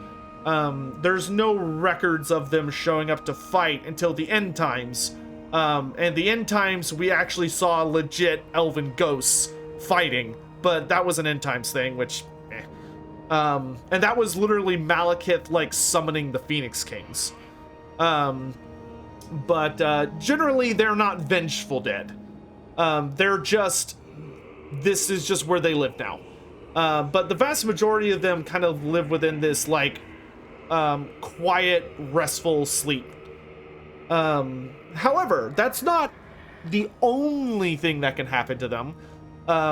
As then we have the Wood Elves. The Wood Elves have a similar system to the High Elves, in that the Wood Elves believe in setting or using that the souls should have a purpose. So the High Elves souls are kept within the Waystone network, and they also help protect it. So they basically exist to help fortify that system, and you can almost think of them as a battery, and it's implied that some of the High Elf souls, after long enough being dead, they sort of just kind of fade away into nothing. Like, they kind of act helping to reinforce and protect the Waystone network from certain kinds of threats or degrading, and ultimately they're kind of consumed by that process. Not all of them, but some of them. But then you have the Wood Elves. So the Wood Elves actively summon their dead, which is that the Wood Elves think that the dead, that when you die, because of you're part of Athel Loren, and Athel Loren is part of you, you are part of that eternal cycle. So when you die, everything that you were, as the forest gave everything it had up to you so that you may live, you should give everything that you are up to the forest so that the forest may live. So when Wood Elves die, their bodies are inevitably, eventually, even if it takes a while to do so, their bodies are eventually brought back to Athel Loren, and they are buried within the forest. Or buried within a important forest to that faction, and their souls are infinitely brought back to Athel Loren, where one of two things happens. Either A, their soul basically is broken down, and the forest, Athel Loren, feeds upon it, and it uses that to renourish itself, and it breaks down and eats their bodies in order to help new trees grow and new life. So that's one system, is that they're composted, yeah. The other system is when an elf is basically someone that is either too angry, too stubborn, have unfinished business, or just any number of things, or basically their soul is not okay with just resting. It needs to, it's got stuff to do. Like, they're not done yet. And if that happens, what can occur is when the elf's body is, you know, broken down by Athelloren, their spirit does not break down. And instead, their spirit is essentially set free, and it's able to possess a dead tree somewhere within Athelloren, where the dead tree will start to animate and will awkwardly force itself into some sort of body-like structure and rip itself out of the ground and will become active. And that's what treekin are. Treekin are not actually traditional forest spirits. The treekin of the wood elves are dead elves who have possessed dead, empty trees in Athelloren, and through that they basically gain a second life where they are able to continue fighting for Athelloren. Most of them are not super aware anymore. They have a very like limited scope of understanding the world around them anymore. But on the other hand, the treekin make for very, very strong, powerful defenders of Athelloren. Being made of these ancient dead trees, they're basically immune to pain, and they're very, very tough because they're big boy trees that they rip themselves out of. And they are kind of this weird hybrid between forest spirits and elves, because they're not actually forest spirits. A forest spirit is an actual spirit of Athelloren itself that can shapeshift in order to, you know, take over or to take a war aspect that looks like a tree. Generally speaking, they're not actual trees most of the time. Like dryads and treemen are not like trees that just decided that they were alive.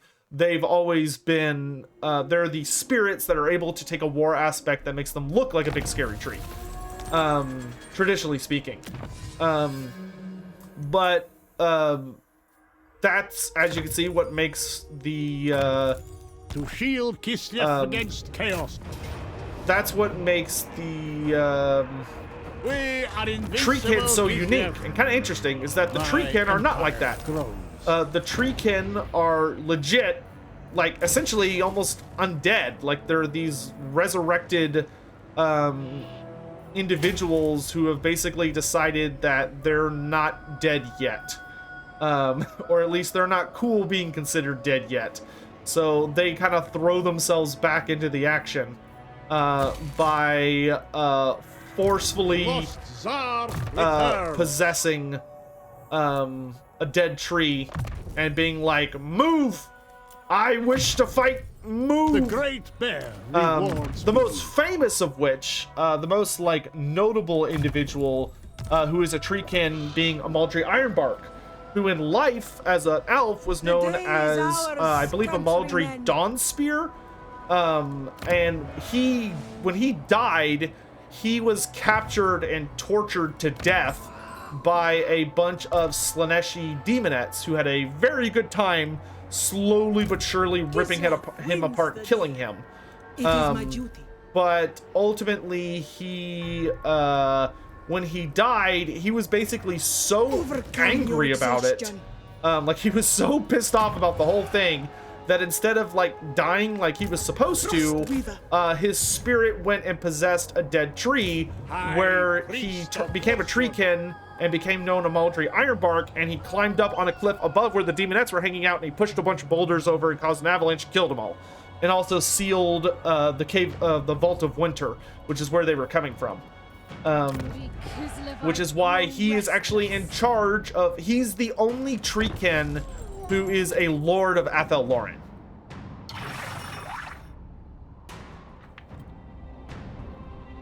Wood elves do not use necromancy in the sense of the lore. It's just that due to their nature being literally bound to that of Athelloren, they have the ability to find a purpose in death.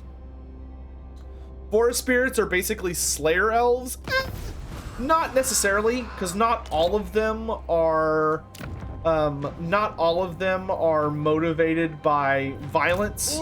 Some are just entities that just choose to stay around for reasons that aren't exactly clear. You know, it could be that they decide they want to stick around because they have unfinished business, or because there's just something of terrible importance to them that causes them to hang around. It's not exactly clear why a lot of them stick around. But generally speaking, we're not entirely sure what motivates all of them. We just know what motivates some of them. Alright, I really need to establish contact with my homeland so I can get some good trade. So we're going to send a patriarch, and he is going to go home. Patriarch! Because I need to talk to everybody back home. Tomorrow the road. Boris Ursus! Yeah. Hear me roar! Oh, hello. He'll probably come attack one of my armies. It's fine. Is Drycha okay with them since they're tree people now? Drycha tolerates them because they're tree people now, yes. So anyway, Dark Elves. So Wood Elves, either your soul is consumed by Athel Loren to continue its eternal cycle, or you become a treekin. Dark Elves have the most hilarious system. The Dark Elves don't have a system. Dark Elves do not have a contingency program. The Dark Elves have such a strong culture in believing that the strong will survive, that they have literally developed a culture that deeply, deeply believes that if you die, it's because you were an idiot. You were unworthy, and you screwed up, or you did something wrong. And because you did something wrong, you deserve to die. And that's your fault. So they don't have a backup system. The ice. If you die, well, sucks to be you. On your feet. Should have thought about that before you died. However, and that's like generally as far as they go. Outside of that system, there are the absolute last ditch effort chances, which there are two ways it goes down. If you die, generally speaking, as an elf, you'll either fall into one of those contingency systems or you get eaten by Slaanesh. However, should you not have a backup program, or your soul is lost to Slaanesh for whatever reason, there is a very slim chance that you might get out of it through two different methods. The first is the best case scenario, which the best case scenario is that for whatever reason, your soul is deemed valuable to Loek, which Loek is the elven god of tricksters, dancing, like riddles and all that kind of stuff. And Loek the trickster will steal your soul from Slaanesh if you're valuable enough to him.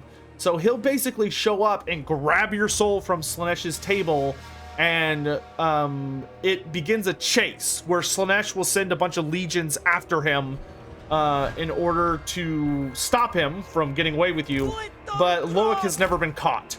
And there are many myths and legends about some of the individuals that Loek has supposedly saved, where he shows up and either defeats Slaanesh in a game of riddles, or he just grabs their soul and makes a break for it and is just like running around doing backflips and invading Slaanesh's legions.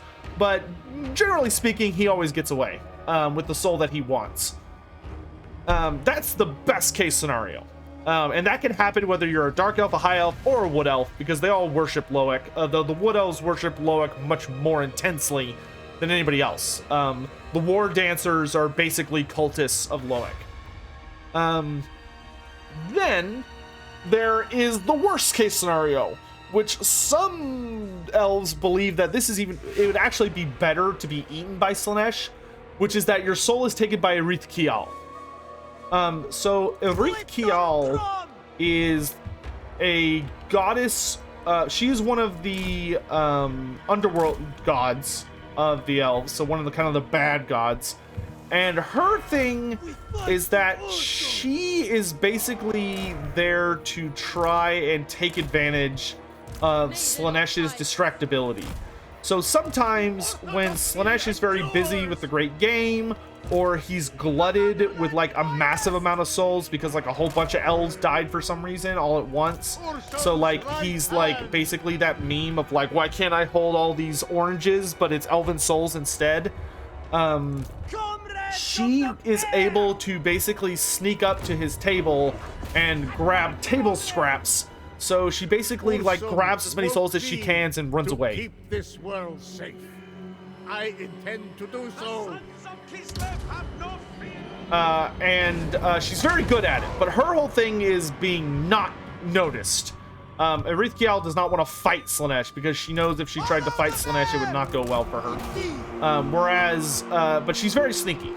But what she does to you is not great, because if she takes your soul, basically what she does is she takes you down to her underworld, which is this terrifying realm of the dead guarded by Nethu, the doorkeeper, who's her son. And if you're taken there, you are basically forced to become a part of her army. Hey! Prophet Oreo, thanks so much for the raid. I really appreciate it. How y'all doing? Welcome to the stream.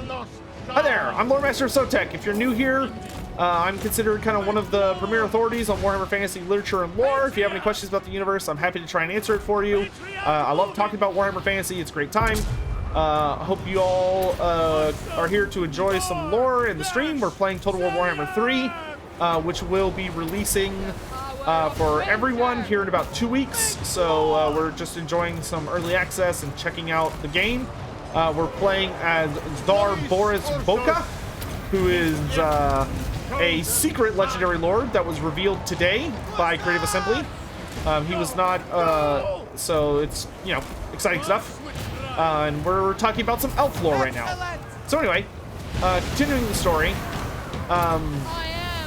So one of the big things that happened, so Erith Kial is constantly stealing souls because her goal is she wants to take them to the underworld where she can remake them into her own legions. And then a billion years later, your soul gets yanked onto Slanesh and put into a fish body now. Yeah, really. Yeah, I know. I did. Yeah, yeah. When you start adding in the AOS stuff gets really spicy. I can summon a kitty cat. Summon the lynx.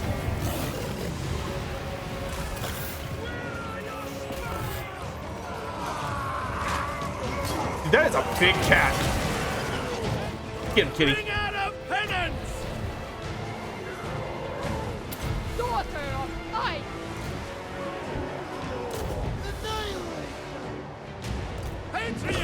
This is nice because Boris is actually really good against demons.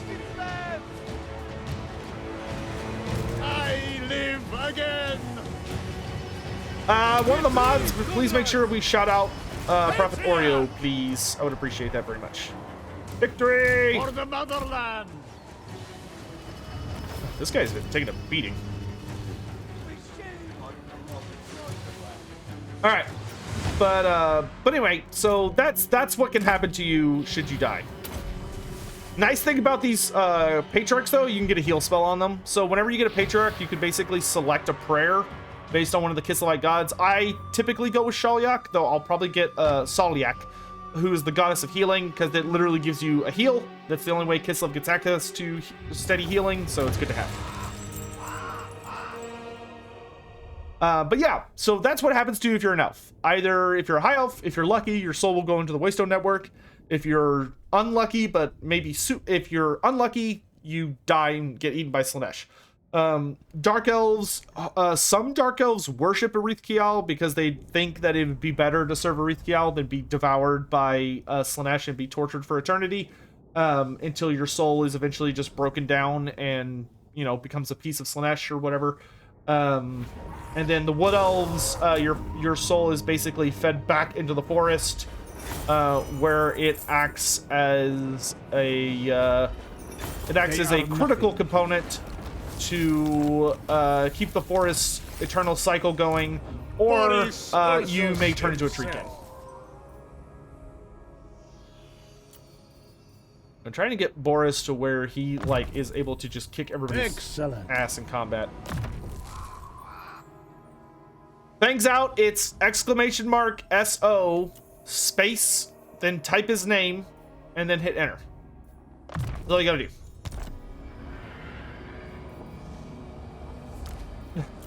A triumph for the Ice Court. There you go. Ice. The cannon is now Grom the Paunch. Don't ask why, it just is. Just accept it. Just accept it.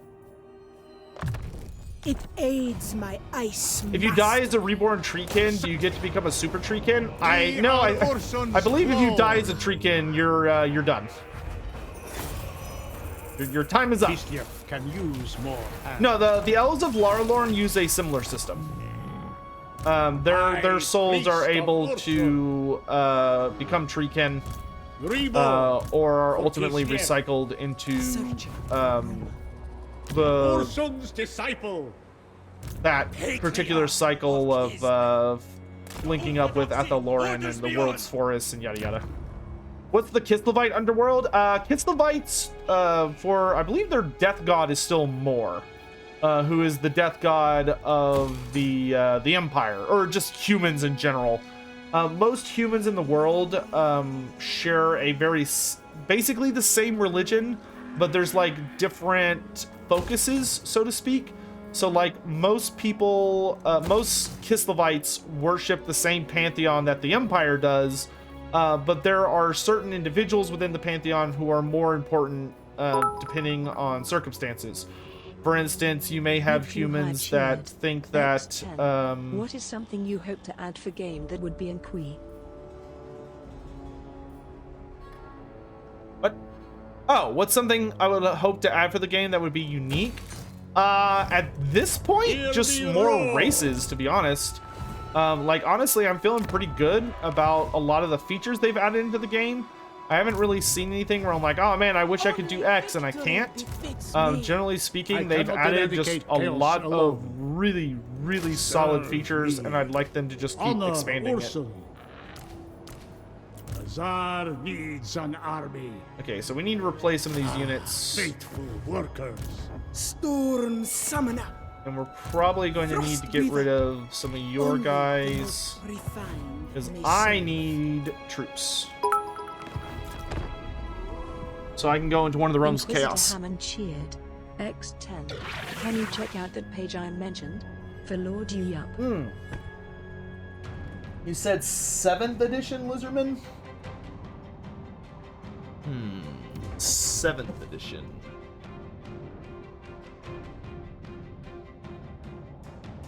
What book is that?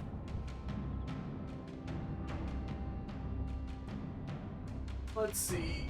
It's Bretonia, Lustria, Elves, Empire Counts. Your endless rage is laughable.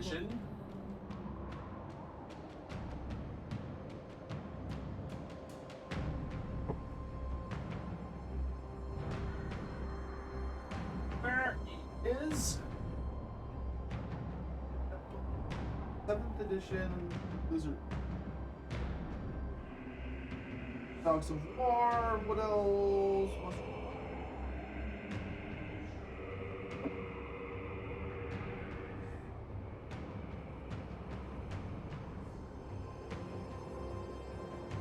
Chaos.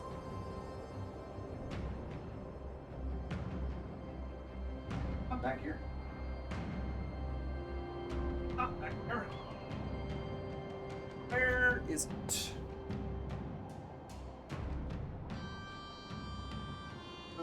It's Legions of Nagash.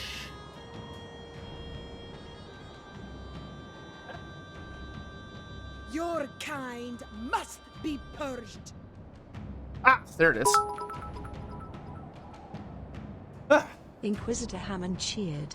X10. Creative assembly be like. Winds howling. Winds howling, yeah. Okay. Let's see. Page 42.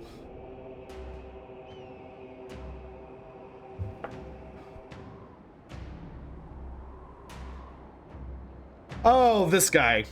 Yeah. Okay, yeah. So Lord Ulaup. Lord Ulaup, also known as the Voyager in the Raindrops of Eternity. So he was an interesting individual.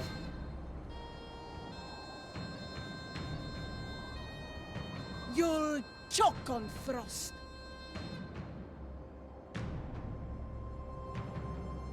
So, yeah, basically, Lord Hula Hoop, yeah, essentially. The bear. He had some issues. So, no, he's not a CA character. He's a Games Workshop. Like, he's an actual character in the lore. The snow. So he had some issues. Follow the bear. And his issues very much revolved around Your hellish that blood. he you know what? I'm tempted to go to Slanesh, even though I know we're not going to win the deep. Well, I kind of want to get a soul though. Let's go to the Blood God. So yeah, we've seen all this. Looked at me with eyes of hatred and rage, and now the fury is mine.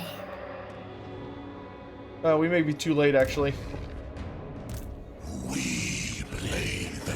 Oh yeah, no, we're gonna get kicked out, like, immediately. Kairos has already beaten this area.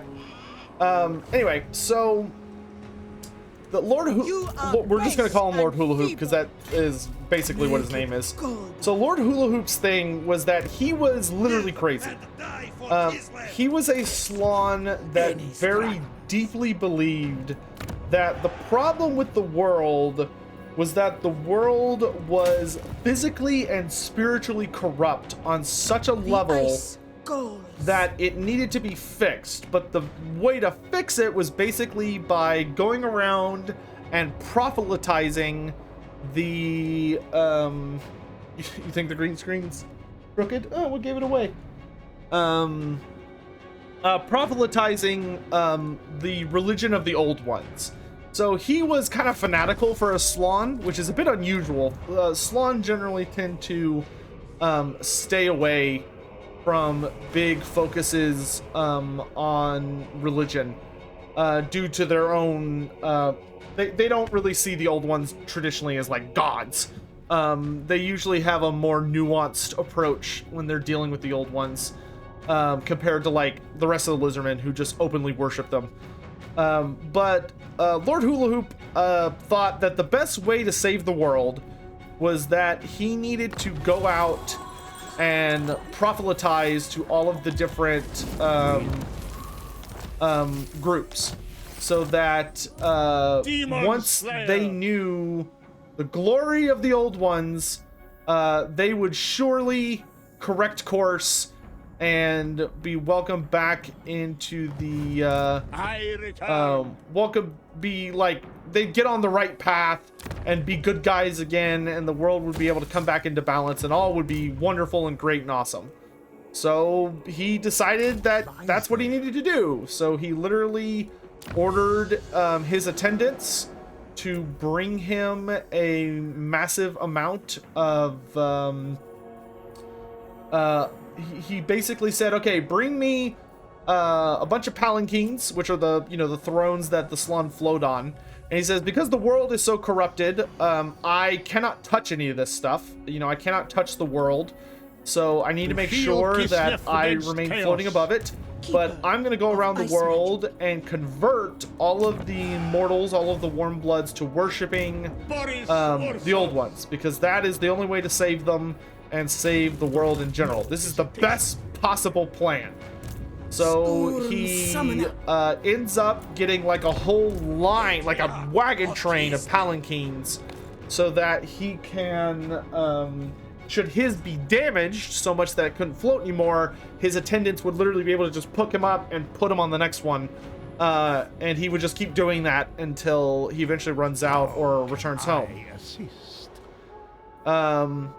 Hey, Prophet Oreo, thank you so much, dude. I really appreciate you coming by. Hope you have a great night. Thanks again for the raid. But so he literally vanished as far as the Slann are concerned. He basically left Lustria, and his goal was to go to the old world and to run around telling all of the factions in the old world how awesome the old ones are, and why you should worship the old ones, and why religion is cool, kids. And he vanished beyond the Slann's sight a really long time ago. And basically, there's a suggestion that like maybe one day he'll return and be like, guys, I did it. Like I successfully went to the old world, and I managed to like make an impact and convinced a bunch of people to like correct their sins and start worshiping the old ones and all this stuff. But most of the Slann think this is very unlikely and that he's probably dead. Seeing as he's never been seen after that. The lost Tsar returned. But he's basically kind of like a left open story thread, so that if somebody's ever like playing a Lizardman character, they could be like, oh yeah, that's who I'm playing as, and like explain why you're in the old world.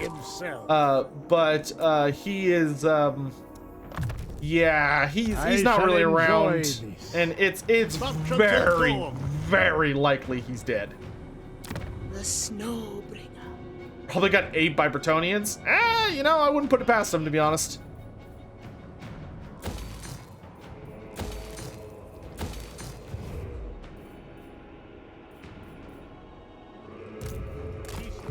Never falters.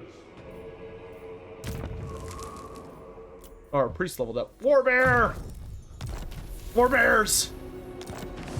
Infinite bears!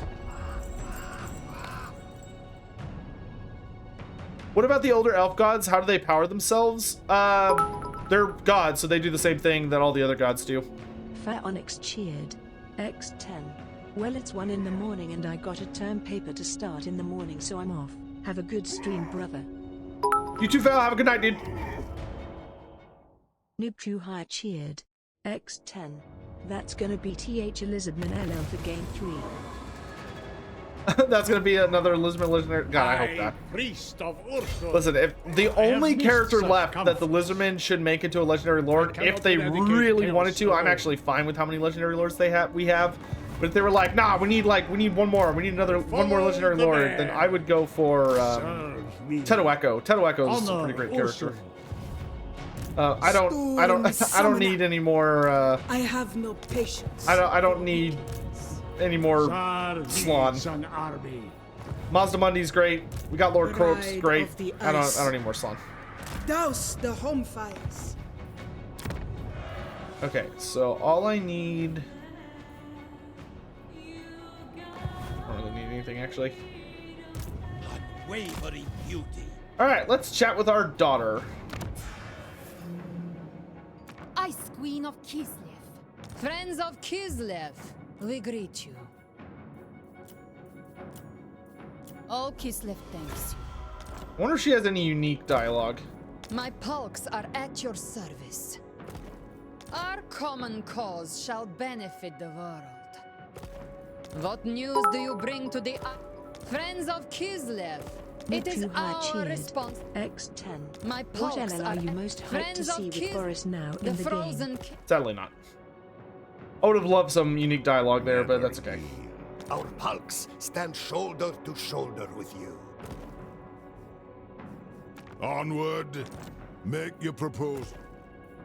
Anad, honor to you. I think we just met a lot of these guys. The dragon-blooded. Lord of all. They are Highborn. I would hope Tedoeko with Chawcock's legendary hero, Cruxgore hero, Kostaltyn riders, the skirmish and melee variants, or Canadon being an artillery-focused dino, maybe jungle swarms or some kind of infantry unit. I would really like, man, I would like if we got Kostaltyn riders and as like more of like a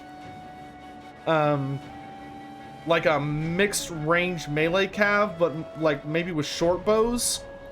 And then I really want skink horned one riders, like Tichi Huichi's raiders. Skinked horned one riders with poison javelins would be so nice. But Kostaltyn raiders I could see being, or Kostaltyn riders I could see being really cool with some kind of focus on like short bows. What are the pros and cons of Malekith's armor? The pros and cons of Malekith's armor, the pros are that he's alive. If the armor had not been attached to him, he would have died, unquestionably.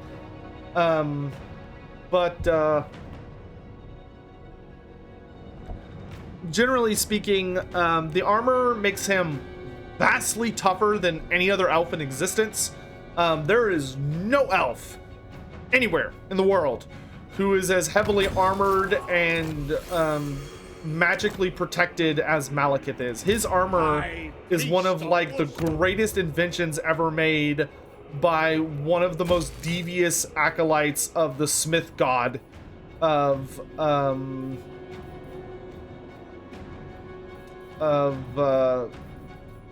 that the Dark Elves were like able to get to help work for them.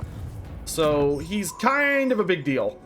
But generally speaking, like it's an insane suit of armor that has virtually no weaknesses. The bad side is that Malekith can't take it off. Malekith's armor is literally fused to his flesh. He cannot take it off, including his face mask. So he can't eat, he can't drink, he can't go to the restroom, he can't ever feel anyone like touch him ever again. So he'll never get to feel like a lover or anything. He is completely and utterly isolated in that suit of armor, because it sustains him, it keeps him alive, but he basically only feels pain. For what nerves of his have not been like seared off. But he can't take it off. Teaspoon of salt cheered. X50. So Malekith's armor is a lot like Chaos armor? It's similar to Chaos armor, yeah. Except for like, unlike Chaos armor, his armor does not like adapt in any way. Like it won't change to it will not change if there was something about him, for instance, that altered. Like Chaos armor is more like a living organism that is attached to your body, and it literally like adjusts and alters in order to accommodate your mutations and the changes your body is going through. So like if you sprout a new arm, the Chaos armor will adjust for that. If you suddenly like burst into flame, your Chaos armor will adjust for that. But Malekith's armor is vastly superior to any but like the strongest forms of Chaos armor. His armor is way spookier and is much better designed to protect him from sources of damage. It's very, very cleverly designed.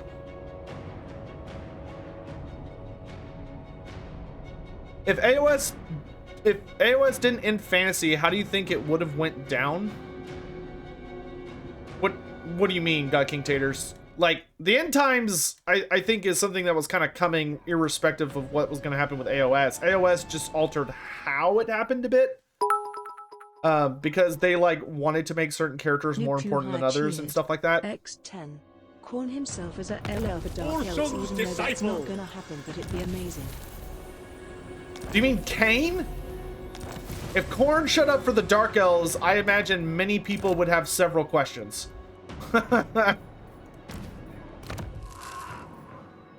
Okay, let's put the ice switch on a Warbear. Warbears! Boris Orso. Alright, where are the... Okay, is this... Is this the last settlement they have? No, he's got 2 settlements left. Oh, okay, he's south of there too, in the Tower of Gorgoth. Okay. We really want to focus our efforts on wiping out the Greenskins. Demon Slayer, on your feet. If I can really punch a hole through them and wipe them out, that is like a whole angle of my empire. I don't have to worry about defending anymore. Feed you to the dead. Merely adequate lodgings. Most elegant. Where's my hero? Here. Priest of the great orthodoxy. Hey, we finally met Kostaltyn. Oh wait, no, that's not Kostaltyn. Damn it! It's the Your ropesman. bargaining must be in. Another wretched foul lizard thing joins the I Red understand. Host. There are important matters to Cursed consider. Sotek spawn. My thanks. To Hey, your Dead Sir, bed. thanks so much for the Prime sub. I really appreciate it. Above all, be on guard. Okay, so we've got trade with Miao Ying and Zhao Ming, which is actually great for us. My spear awaits you. If the Monkey King were to make an appearance as a playable character / faction, do you think it would be possible to have him to have a coalition with the likes of Tigerman, Snakeman, his own Mountains of Heaven warriors, and his army? He seems like the stuff for so the thing about him, the Monkey King, is that from the conversations we've had with Andy Hall, which Andy Hall is the lead lore writer for Creative Assembly, who has actually gotten to see the Cathay Army book that Games Workshop is keeping very, very secret right now. From what he's told us, because we had him, I have a podcast I run called Lore Beers, where we talk a lot about Warhammer Fantasy literature, as well as Total War Warhammer and the tabletop and all that stuff. And from the conversations we've had, it seems very much that the Monkey King is, while he is kind of this trickster who's a bit of an annoying little shit when it comes to messing around with like Cathay, he ultimately is an ally of Cathay, as opposed to like a legit enemy. And his monkey warriors seem to more often than not, when like shit hits the fan, they ally themselves to Cathay against forces like End or the Naga of Koresh. That being said, I would not be surprised if the Monkey King had a more complex relationship with some of these other nations. Though, like, there's a quote about Li Dao, or there's a quote from Li Dao in Total War Warhammer 3, where Li Dao basically talks a bit about some of the other factions and his area. And one of the things he talks about is that he seems to be big on trying to maintain peace with the Tigermen of End, as opposed to seeing them as purely an enemy. Likely because by considering them to be just an enemy would, you know, make life unnecessarily difficult for him. But he definitely has a very complicated relationship with the Monkey King, and we just don't know the specifics of it. I wish we did, but Games Workshop / Creative Assembly is keeping the Monkey King very under wraps. They are intentionally, like, they are going out of their way to make the Monkey King as nebulous as possible, where there's actually a good number of quotes in Total War Warhammer 3 about the Monkey King, but all of the quotes are from unreliable narrators. So they are all individuals talking about the Monkey King from like a distance, or they are people who very obviously have something to gain from portraying him in a particular way. Like, there's literally an entire quote you can get about the Monkey King where it's basically all these different Kislevites saying like, oh, the Monkey King is actually a demon. And like, it's about how in Cathay, all of the different regions of Cathay refer to the Monkey King in different ways. So like, one of the regions of Cathay thinks he's like a cornate baboon. Another one thinks that he is a, or wait, no, I think the baboon was Slanesh. It's like they think, oh, he's a baboon of Slanesh, or he's a he's an ape. That's what it was. A gorilla, a big ape of corn. Or no, he's actually this fat, pestilent orangutan of Nurgle. Or no, he's this sneaky, conniving little spider monkey that causes people to go crazy, and he's Zinchian. Like, there's obviously a lot of propaganda in Cathay about the Monkey King, and he is definitely not well liked. He seems to be just flat out seen as an antagonist from the perspective of the Dragon Emperor, which makes sense. I mean, he did once successfully take over the throne of Cathay, and declared himself the Monkey Emperor after he took over Cathay for a little bit, and appointed a Clan Eshin Skaven as basically one of his big overseers, which pissed off the Dragon Kids enough that they actually teamed up on him.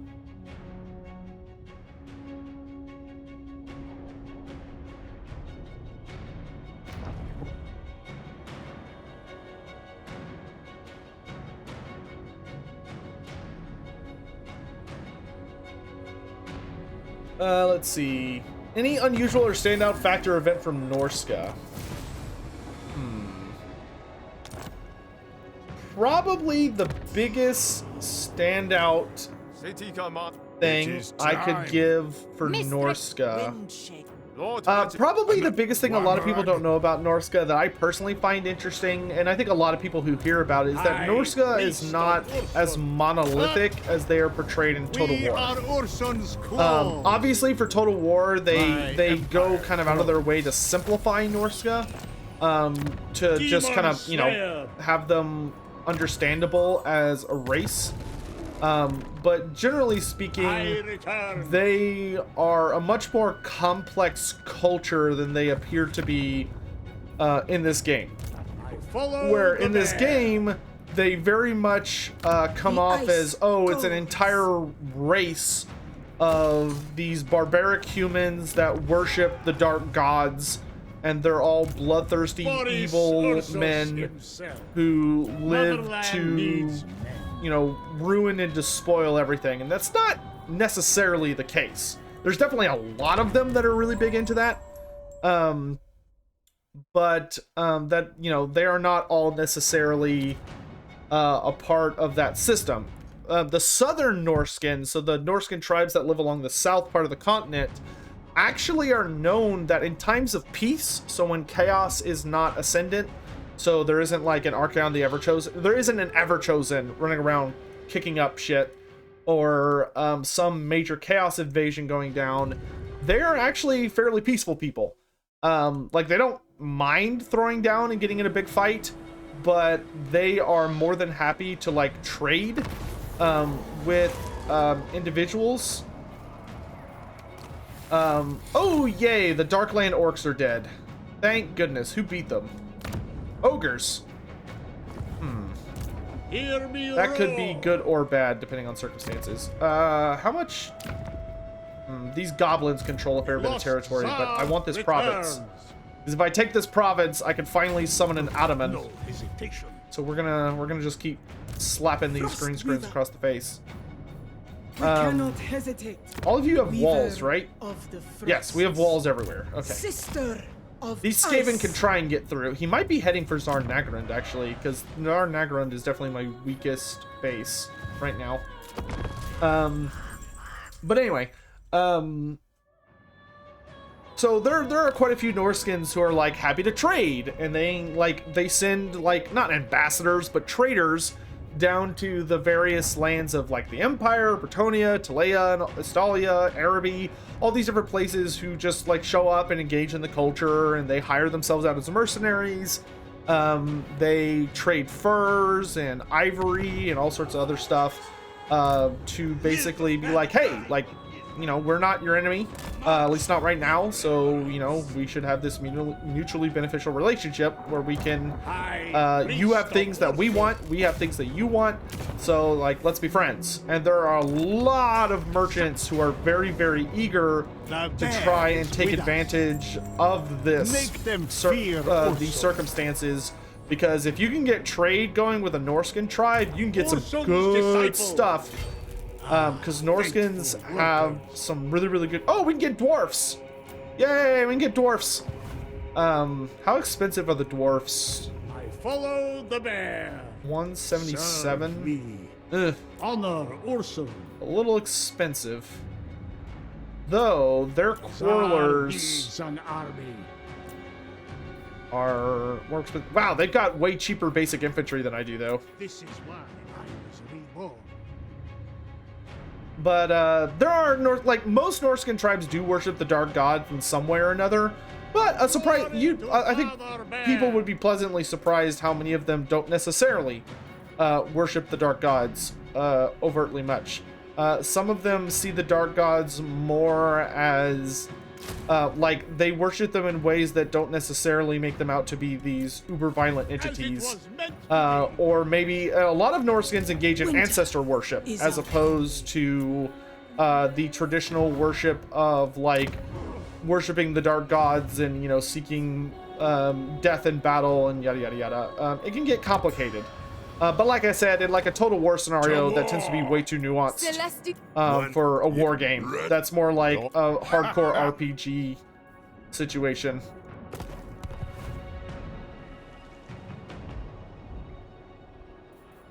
Keeper of ice magic. No! Blame you! Inquisitor Hammond. Dude, this music is so much better. So Sotek, what were your first and immediate thoughts when you first found out about Boris Yeltsin being alive and not dead? I was extremely excited, but I have genuinely believed for a very long time that Boris was not dead. Genuinely. Like a lot of people thought I was memeing the entire time, but I was actually being 100% serious. I was always a very strong believer that this game would be a really good opportunity to bring him back, and that he would exist in a really, really fun way with like as a big Kislevite character. I will say that I was genuinely surprised, very pleasantly, but genuinely surprised that we got Boris immediately. I really did not think that we were going to get Boris as just like, oh hey, new legendary lord. Some call me a king. Like I was shocked. In like the happiest way possible. I thought he was going to be a DLC. Or best case scenario, like free LC in the distant future. Let us discuss pragmatic solutions. I never thought that I was going to get him right at the start. So I am very, very pleased that he is he's home. He's home where he should be. How am I going to get this defensive alliance with you?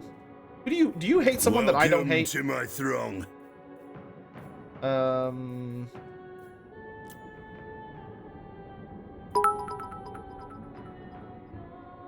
Hey, you don't like the Red Eye tribe? X10. Oh hey, Umgrim is back from Wither 3. Ask him how Gelt is. Gelt is sadly not in this game, but oh, we can finally import an Adaman. Thank God. Give me... Okay, so we can get income, growth. Okay, so I'm going to take one of these two. Let's take Spartak. Yeah, boy. Alright, so we got an Adaman, which is awesome. Adamans are excellent because they really allow your cities to start getting big and spooky. Also, I want this to go Purge the Steeps, so we slow down enemy movement in my territory. Demon Slayer! Do I want any more dwarf units?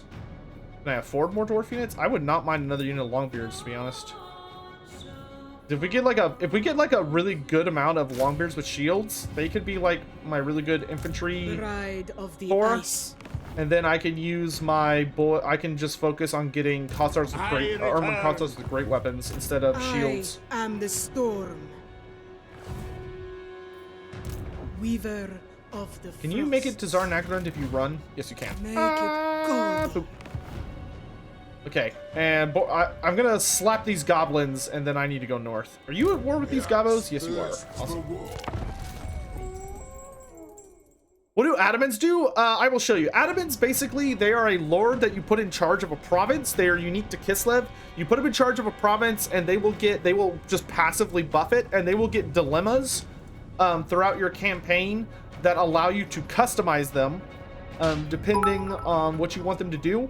And as they get better, they just make the province better, and they give you lots of cool buffs. Not Gelt. Silly narrator doesn't know how to talk. Oh, Geralt. Oh, yeah, because he's the voice actor thing. Yeah, we got Gosperdor Bloodline. Nice. Okay, now I want improved Empire relations. Oh, shoot. I actually kind of want beach loaders. Well, shoot. Okay, let's get this first. A boon to our great state.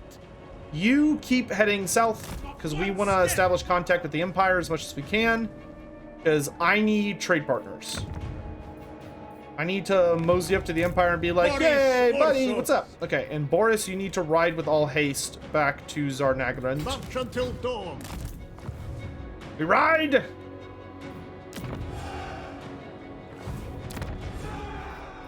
I don't think there's anything I can put here that's going to be particularly helpful for the oncoming green skin attack that I know is coming, so I'm just going to leave this empty. Reborn for Kislev. Is there anything I can do here? No, not Days really. are not cheered. X10. If you could have Hammond put in the game, would you want him as a legendary lord, a free LC hero, or a named nobler? Hear me roar. Hammond would definitely fit best as a named Noblar that I should have a button that I can click that allows me to punt him across the screen. Again. Just over and over and over again. I think that would be an excellent addition to the game. And that the sooner we can get that running, the better. Okay, I'm gonna hire you and then fire you because I don't need another warrior right now. But I did need that 1,000 gold. Thank you. Boris. When did I take Zarnagrund? Right here. Do we get to see the siege map? It's just a greenskin map. It's not super unique or exciting yet. Have they revealed the Mortal Empires map for Warhammer 3? No, they've not done anything on that. Together, we are stronger. What's up, Hao Tao? Sure, but give me more money. Thank you. A harmonious agreement between empires. If humans discovered nukes and their destructive power was widely known, would demons be able to start using nukes? Not necessarily. Demons do not gain access to a power or ability just because its existence is known. Otherwise, you would probably see many more demons like using guns, which we virtually never see. So that's not necessarily how they work. Like, their physical forms are kind of demonized by or determined by people's nightmares. So I could see kind of where you're like getting that from, as far as like, well, you know, do they, because they're my nightmares, if I'm really scared of nukes, like when they appear as like a nuke, and theoretically, yes, if you gave humans the power to build nukes, and a situation happened like the bombing of Hiroshima or something like that, and though the people that survived or witnessed and survived that had a lot of nightmares about it, and you had like the whole, you know, like a whole generation of people that was terrified of bombs and all this stuff, there is a chance that over a long enough period of time there would be some sort of demon or entity that would basically be a manifestation of that terror. But what exactly it would be capable of or how it would work would be very difficult to say, because it would depend on like what god created it, and how they utilized it. You know what I mean? Ursun loves all allies of Kislev. What are some of the biggest god rivalries not involving or counting the Chaos Gods? Inquisitor Hammond cheered. X10. Why did Luan buy a Vietnamese restaurant? Because he was the Foking man. Oh my god, get out. Hammond, get out! Leave and never come back! You won't be missed. Damn you, Hammond. Wow. I am being attacked by so many different races, but hey, that makes it exciting.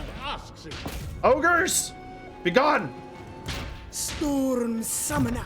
You are not welcome here, ogre filth. Such power, such elegance. Ursun's disciple. Let's see, my admin leveled up. So I click on this, it says, hey, your admin leveled up. I click on my admin, so now I've got a choice. Where should effort, so Kislev still needs you. Where should efforts and resources be channeled? The admin must make a tough choice to reinforce the defenses or quickly recruit and grow his local forces. So I could get recruiter, which is that anyone that recruits at his province gets a 6% reduction cost. Or I could get pragmatic defender, which lowers attrition to all armies, all local armies when under siege. So I'm actually going to go with reinforce the defenses, because minus 15% attrition is awesome for if you get sieged. Because you start taking attrition damage as soon as you're being sieged. So giving us some immunity to that is going to be very welcome. Okay, let's upgrade Howling Rock and hope that Ungrim pushes back the greenskins some more. What kind of ogre would I be? I don't know, dude. I've kind of got a bit of a belly. The way I rule over chat, I feel like I'd probably be a tyrant, but more realistically, I'd probably be a slaughtermaster. Like, listen, if my eating literally gave me the ability to make a god very, very happy and, like, allow me to unleash powers, that would give me an excuse for my horrendous overeating. Like, it literally is just a win-win. So I'm gonna have to go with a slaughtermaster. Follow the bear. Targog! Oh, let's take out his camp. Cut them down. If I take out his camp, yeah, this will be... We are invincible, Kislev. I swear we'll start actually fighting More battles here in a workers. second. I'm trying to, like, clear out a lot of this junk. Good. We got rid of his camp. That's actually going to deal him a pretty big blow. Boris Level 20. Con King! Nice. Plus 30 diplomacy with all Kislevite factions. I will take that. Let's do...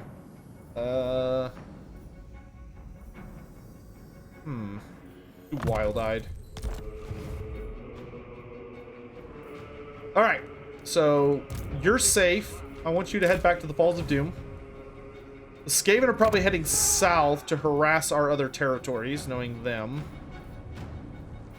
Yo, plus, man, Kislev actually has really good resource-producing buildings, because their resource-producing buildings actually have interesting faction-wide effects. Yeah, we need a garrison, though. If Howling Rock... Oh, we get a garrison... Oh, that's right. We got Boris upgraded. Dude, so we got Boris's unique skill for these. So our garrison buildings, faction-wide, build in a single turn now.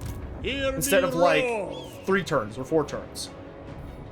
That is lovely. Alright. Urson's disciple. Alexandra, I want you to wield the giant blade. What else do I have here? Seed of Rebirth is actually pretty sexy, though it's very specific.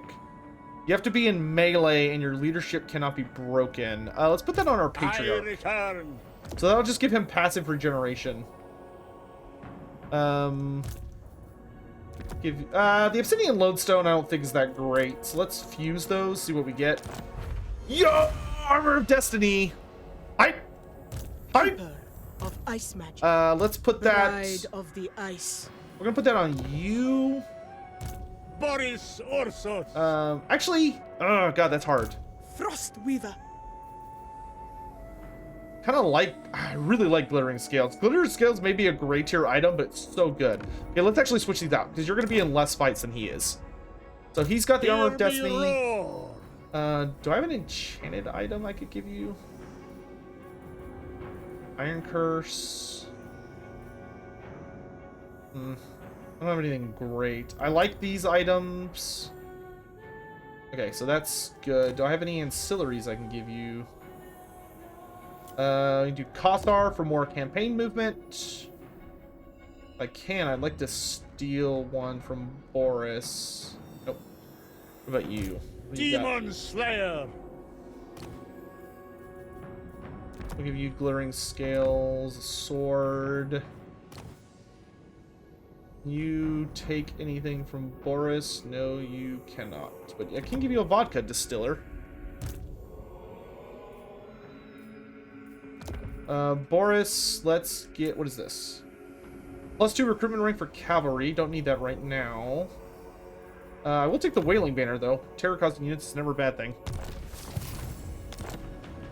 Okay. So that's all looking good.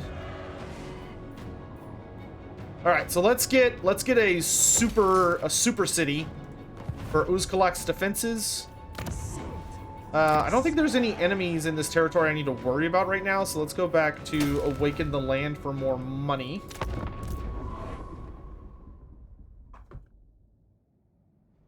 This dude's just going to Altdorf. Oh no, Altdorf, no! Oh, chat, the Emperor has fallen. Oh God, it's the worst timeline. Altdorf has fallen. It's all ogre now. Let's see. What are some of the biggest god rivalries, not including the Dark Gods? Ooh. Live and die for Kislev. Biggest rivalries that don't include the Dark Gods. Urson and Ulrich have a rivalry, but it's not like we are Urson. It's not like a super violent one. Oh, we just got one of the best Kislevite items. Oh baby, Saint Anushka's finger bone. So this finger bone, the beloved Saint Anushka met her end rescuing an infant from a frozen lake. This relic from her beautified remains heals and restores the user's body. So this is just a flat heal that you could just spam in battle, and we got it on Boris, which is awesome.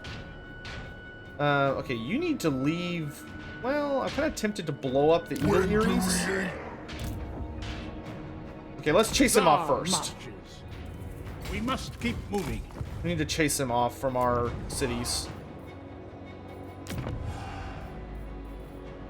Yeah, I need more money more than anything else right now. So we're gonna get a farm set up, and we're gonna get the building that makes our farm make more money. And we're just gonna spam moneymakers for a hot bit. Spend some of our devotion to get more supporters. What is Boris' starting location? You start here in Fort Dorsnevort, which is a old Kislevite. Because fun fact, not a lot of people know this, Kislev actually used to extend out here. Way back, before the Great War against Chaos, where Adzvar Kul greatly shrunk Kislev's size, Kislev actually controlled Hyde Pass all the way out onto Zorn Uzkul and a little bit up towards the Eastern Steppes, because the Eastern Steppes, which is more like this way, is actually where the Gospodars, who are the ruling elite of Kislev, that's where they originally come from. Their ancestral origin is actually the Eastern Steppes, and they migrated to what is now known as Kislev and sort of took over. They actually fought against a war against the Ungals and basically forced the Ungals to submit to them. Onward. Military alliance with Kalak Azorn? You bet. And what can the Dawi do for us? Kalak Azorn is probably about to die, but, you know, we'll do our best to help them. Are they the Mongols? No, technically the race that is based on, the Mongolian Empire is the Hobgoblin Khanate, who are very scary. And it seems that Games Workshop is actually working on bringing them back into full scariness mode. We got the Banner of Prague. Gives immune to psychology in 35 meters, so long as your hit points are left than 50. That's pretty good. X10. Quick, get dwarf infantry before they gone.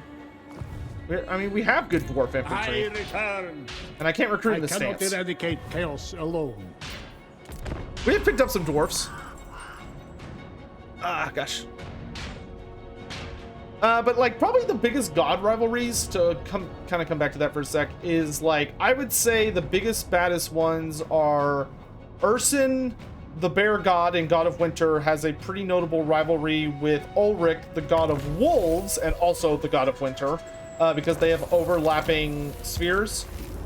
Generally speaking, whenever you have gods that overlap, like they share a domain, you are generally dealing with a scenario where you are going to have competition or disagreements. Oh, are y'all ready for this? We'll actually fight this one. Okay, Dawi, y'all are probably gonna hold the line the longest, so you may bear the banner of Prague, and then I want terror causing. Put on our bears. All right, these ogres have tortured our lands long enough. How do we have dwarf infantry? We allied with the dwarves, and we built a outpost in one of the dwarven cities. And since we have an outpost there, which is almost kind of like an embassy, we have the ability to recruit units from there. Don't Longbeards have immune to psych in the first place? Yes, but the banner will give them an aura of immune to psych. So you can make your own rogue armies now. It's kind of the thing, but it's depending on who your allies are. That's a lot of ogres, but not enough. So you can make United Order armies, or if you want, you could even try and buddy up to like the undead and get some vampire counts in your armies. Or you could do the only thing that's notable about the allies you have to watch out for, though, is like obviously a lot of your techs and abilities are not going to affect allies. Generally speaking, like your allied units are not going to be, you know, they're not going to be the best. But they can help augment like certain weaknesses that your faction may have, which can be fun. The motherland's finest. Boris Ursos. Oh, I'm so sorry, chat. It just occurred to me I haven't really been showing y'all updates. So let's check out how everybody's doing. So we've got our patriarch now. And you'll notice that Boris's colors are like a royal purple with some like blue and white. So there's our patriarch on his bear. Cool bear. He's got some nice silver armor. Good color scheme. Then we've got our ice witch on her own bear. And ice witches, of course, right side saddle because they're proper. So we got another spooky bear. And then there he is. Casually. I love his casual pose where he's just got his arm on the saddle mount. Erskine. The big golden armored spooky bear with sexy crystals, proper eye guard. He's a big boy. He's got little skulls and he's got the sign of the Tsar on the back, and he looks great. Look at his little nose. How big is Erskine compared to normal bears? I believe he's a little bit bigger.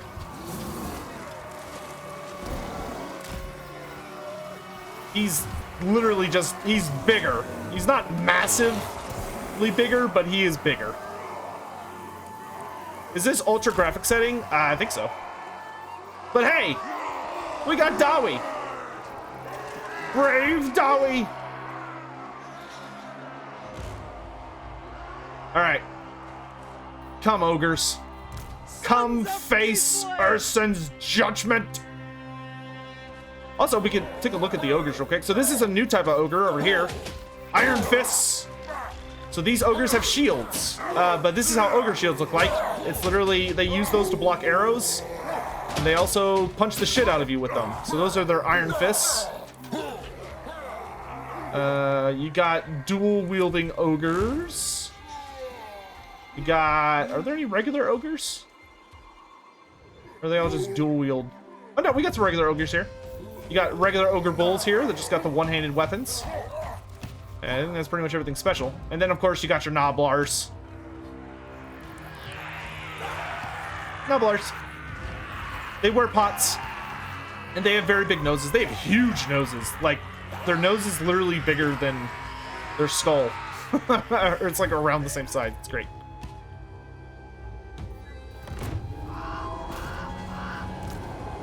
Actually, let's see here.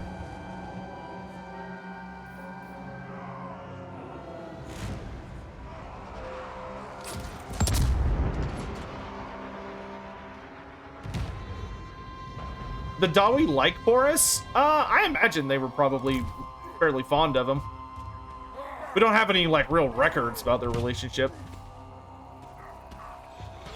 Hey, if he's just gonna let me take pot shots for a minute, I will do that. Well, that's 3 dead ogres. Good cannon. Good cannon.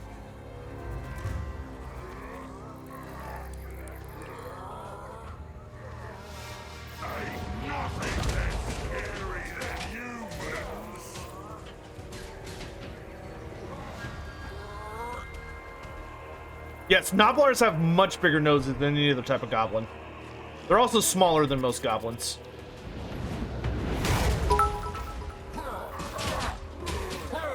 Inquisitor Hammond cheered. X10. First person mode gone. Oh, that's a great idea.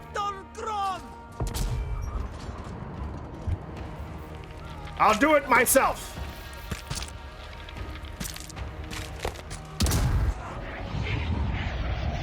Oh. Ah, a little high. A little high.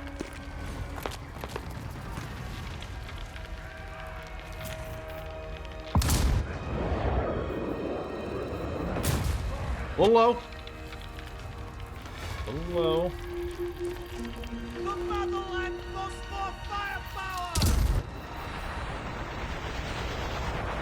Damn it. They're moving towards me. You can aim yourself? Yeah, you can do this in all the Total War games. Wow, I'm really bad at shooting this thing.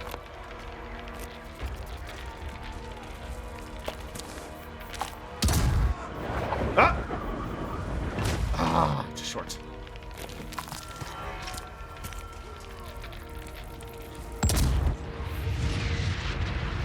Ah, there we go. Finally a strike.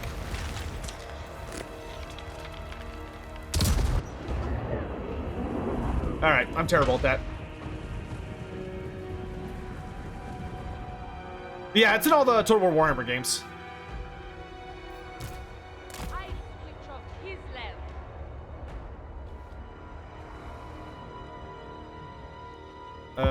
Hey, Spears? Let's come over here. Boris Ursus! Boris! Maiden of Ice! Done! Air Cavalry! Take the flank! Punch them! Ross, command! Boris Ursus! Ursus directs me! Peekat!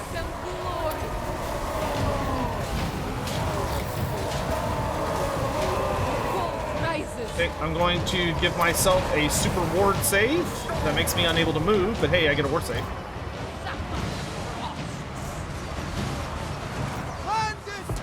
Make yourselves useful. Dawi, forward! Axis out! Take position! Boris Ursus! Yes! Frost Maiden! Where's their general? There he is. You're a tyrant.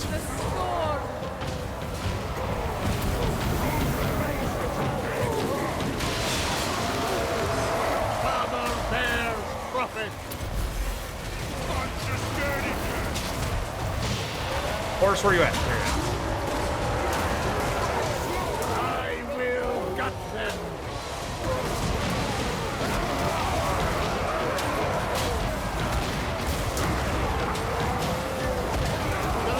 You can attack them, that's fine. Thank you. Priest of Kislev!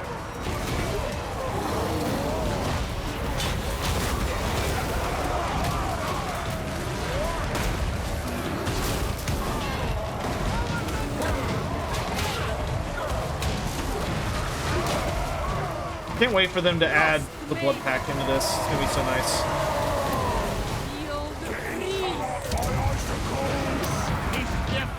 Getting cut up by icicles. Yeah, you are. And Dawi. Dude, look how the dwarves are so comically small compared to the ogres. Like, they're just like, go for the angles!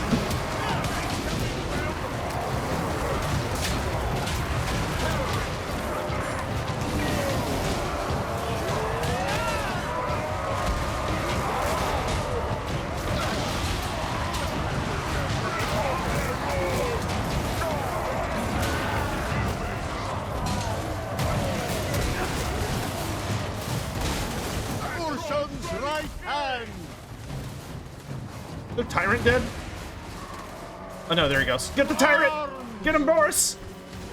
Patriarch! I am the storm.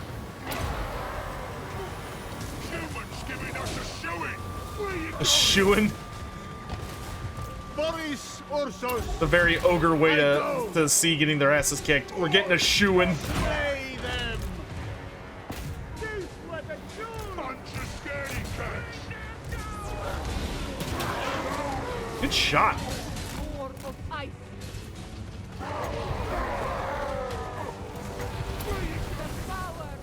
Oh, come here, tyrant. Get out of my way, ogre. I want that one. Thoughts on Kostaltyn? Dude, Kostaltyn, I'm going to be 100% serious. Kostaltyn was the first character I beat the game with because he's really strong. Kostaltyn is like obscenely strong. And Erskine's just like eating an ogre every single time he attacks. Nom. Just eating an ogre. Nom. Like, because the thing about Kostaltyn is that, like, the patriarchs are very, very strong heroes. They give you a really nice heal. Like, they have 3 really powerful prayers, and you have to pick between them. Is the thing that makes them kind of like, eh. The thing about Kostaltyn is Kostaltyn gets access to every single prayer, which is so strong. Like, it is freakishly strong. I'll show you here in a second. Off to bed. Aurelius, have a good one. Let's see. Is AOS Giant lore as sad as Fantasy Giant lore? No. Giants in Age of Sigmar have it much, much, much, much better than the current than the Fantasy Giants. Fantasy Giants have it way worse than Age of Sigmar Giants. Age of Sigmar Giants are much happier.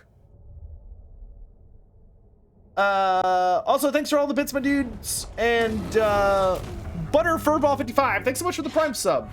Welcome to the Red Host. Hope you enjoy the community and the emotes and everything, and hope you're having a lovely day. They cannot harm this day. All right. Boris Ursus. Excellent. So now I gotta head this way to deal with the Skaven and vampire counts of Ursun that are in my territory. Give me Wound Maker. Yeah, it's gonna be 600 damage. The Great Bear rewards me. Get Heart of Winter. So check this out. On the Patriarch, you have to pick between these prayers. You only get one, right? So you get Urson's Roar on every single Patriarch. You get that base, Teaspoon of which is 36% charge. I may have spaced out and missed it, but did you ever answer my question about elf speed? Elf speed? No, I did not. I will check for it here in just a second. So for Urson's Roar, every single priest gets this, every Patriarch, which gives you 36% speed and 8 leadership, and you just spam it. For Dawes' Song of Winter Light, you get 100% vigor back. And that's a 35-meter AoE buff. So you just pop that, and everyone around your Patriarch goes back to full vigor. So you basically have perfect vigor around your Patriarch, which is really good. That's really good. You could also take Tor's Battle Hymn, which gives 40 melee attack, and you can spam both of these an infinite number of times so long as they're off cooldown. And then last is Solyak's Lullaby, which you can only use 3 times. But Solyak's Lullaby is a pretty good heal on everyone in that area of effect. The thing about Kostaltyn is Kostaltyn gets all of these. Kostaltyn gets every single prayer, and he gets the cooldown so low that you could basically just spam them with Kostaltyn. Like when you are playing with him, you like usually when I was using prayers, by the time I had one prayer, or I had used like my last prayer, the next one I had was basically was no longer on cooldown, which is just nuts. Like he's very good. Do not tarry. Okay, I need to get that be friends with the Empire tech. Storm Dragon. The Celestial. Would you care for a demonstration of the power of fire and metal? Yeah, sure, dude. We, humans, stand together. I love Zalming. We, humans. It's like, dude, come on. I stand. Bow to me. It's okay. You don't have to pretend. It's not a big deal. I'm not. I know you're a dragon. I'm aware. I return. Hello, fellow humans.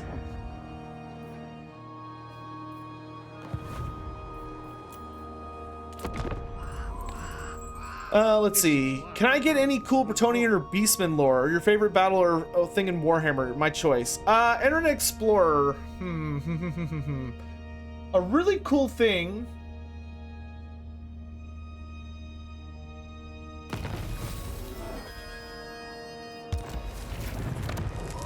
Oh, dang. The Chaos Realms are back open.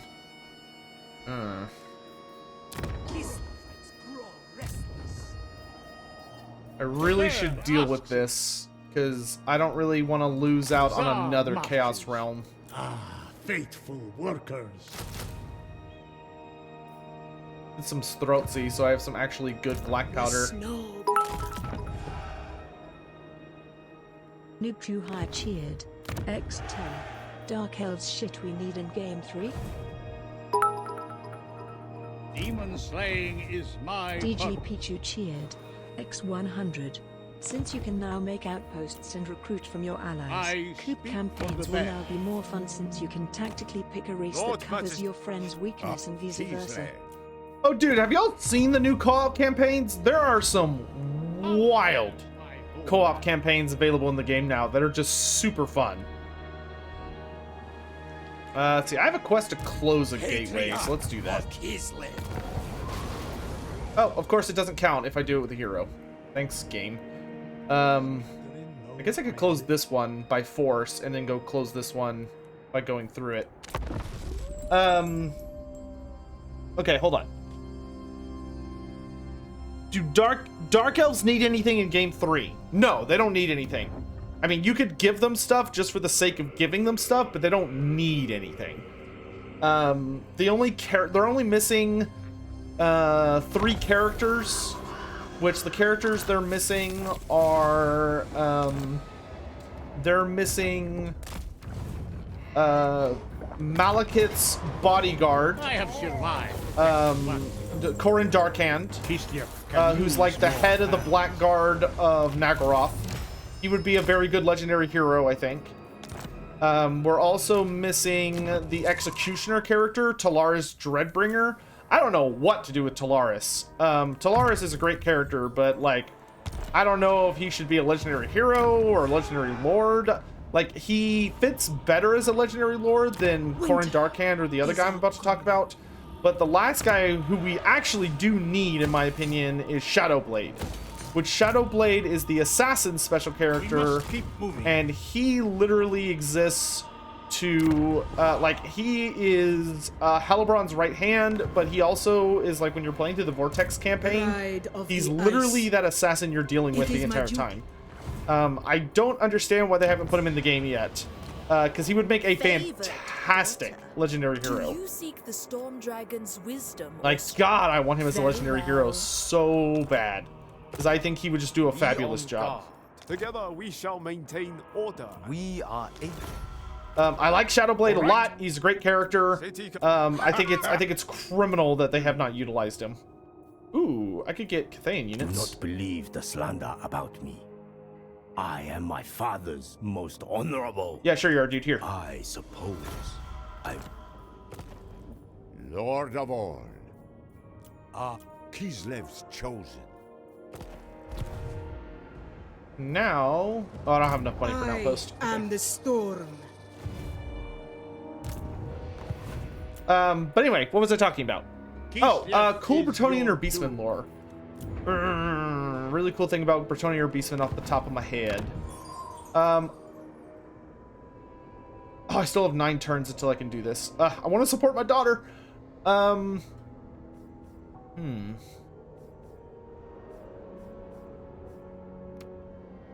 I would probably say my favorite piece of lore about Bretonnia or Beastmen.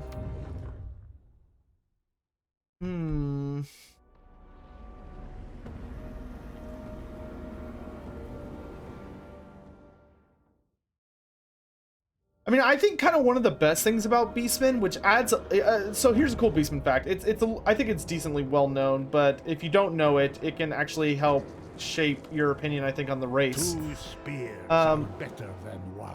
Oh, he is totally about to die. Poor dwarf. I'm kind of tempted to take that money from you as you're on your deathbed, though. Is this guy friends with Greasus? The Eye Biters. Oh, I don't want to fight him. He's like right now. Sorry, dwarfs. No, dwarfs are about to die, but you know it's all right. We got some cool units from them. Unfortunately, there's nothing else we can do for them. Oh, the Lamian Sisterhood died? Yeah, go Zupfar! Hear me roar. Awesome. I was actually worried about being invaded by that, and I guess I was worried for nothing. +3 ranks for Patriarchs or +3 ranks for Frost Maidens? Look at the Frost Maidens.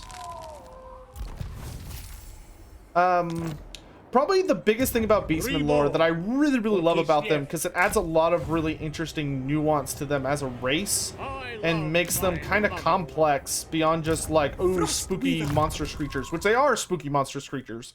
But something that can make them kind of like, is that across the world, there are so many cultures that have to deal with mutants. Mutants are hated by everyone because they are these chaos corrupted entities, and you know, they didn't ask for that. They didn't want to be chaos corrupted. It's just kind of the way things played out. And as part of that, they suffer a lot due to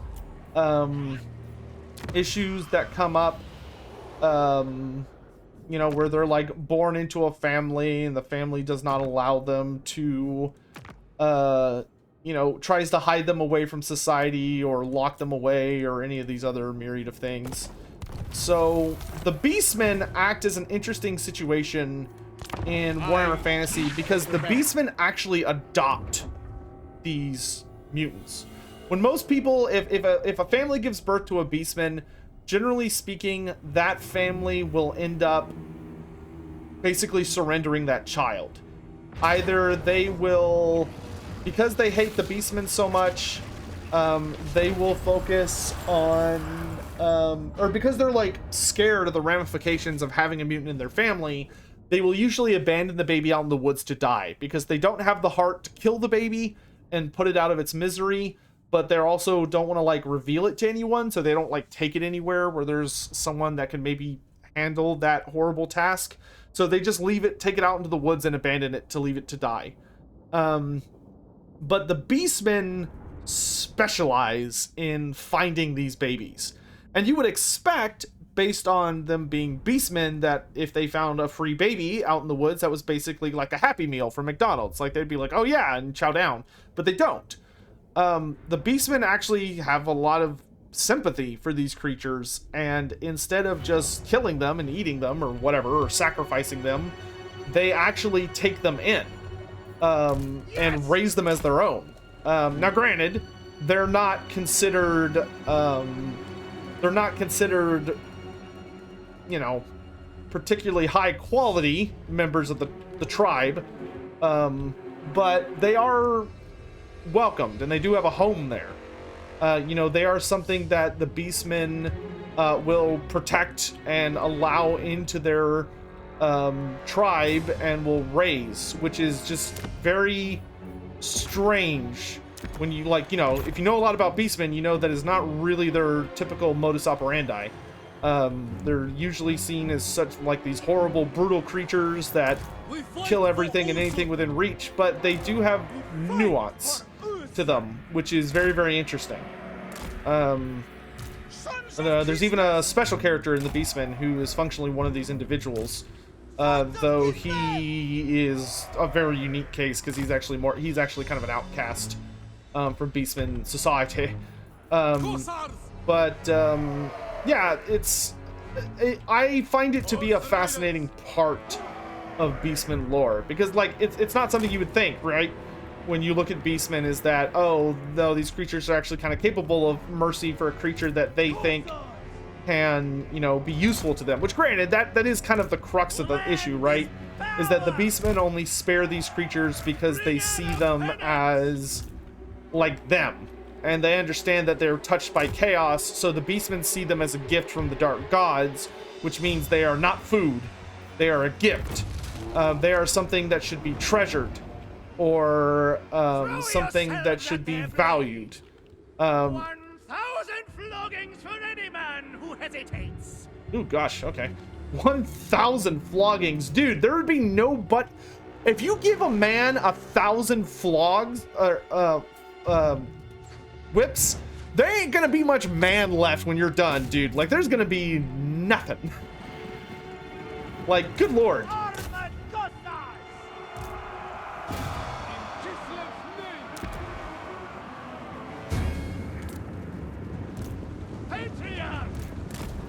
Isn't the Outcast character Forhorn? Yes, Ungrel Forhorn.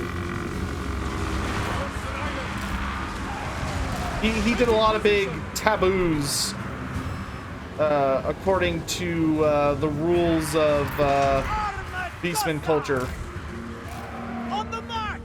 Okay, apparently the Scavenger's just coming all in on this flank, so forces here.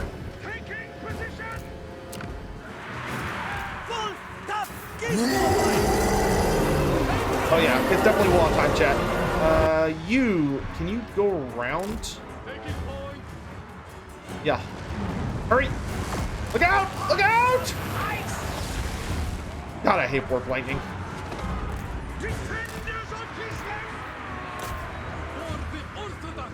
Okay, nice. The orthodoxy endures. The motherland's finest. Armored Cossars, I need you. I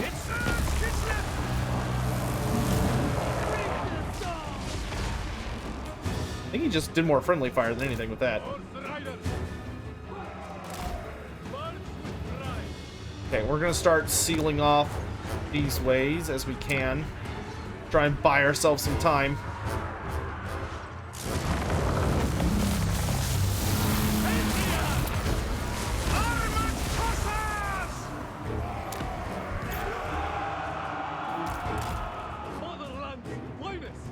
Ride hard, ride fast!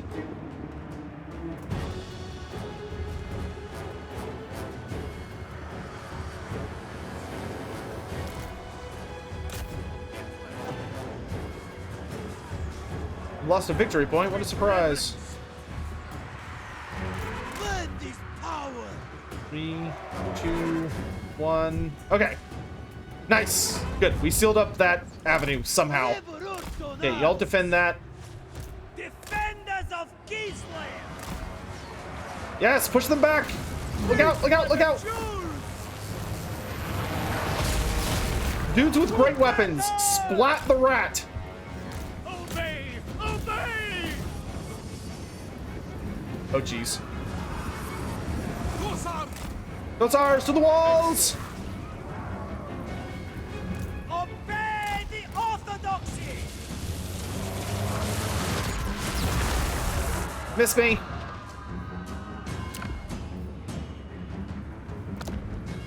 Yeah, I want a big wall here. Armored Kossars!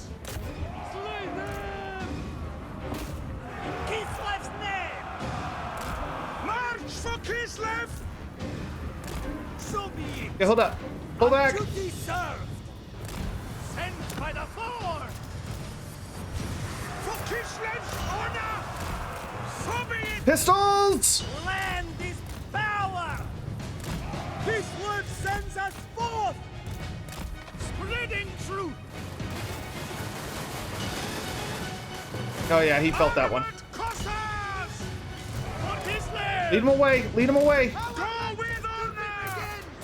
Taking position. Pistols! Mow him down. Where is it? Oh my god. Okay, they're buying us a good amount of time. Priest of Kislev! Trumpet! Splat the rat! March with pride. Repositioning! Patriot!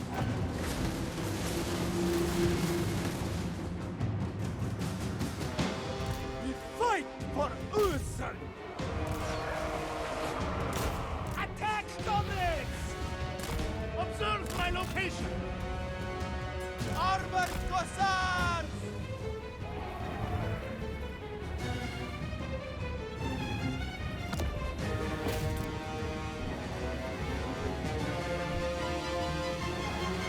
Patriarch!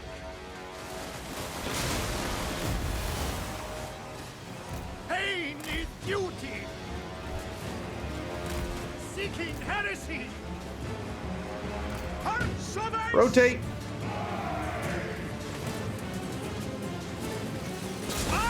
I hate these characters. I seek absolution!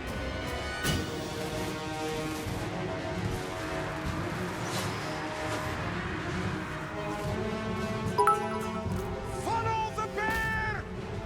Inquisitor Hammond Shield. X20. What's the difference between poison wind globes and death wind globes in tabletop versus Annihilate them! Bro, this guy is just like infinite leadership. Obey the orthodoxy! Yes! Purge them! Oh, they got through the barricade. That's a problem. Follow the bear! Cossars!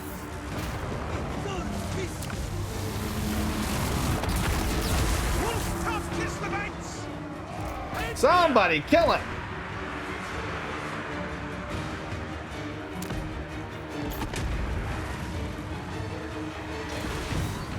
Bring out a penance! Orthodoxy endures! Armored Cossars!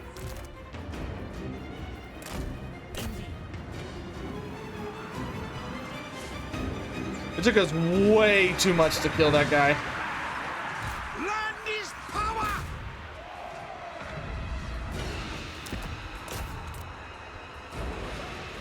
Wolf tough Kislevites! Cossars! Kislev endures!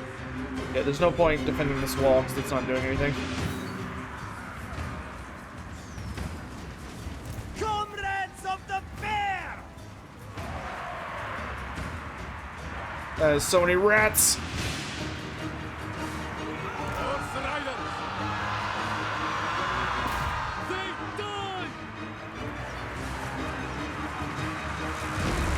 And he's back.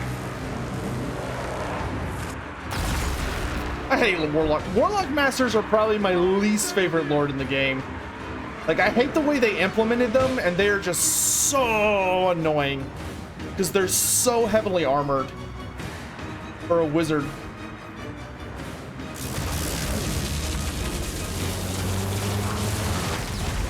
But I will always be so bitter that we got a Clan Scryer themed lord that doesn't have shooting attacks. Like, whose idea was that? Like, why even bother making a Clan Scryer lord if you're not gonna make them the shooting character? Does Urson shit in the woods? If his domain is a forest, yes, but I don't think his domain is a forest. Gods have their own domains and their little pocket dimensions that they're absolute big bad rulers in. Sorry, I have a Lizardman question. How strong are the Lizardmen in comparison to other races' legendary lords? Most of the Lizardmen legendary lords are pretty insanely OP, from like a lore standpoint. They are freakishly dangerous compared to a lot of races that are supposed to be in a similar caliber, essentially. And it's just because, generally speaking, when you're dealing with Warhammer Fantasy lore, the older something is, the stronger it is. It's not necessarily a hard rule, but it's a rule that is generally speaking the case. So in a situation like Boris situation like the Lizardmen, like most of their characters tend to be a little over the top, and by a little I mean a lottle. Because ultimately they are like all freakishly ancient entities that have been around for thousands of years. And because of that, they are actually a bit of a pain to deal with. You thought you were getting away? Take that. Nah. You're not getting away. No more rats. Blizzard Brooch. Stock and unspottable. High Priest of Ursun. Better run, rat. Demon Slayer. You better run. I shall enjoy this. Me too, Boris. Me too. Hear me roar. Especially because he has minus 20% movement. Because he's in my territory. Ice Witch.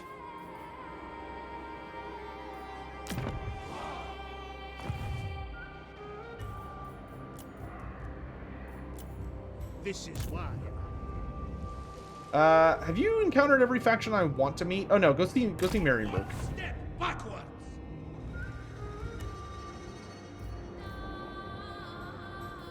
Could any of them match Archaon? A lot of the Lizardman characters would be a pretty fair fight for Archaon.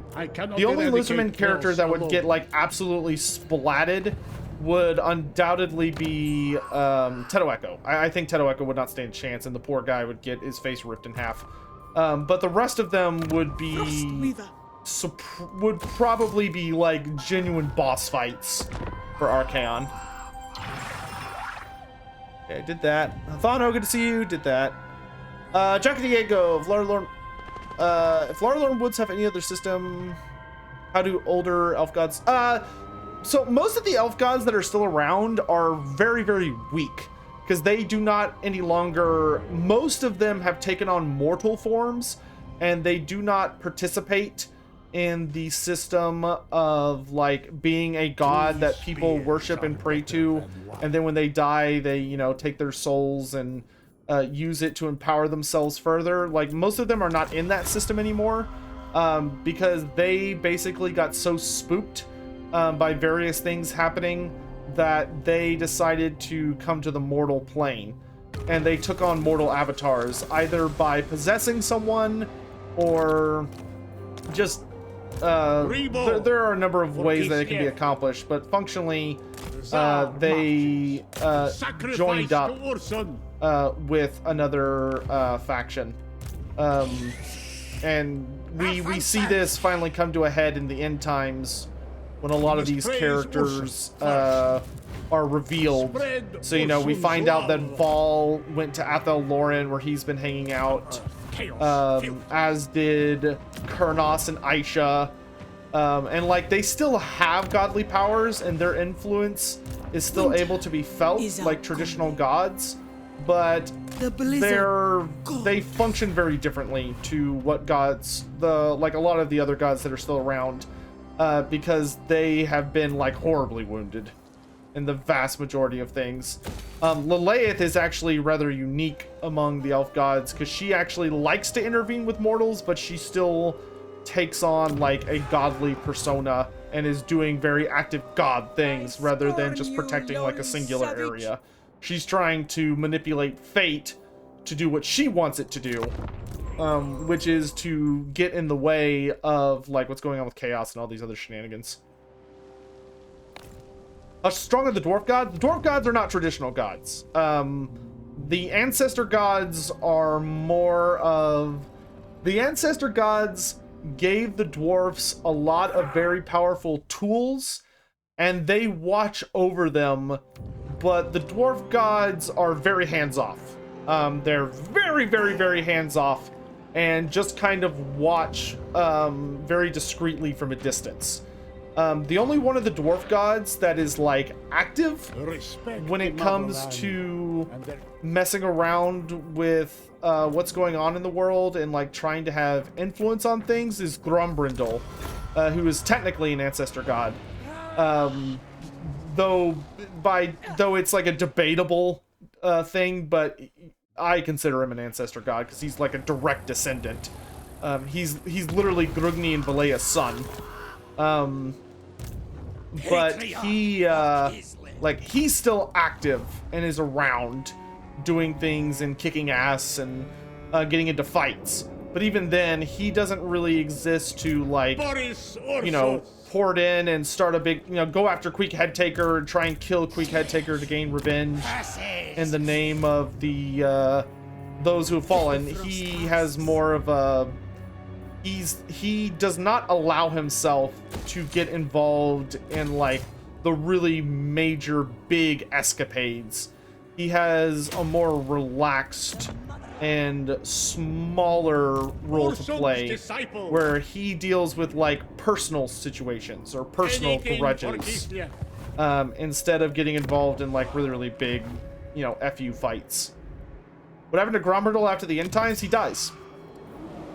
He died. Kislev. We don't know exactly how, but there was a lot of shenanigans at the end of the end times, where basically the entirety of the dwarf race united, and the halls of their dead were opened, and they basically marched out. They marched out to go fight against the forces of chaos. And they showed up in Middenheim, and basically there was this, we got to see this last stand of the dwarven race, where they threw everything they had at a literal endless tide of demons, Skaven, beastmen, and mortals of chaos, and just held them back, while the incarnates, who were kind of like the big main characters of everything that was going down, the incarnates were in charge of stopping Archaon's ritual and killing Archaon, while the dwarfs held back the enemy. Ultimately, though, they failed. The heroes did. They almost succeeded in stopping Archaon, but shenanigans happened. Must be smoked.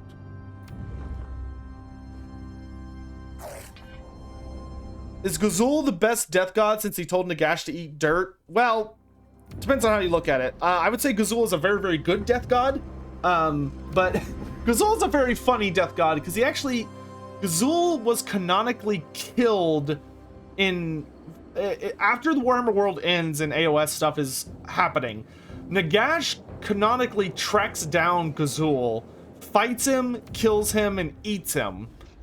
But then Gazul proceeds to pull like an Uno reverse card and is basically like, hey, I'm a death god, and the people that worship me as a death god are still around. So even though you killed and ate me, like, I'm already death incarnate, so what is death to death? So he's literally just like, yeah, no, I'm not dead. Like, I'm technically dead, but I'm not dead. And he's already returned, much to Nagash's genuine irritation. So you can't kill a death god unless you kill the culture that believes in it. Otherwise, it gets tricky. Taste. There. We are invincible, Kislev. Yo, frost shard armor, very nice. Demon Slayer. All right, see if we can actually get a demon prince soul this time. The Great Bear rewards me.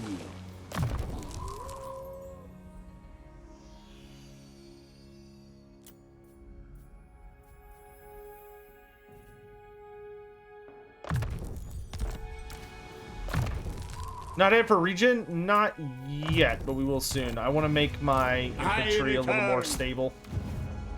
Alright. We have a good chance of stopping... Okay, these two realms are not... We're not going to make it. No, Lord's max level is now level 50. Level 50 is now max level, not level 40. Let's do corn. Get that finished.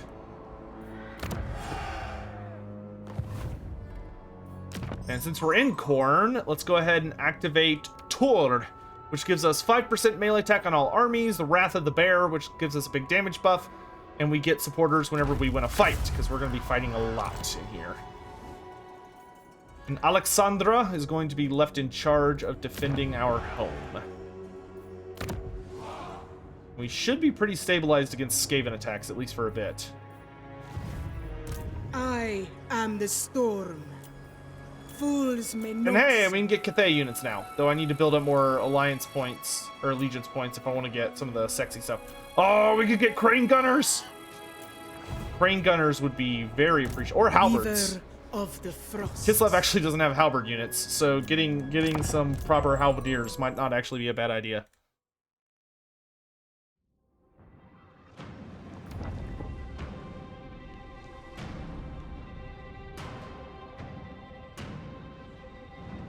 Okay, Hexus just got a super weapon, but we do have at least a chance to stop him.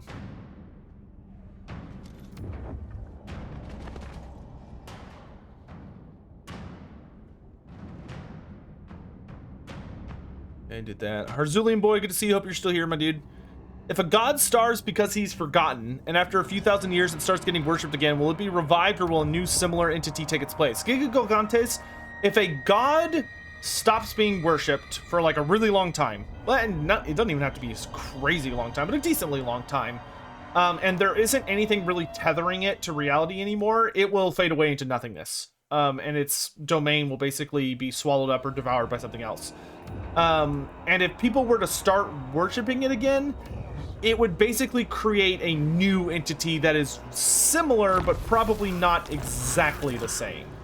So this entity would have, like, you would have a new entity, but it would be different. How it would be different would depend on how it was being worshipped. Like, are the people there still worshiping it the exact same, or have the way they view this entity changed and evolved? Because if the way they worship this entity has changed and evolved, then the entity is going to do the exact same thing. From the entity's perspective, if the people who are worshiping it are like, ah, yes, it's this ancient god that had all this knowledge and that's all, like, we're bringing him back, then that god would very likely believe that and may even be that. But that starts getting into, like, these sort of much more complicated, like, metaphysical questions. Come here, Hexus.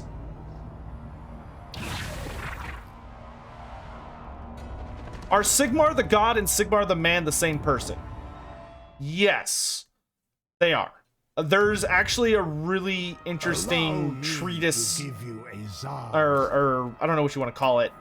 There's a military alliance with our daughter. You honor the crown. There's a very, very interesting art. I think treatise is the right word. Written on it by Volkmar the Grim, who discusses it very deeply in depth.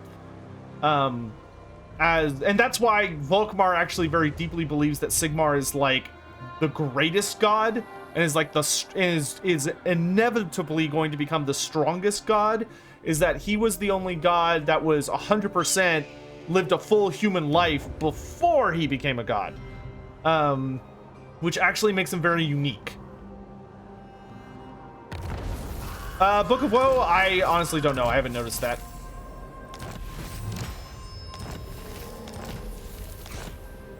Hear me roar! Alright, let's kill a demon prince. Cut them. This will be a fight. This is the asshole who wounded Urson. It's time for vengeance, chat. And the nice thing is, by killing him, we'll get even more diplomacy buffs with Kislev.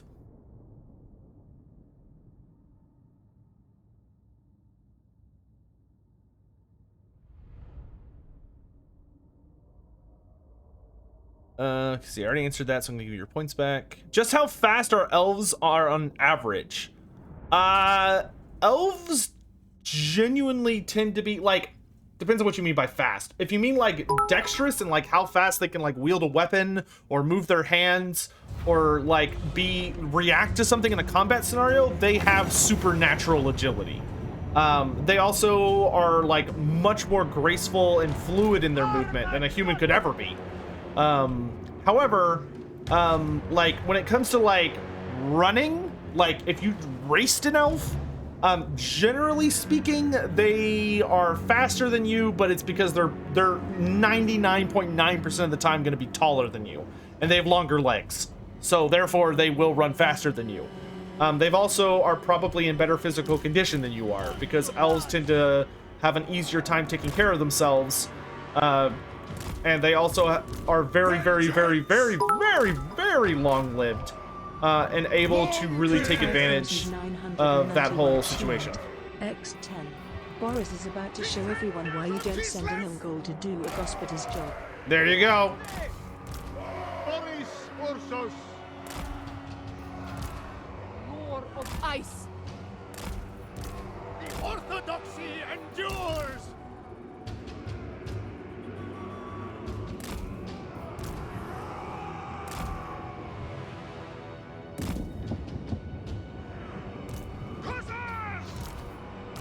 Oh, Kossars. I need to get you all out of my army. Boris Ursus. The lost Tsar. Boris Ursus. Come and get it, demons. Is he not moving? Are you moving? You're not moving. Fine. Father bears prophet. I will come to you. I aid Kislev.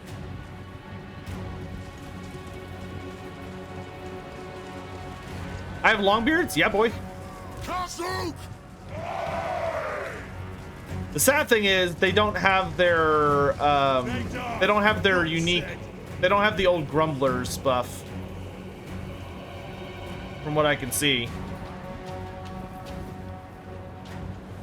Oh wait, no, that's their encourage aura. Never mind, I'm stupid. Ignore me. I'm just an idiot. I'm just stupid. That's okay. Is this a new build? No. That's sir. Good to see you. How you doing?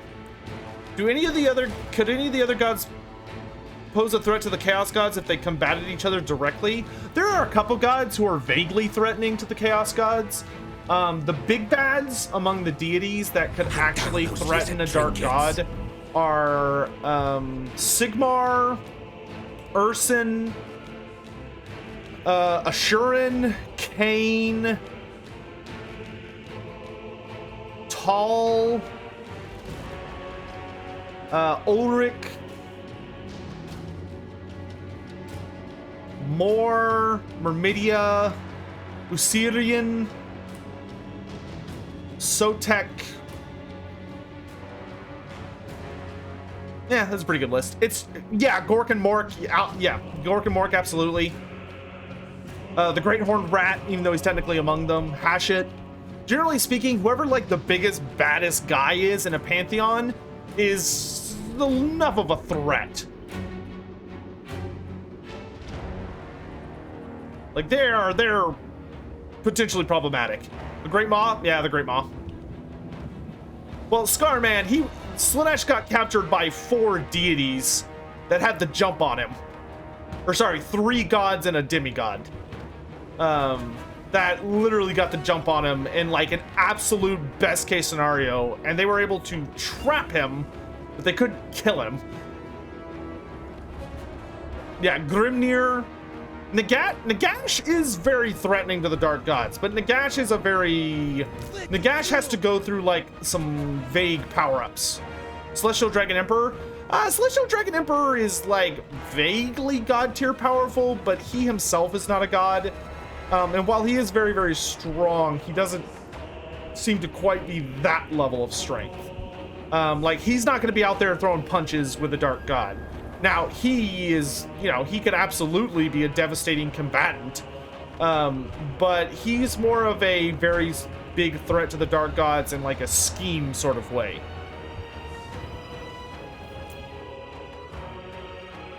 What are the chances Cathay comes back in AOS? Probably not super significant, but I imagine they're probably gonna have a fully playable army in Warhammer: The Old World, because all of the Cathayan characters were around for that.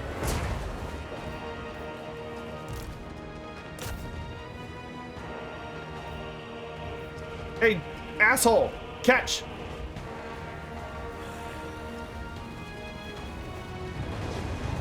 Oh, good hit! Right to the chest. I mean, he took it well, but hey, I'll take it. It's free damage.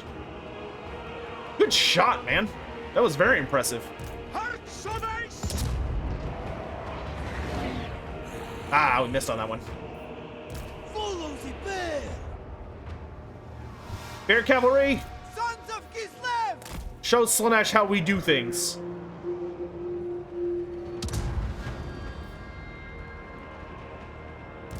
We fight for Ursun, the motherland's finest. Here, have a buff. Wolfstaff Kislev. Patriarch, go support them, just in case.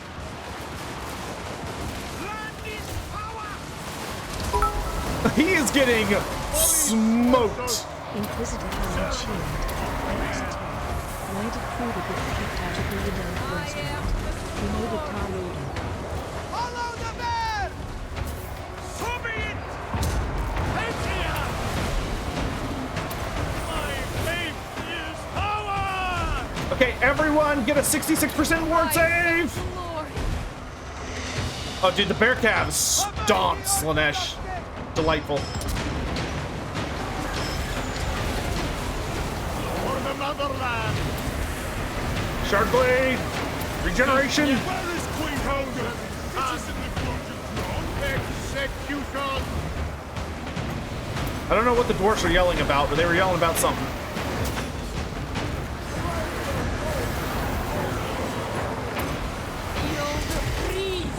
Oh, yo, time of muck! Cataclysm spell!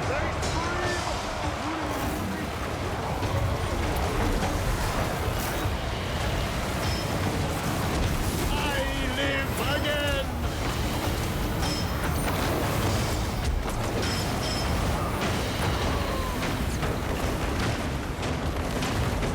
Siege sorcery.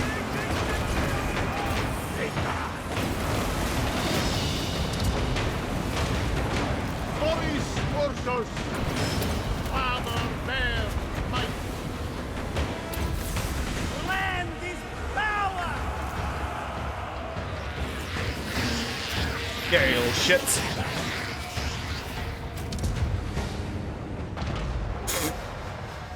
Those marauders just got absolutely deleted. Boris Ursus! Good work, team. Anything for Kislev! Urson has been avenged. Patriarch! Sent by the Four! Alright, we're just gonna get a lot of heals so I can get my characters as close back to full health as possible. Bearcap is strong? Yeah, no. Especially with Boris leading them, because they've got like way more weapon strength than they normally would.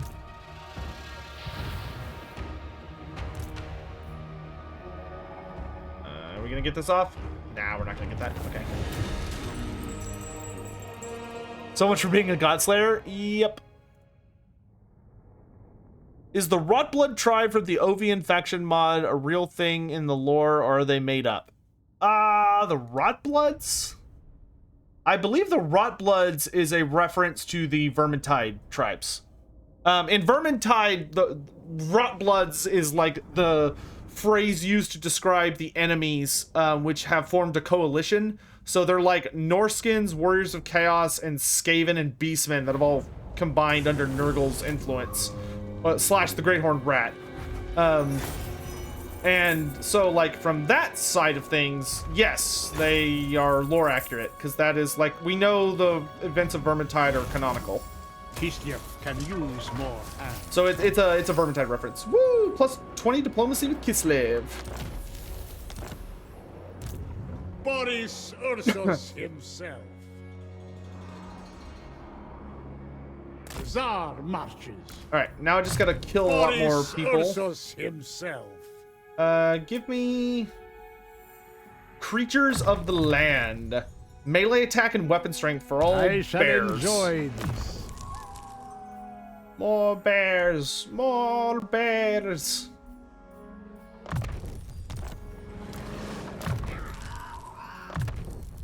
Wait, did I grab one of these yet? What level are these? 20. Okay.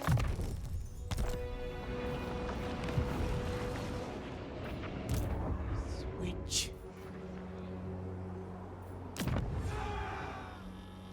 All right, I think it's time for her to get an army.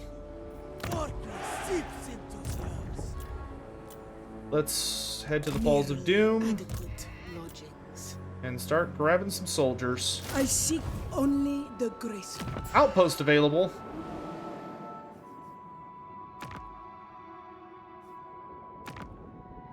Yeah, okay. So. Oh, look at that. Empire's ready to talk. Then. Oh. Only Sigma's god, baby. Ulrich, can judge it worthy or not. Empire's blessings. Yes. It is Empire trading time. Yes. Who has the best and By worst Sigma's will, Lord defeat come in traits? peace.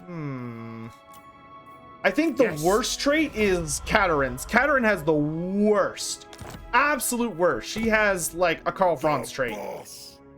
So her trait is you cause terror against Kislev. You're smarter than me. You cause terror against Kislev. That's it.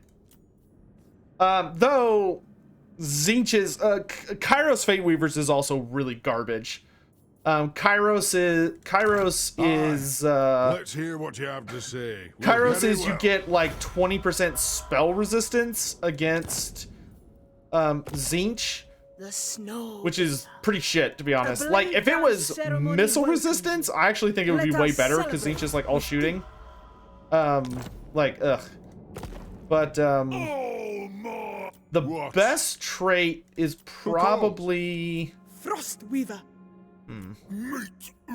I'm not sure who the best trait is. Kugoth's is pretty good, because Kugoth's makes it where you are significantly less likely to catch a plague with your army, and if your army has a plague, to spread it.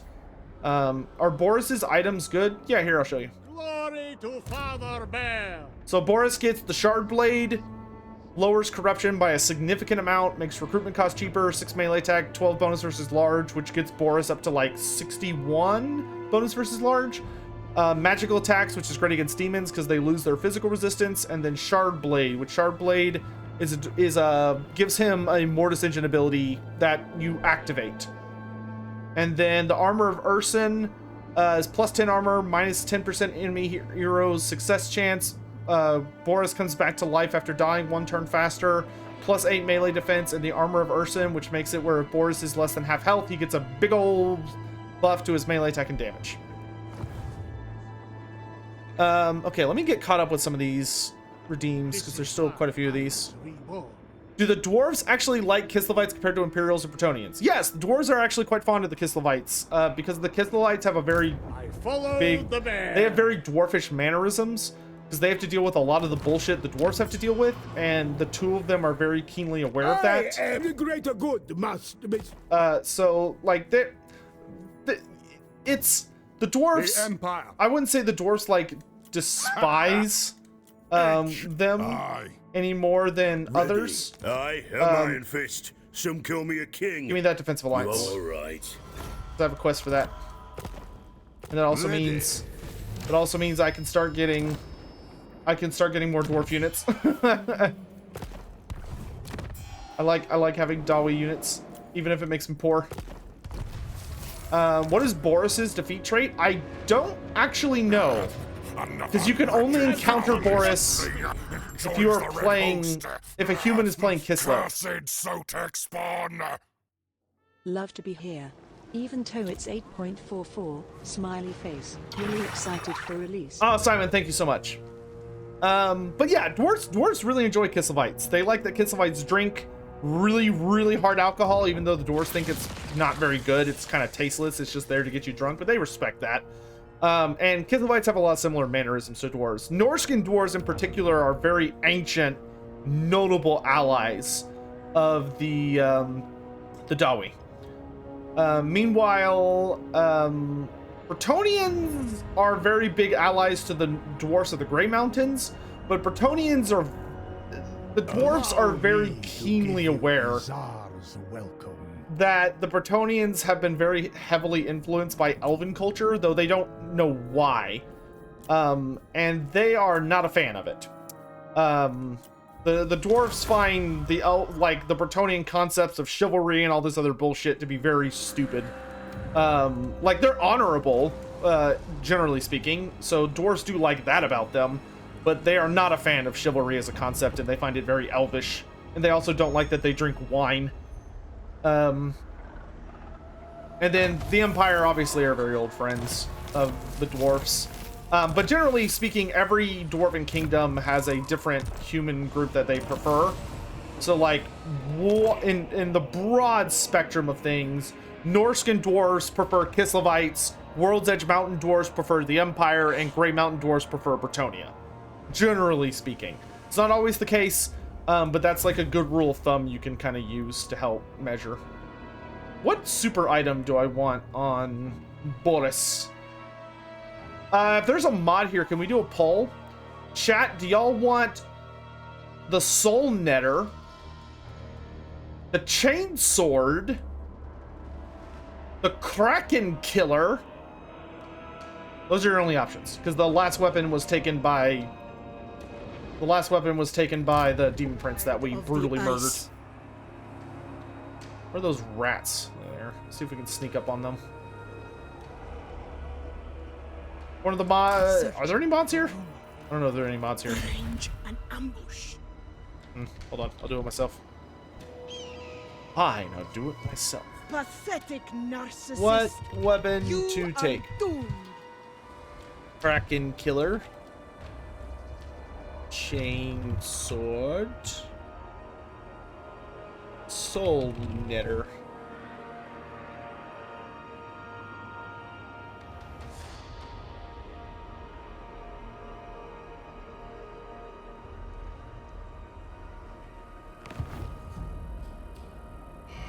I take pleasure in your destruction.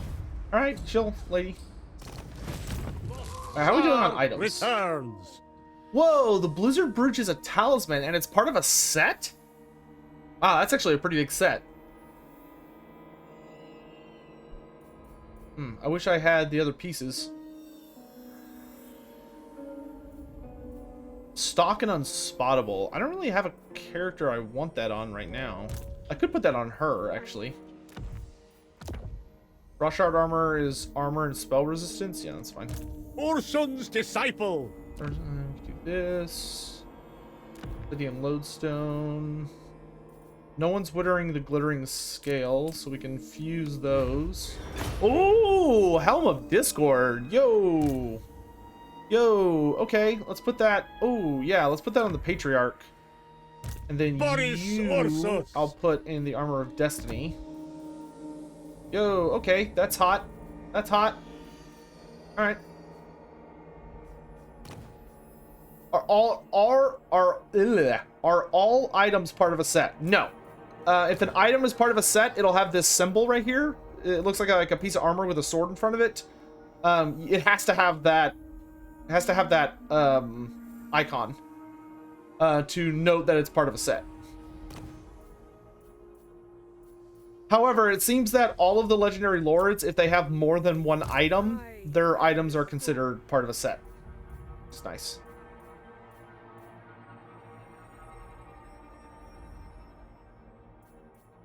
Yeah, I could sell some of these. I've got like a lot of bonus ancillaries I don't need.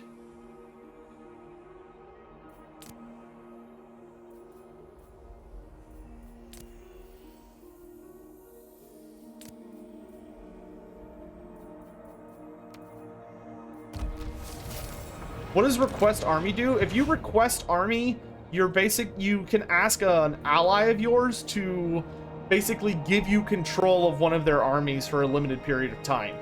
So for instance, I could go over to Kostaltyn and be like, hey, like I could really use control of this army right now.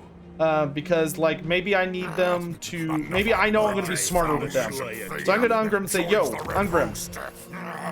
Cursed Sotek spawn. Like I need to request an army, but to request an army you have to be a military alliance. Ooh, he has missions? Yeah, dude, I'll accept your mission. Missions are good. They're how you make your allies very happy. All right. The Kraken Killer one? Dang, okay. That is genuinely shocking. Come then. Only Sigmar's god Ulrich. Right. Alright, the Kraken Killer it is. Also, Delicious Rice Balls. Welcome to the stream. How you doing? Thanks so much for being here. Do we know anything about a fisherman, god, or gods? No, we don't really know anything about the fishermen, really. Just little scraps about like what they look like, but we don't know anything about their culture, or their gods, or their religion, or any of that. But generally speaking, if the fishermen were to be adapted, I would love for the fishermen to maybe be like a mix of, maybe take like Polynesian culture and mythology and adapt those gods, but kind of spice in a little bit of Cthulhu-ness. Like make it a little more like terrifying from a human perspective. But I think generally speaking, Warhammer is at its absolute strongest when you take a race and try to adapt it from our world into a fantasy format, which I think they could do really, really well with the Fishmen. Respectfully so, I should know. Like, you need to make sure you do your research and not do anything that's like an insult, like a slap in the face. Be smart about it. But I think they could do some really, like, granted, I don't know a lot about Polynesian culture. I think my greatest exposure is like Moana. But even there, like, they have such a deep connection to the ocean and islands and a lot of their mythos about that I bet they could really conjure up some powerful imagery and spooky creatures and gods and stuff. But I just really would want them to be a neutral race. Like, I would want them to be like the Ogres or the Tomb Kings, in that they're not really on anybody's side, they're on their own side. You know, trying to do their own thing. And then have it where maybe the, and then have it where the, you know, I wouldn't want them to be a chaos worshipping race. Polynesian culture mixed with Dagon sounds cool. Yeah, that's I would like that very much. Inquisitor Hammond cheered. X10. Kind of like in Ruined King. Hint hint. Spoiler spoiler. Well, I haven't played Ruined King yet, so no spoil. I would like to play Ruined King one day. I love League of Legends lore. I binge the shit out of that from time to time. Bears, prepare for battle. Follow the bear! Hearts of ice! We fight for Ursan! Okay. Little Grom! Little Grom, are you in range? You are in range. I'm gonna adjust you a little bit so that we can open fire on those Skull Crushers immediately. Skull Crushers are very scary. Fire! Oh yeah, you better run, coward. What I thought, Corn.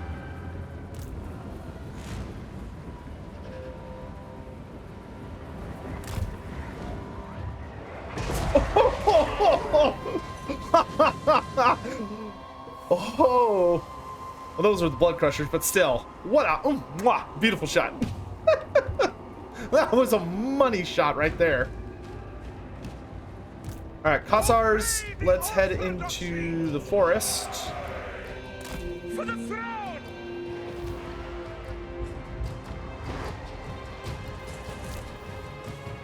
And now we're in range of the Skull Crushers. They did such good attention to detail, dude, where like the mortal aspects of the Skull Crusher will stay behind when they die, but the demon parts fade back into the are banished, which is so great. Just like it should be.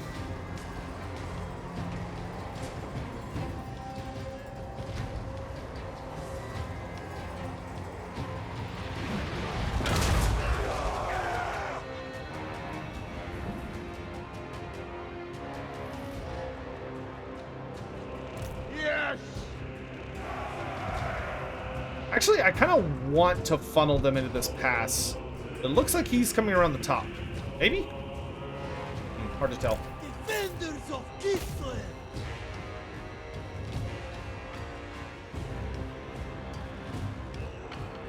What is Lumbria? That's not ringing a bell for me. Ooh, easy, guys. Uh oh. Oh, we are way out of position. He's going all around us. Well, at least we're in a forest to fight to the death.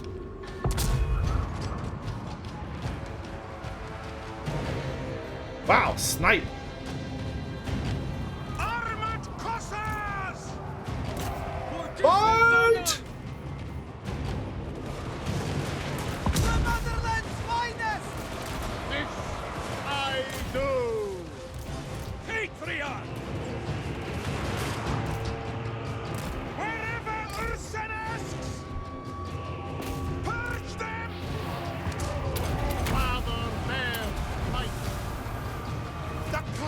Unite! Move to attack!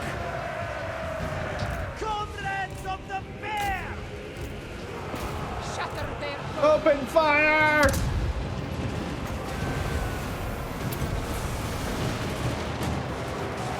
Boris Ursus, Kislev, frozen sun. Dwarfs have a 66% ward save.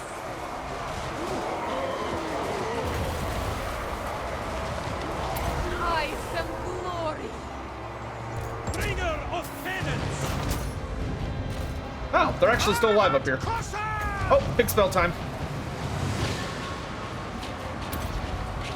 Unleash the lore of metal! Ursun's right hand!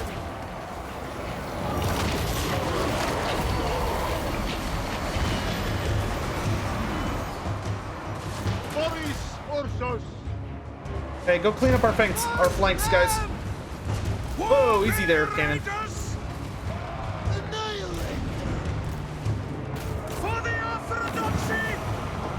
For the motherland! Frost Maiden! So then kitty cat. Maiden moving! Slow these demons down a bit. Crush their skulls! It is done! Weapons out, lads! Obey the orthodoxy! Of duty, sir! I am the war! Orson! Or! Raj! Salyak! Boris Ursus! Ursun's demand! Slay them! Long be it! The lost star! May the Orthodox! Boris Ursus! Ursun! That looks super weak. Well, to be fair, we are in the realm of chaos, fighting a Khornate faction, which means that he is going to have obscene levels of spell resistance. Especially because in the realm of chaos, he gets even more spell resistance than he normally has. Boris, moving! Taking position! Comrades of the bear! Maiden of Ice! Daughter of Ice! Frost Maiden! For Kislev!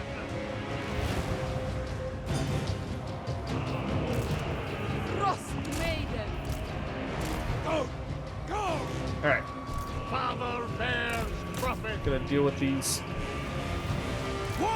chaos spawn. Servant of the bear. Yes. Longbeards. Patriot. The dwarves did their job great. Dwarves held the line. They did their job. Bro, what are you shooting at? Oh, okay. Kislev endures. Do Cathay Sentinels degrade? No. They are not undead. They do not degrade. X100. They are unbreakable and they fight until they're dead. But they do not degrade. Hail Boris. Hey, Vitarius, how you doing? Thanks so much for the bits, dude. I really appreciate it. Come here, Boris.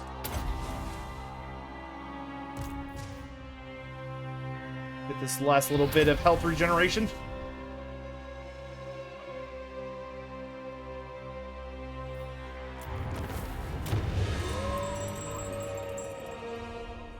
Let's see. Lore fact about Marienburg that highlights them belonging to Warhammer Fantasy Netherlands. Well, the problem is I don't know anything about the Netherlands, so I don't know if I can really help you there. If you tell me a little bit about the Netherlands, I could try and like draw a connection there. But I can tell you that they are a mercantile city that is ruled over by merchant lords, and they have houses of merchants who dictate the city's laws and rules, and that the way they got their independence is that they literally bribed their way out of the empire. They paid the emperor a shitload of money, and were like, "Hey, we're gonna pay you. We're gonna give you $1 billion to fuck off. Like, here you go." And the greedy emperor Boris Goldgather was like, "Oh yeah, oh yeah." He was more than happy to take that change.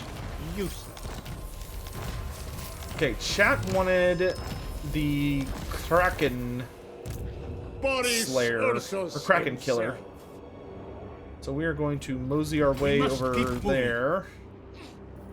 Oh, that was painful. Urson's disciple.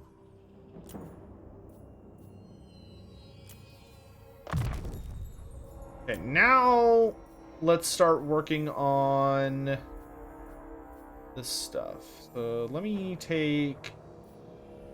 recruitment costs could actually be really nice. With this I serve Kislev. Oh, nice. So we can upgrade our lady. So we can make it where we get 30%. Look, I love these new hero level 20 abilities. I need these for every single race in the game. For every single hero in the game. So they've made it where when you level up your hero, once they hit rank 20, they get access to a singular skill from a line that locks the others. And each skill corresponds to one of your things. So like Eagle Eye makes your scouting even better, but it also gives you 10% campaign line of sight and 30% chance to detect ambushes. Magistrate is for boost income, so it increases your boost income, but it also reduces construction costs by 10% in your province.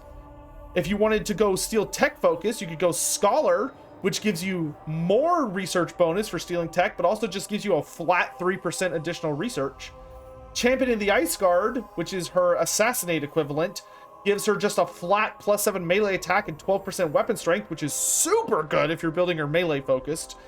Which there is a good melee focused Ice Witch build, but you have to get lucky to get the right traits when you're building an ice character. And then for Assault Unit, you could take Handmaid of the Ice Queen, which gives you another 5% casualty cost and 10% lower cooldown on spells. So it's like, oh man, on Eagle Eye, I like Eagle Eye because I like finding magic items, but like that 10% cooldown to all spells, but we're gonna take Immortality. Wishing Sotek and all the homies the best. Hey, thanks so much, Hathano. How you doing, dude? Thanks for the support. I really appreciate that, my dude. Lovely to see you. Hope you're doing okay. How would the Toon King Necrotex react to seeing Cathane Sentinel? They would be very upsetty spaghetti. Because to them, that would be a direct challenge. Ice Witch. Which for the Necrotex, like, they genuinely and very deeply believe themselves to be the ultimate crafters. So the second they saw that thing, they'd be throwing hands. They'd be big time throwing hands. Tanked your LSAT. Oh, I'm sorry to hear that, dude. Take it again next week. Well, I wish you the best of luck. Thanks for the hydrates and stretches. I may have to go downstairs and get some more water in a minute. Ugh.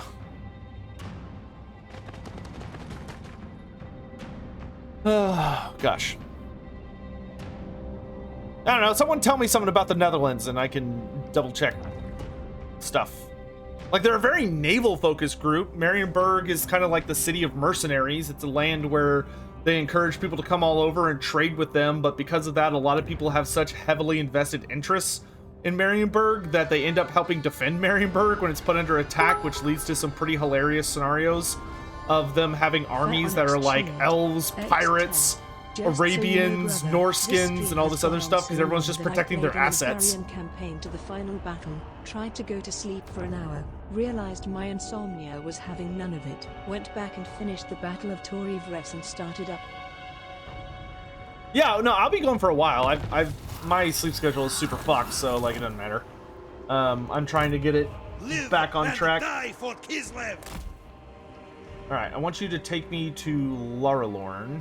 I yearn for absolution. Hey, look at that. Ancient. Hey, there's a cool little tidbit. Known simply as the Ancient Dragon Cave, it was once home to an infamous drake, said to have come from the Far East. This creature has not been seen in eons. Well, that's cool. That's a cool little tidbit. Wonder if that's one of the dragon kids. King Potato, good to see you. Blizzard, take you. Turn limit still 75? No, turn limit is up to 100. And I am so ready for them to get rid of turn limits, because it's super annoying. Base and feeble. Okay, so we got that Skaven coming in. I'm gonna move over here and stealth, see if we can catch him out. Must be employed. They sound like the Dutch? Maybe they are the Dutch. Don't ask me, I'm not good on like real world culture and history. I just live here. No, I wonder if we can slip by without a Maldry Ironbark attacking us. About Scrag. So Scrag the Slaughterer is a the Netherlands once bankrupted their entire nation over tulip speculation. Marienburg ever do that? Not to my knowledge. But feel free to argue amongst yourselves in chat whether or not Marienburg is the Netherlands or the Dutch. I'm curious what decision y'all will come to. So Scrag the Slaughterer's whole thing is that Scrag was once a part of a particular tribe. I think it was the Mountain Eaters. What was the name of their tribe? Let's see here.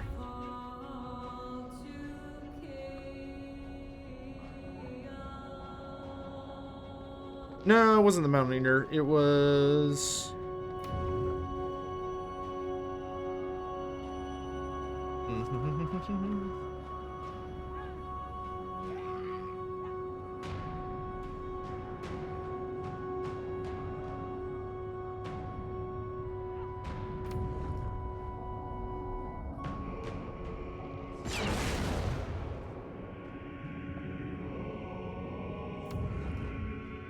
Where are you, Scrag? The Rock Grinder tribe. That's who it was. So, he was in the Rock Grinder tribe. Wasn't the Mountain Eaters that clan that Araloth banged? Nope, that is not correct. I wonder how long it'll take for you to get tired of that, but I suspect it will be never. So, Scrag the Slaughterer was part of the Rock Grinder tribe. And his history with them is that he was a very celebrated and notable...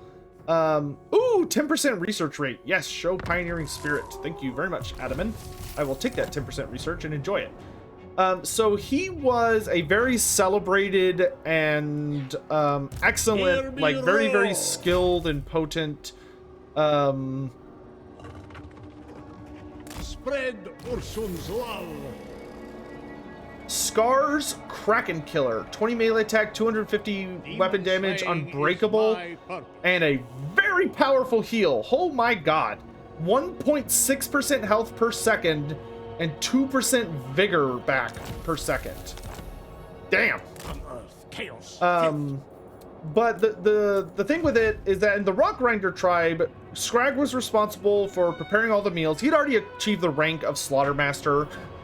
He was well liked, did his job well, but the tyrant of his tribe had a bit of a temper. He struggled to control himself, even by ogre standards.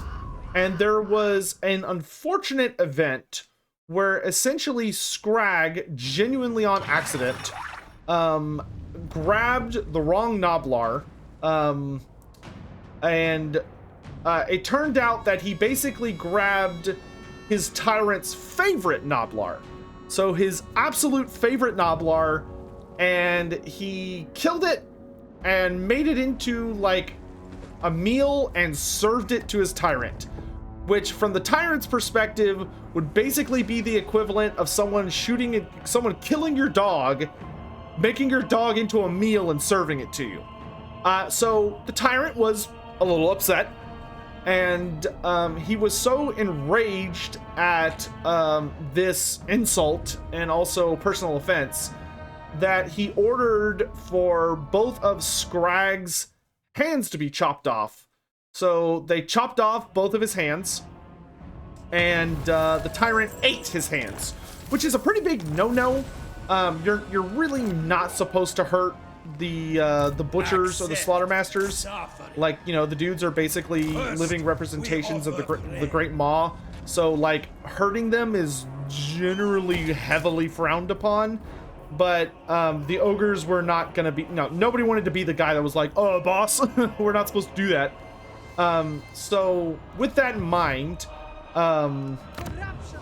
the Bride of the Ice. The tyrant proceeds to say that Scrag must be exiled for this insult. Demons. And so they do that. They exile Scrag, but not before beating the living crap out of him.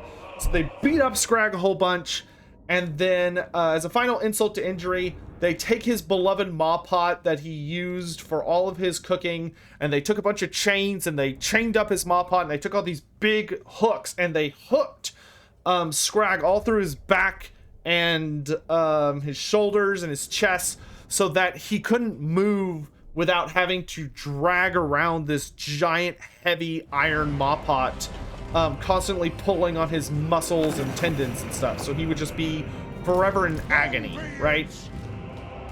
So, you know, pretty not cool move. And then finally, they cast him into the tunnels beneath their tribe, into the darkness beneath the mountains where foul things lurk,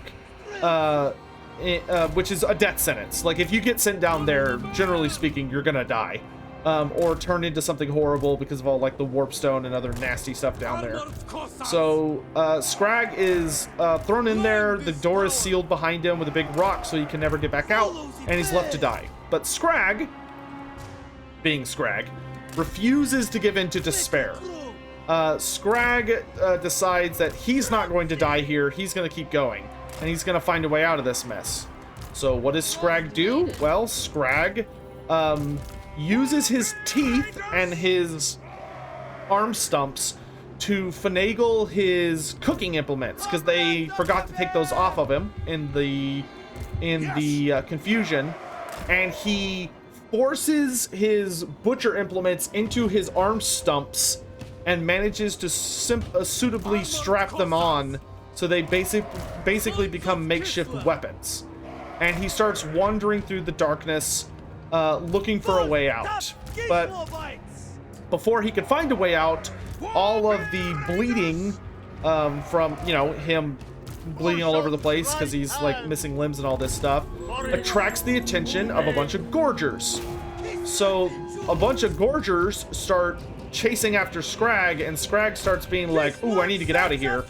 But they're pursuing him through the tunnels, and eventually he realizes he can't outrun them.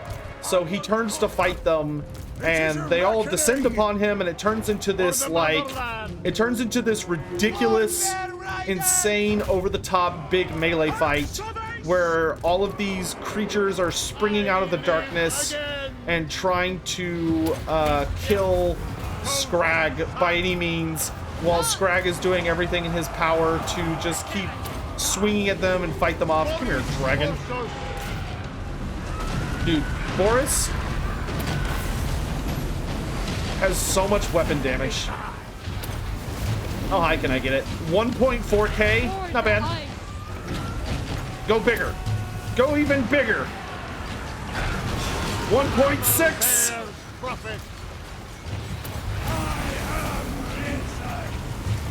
Storm's decree.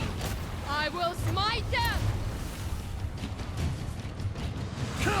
Come on, lads. Down the hill.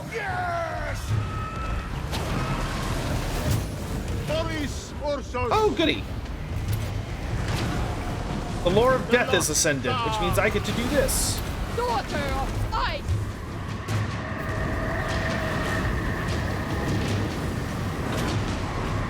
Nom nom nom nom nom nom nom nom. Basically, spirit leech on cocaine for your enemies. It's great. Orson directs me. Hour of winter. I am the squall. Oh, you back up. I got this. I am the war.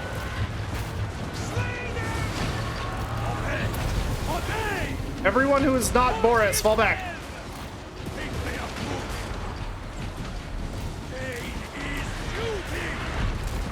Spreading hoarfrost. Boris is fine. Yes. Seeking opportunity. Follow the bear!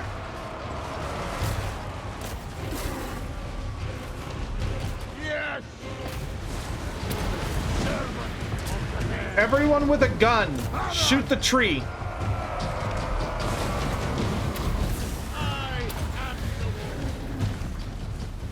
Don't you do it. Okay.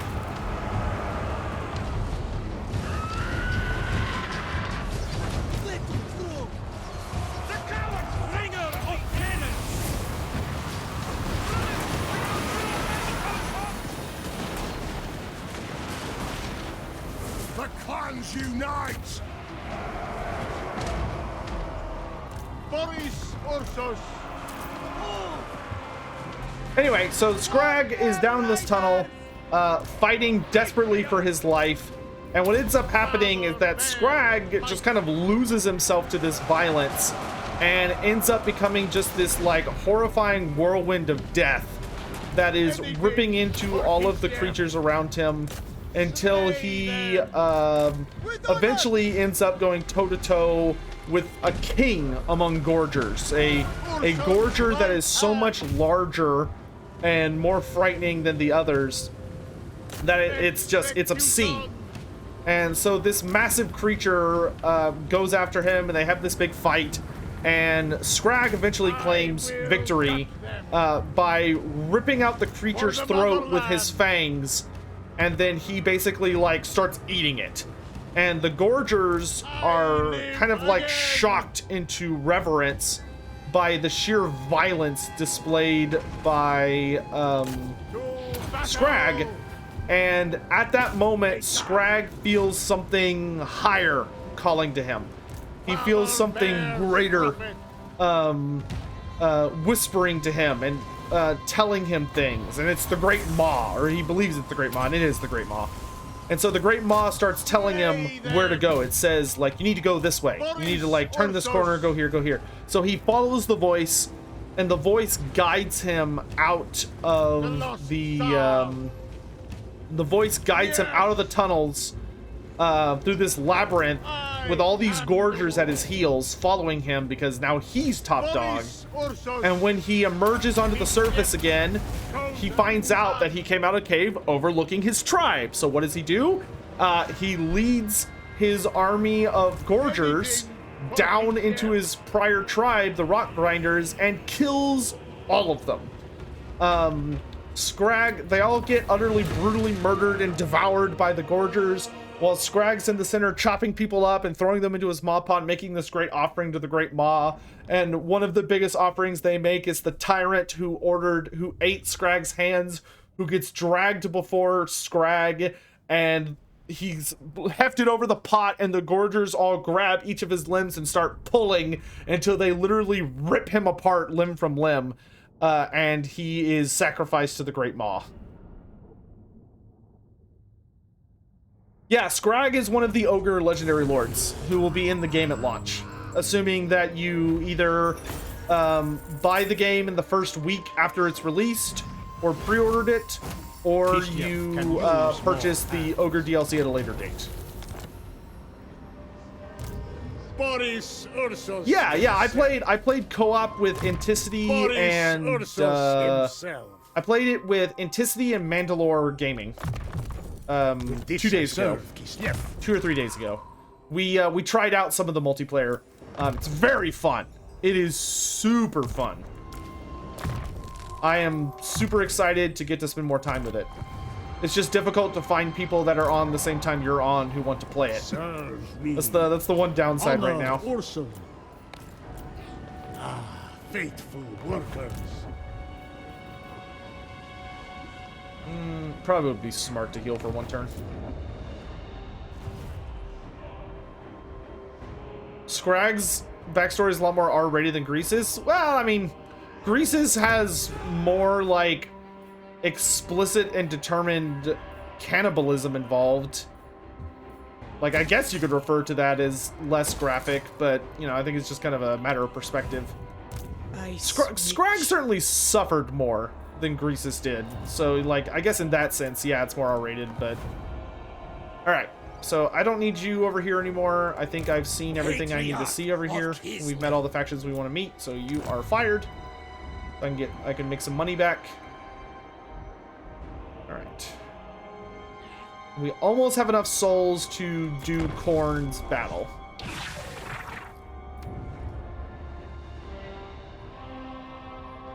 Why does Volksgrad only have one build slot? Because that is an allied settlement that I am building a outpost in. It's not a one slot settlement. That is the outpost system. Can Ice Witches of Kislev have families? Yes, traditionally they can. Not all of them do, and there can be specifications to it. Oh, I didn't get my garrison. That's a bummer. But like generally they can. I'd have to double check. Like technically they follow the Ancient Widows, so they might not be able to get married, but they do tend to have kids. I don't think they can get married though. I'd have to double check it. Mornington Crescent, good to see you. What's a cool fact about Bray Shamans? Something cool about Bray Shamans. A cool thing about Bray Shamans is they actually do command a significant amount of power in a tribe. They actually command so much authority within a Beastman tribe that despite the chaotic and generally speaking bloodthirsty nature of Beastmen, it is strictly and explicitly forbidden in Beastman culture that under any circumstances you may not ever kill a Bray Shaman. It is considered like the ultimate sin, and if you were to kill a Bray Shaman, the tribe, if the Beastmen found out about it, they would hunt you down with like all prejudice. It's also yours. There will be no. Like it would be on. You would not want to be that guy. By Sigma's will, come in peace. Fine. So, approach us, friend, and make. I will. How does recruiting from your allies work? Okay, hold on. I will spend a good moment here. Did you bring showcasing any meat besides what's on your bones? No, shush. That'll do the job. And you may not eat my bears. Thank you very much. Repel chaos. The ice. We shall converse with mutual respect. The ice core is pleased. Kostaltyn's voice actor is so good. Military alliance. Wait. Can I just confederate you? Did I see? Wait. Quick. Get me on a quick deal. Come here. Store friends. Yo. Of the Oh Ice God, it's Court. so close. We humbly welcome you. I might be able to swing it once we do There is this. much to discuss. Give me more money. The Ice Court To make me is stronger. pleased. I want her. I want her so bad because that would give us Erengrad. And Erengrad is so much money. Yeah, Prague, Erengrad, and Kislev are all single provinces. They are no longer capitals of little provinces. They are a single settlement province that is very, very beefy. Kislev. We're so close. We just need to butter her up a little bit. Obey. And the best way to butter her up is to make ourselves look stronger. Which, of course, I can't do super easily at this moment. Well, yes, I can. Summon back Vladimir! I decide Kislev's fate now.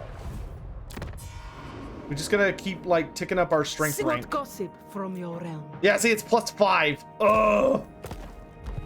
Boris is still alive? Oh, yeah, Boris is still alive. And he's our legendary lord. He is leading our faction into glorious victory. Only the most skilled may serve. Do I want an outpost upgrade anywhere? No. Okay, so here's how the ally system works. Here's how the ally system works, okay? Pay attention, please. Pay attention. So that you can explain this to other people who ask, okay? So pay attention, chat. The way it works is that the diplomacy system has been heavily overhauled.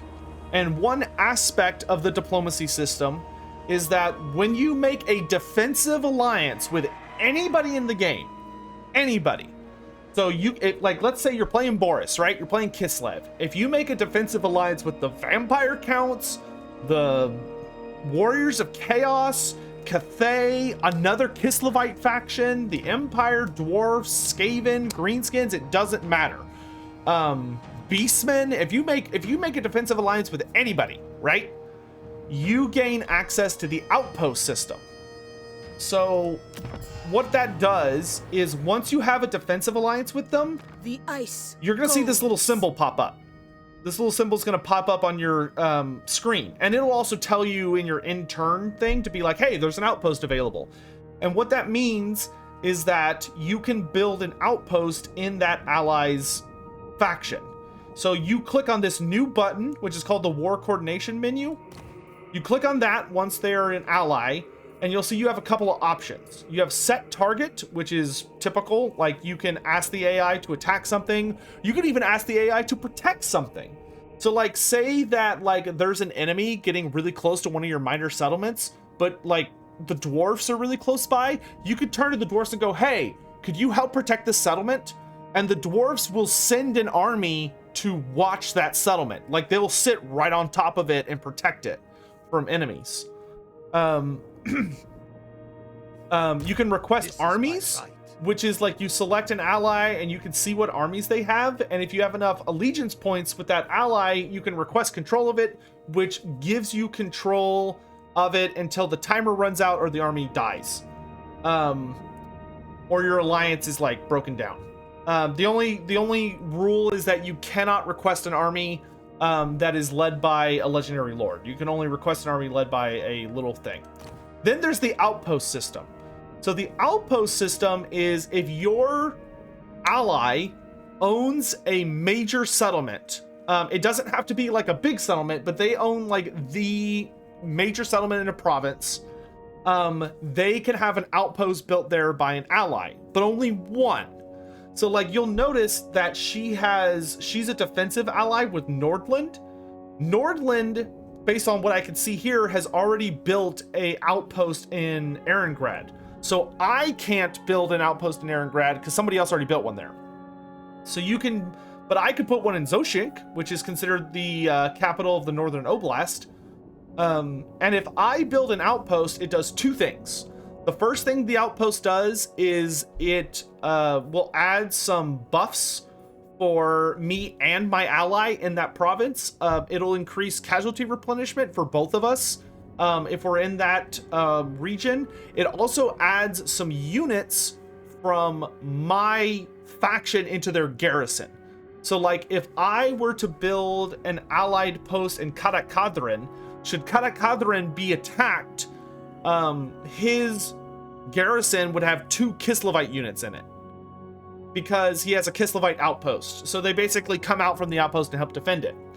Furthermore, depending on the level of the outpost, you get access to recruitable units. And here you can see it. If I were to construct an outpost in Zoshienk, I would have access to the locally available units to that province.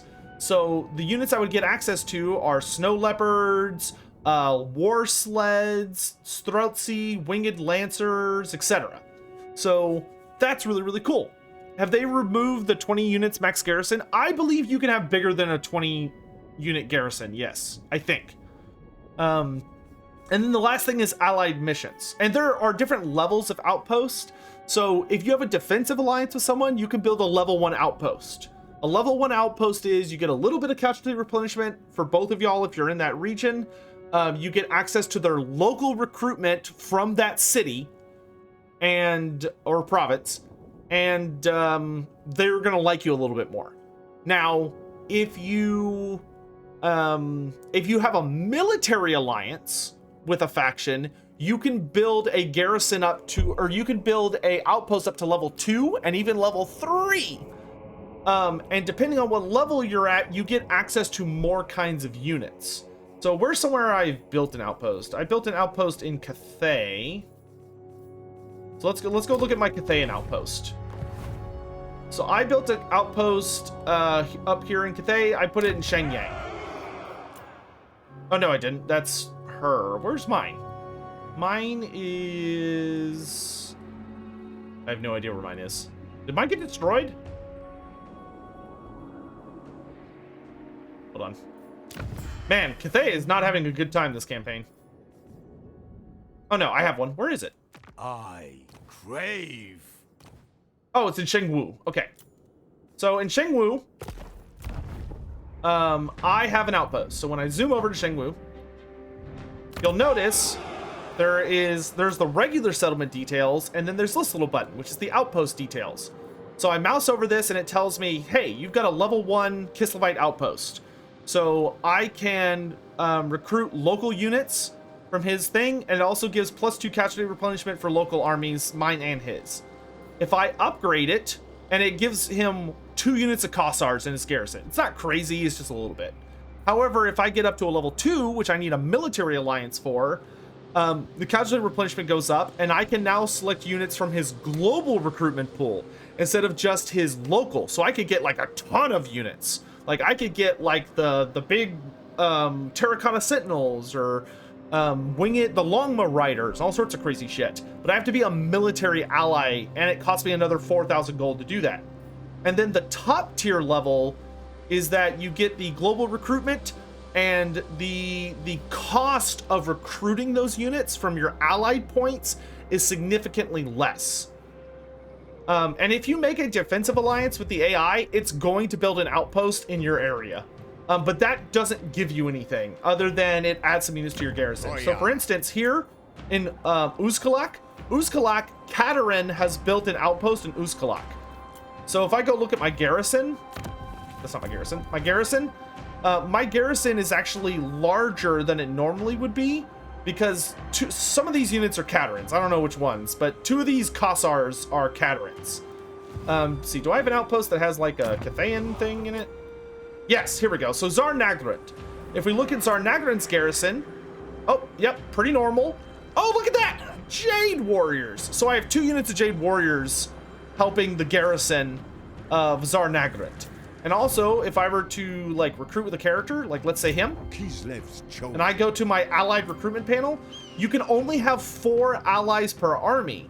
However, look at all these units I could recruit. I could get crane gunners. They cost me 12 allegiance points and also 227 upkeep, but I could get crane gunners, jade lancers, jade crossbows. I could get shotgun infantry. I could get a sky lantern. I could get a whooshing war compass. I could get a grand cannon barrage. I'm gonna get some of this stuff, but I'm waiting for Boris because these are pretty expensive allegiance points wise. and earning allegiance points with Zhao Ming is not super easy because he's very far away. How do you earn allegiance points? You passively generate them. However, on top of passively generating allegiance points, when you have an ally like Zhao Ming, sometimes you'll see a little icon like this for the ice court. You see this scroll? It says, hey, there's an allied mission available. They are one. So I go here, I can go to allied mission and say, hey, what do you want? Like, what do you want me to do? And she says, hey, I hate some of these guys. I want you to kill one of these guys I hate. So she hates these 3 because these guys are at war with everybody, so they're actually easy pickings. So she says, hey, I hate this beastman guy. Can you kill him? And I go, yeah, sure. So I'm going to accept this mission. And if I succeed at this mission, I'm going to get a whole bunch of allegiance points. Have I played Kislev yet? I am currently playing Kislev. Pathetic narcissist. You are doomed. All right, damn. Has the boyar already been named? He has. But our Ataman has not been named, if somebody wants to name the Ataman. Skogul, good to see you. Your friend the skeleton, good to see you. I thought Grombrindil was the dwarf king who hates Malekith. Grombrindil doesn't hate Malekith. Grombrindil is very disappointed by what Malekith has chosen to become, and I think he has very complex feelings about Malekith. Wait, do I instantly recruit these units if I recruit them? No, they take a turn. Okay, we're gonna do that anyway, though, because that's still gonna save us enough point to get some really exciting stuff, but more importantly, it's going to buff up my legions some more, so I can hopefully confederate Erengrad, because I would really like Erengrad. But Grombrindil, like, has a bone to pick with Malekith, because Malekith made him a promise, and Malekith broke his promise. We are one before Orson. Which is that he basically said, like, when Snorri Whitebeard was dying, the first High King of the Dwarves, Malekith was his best friend.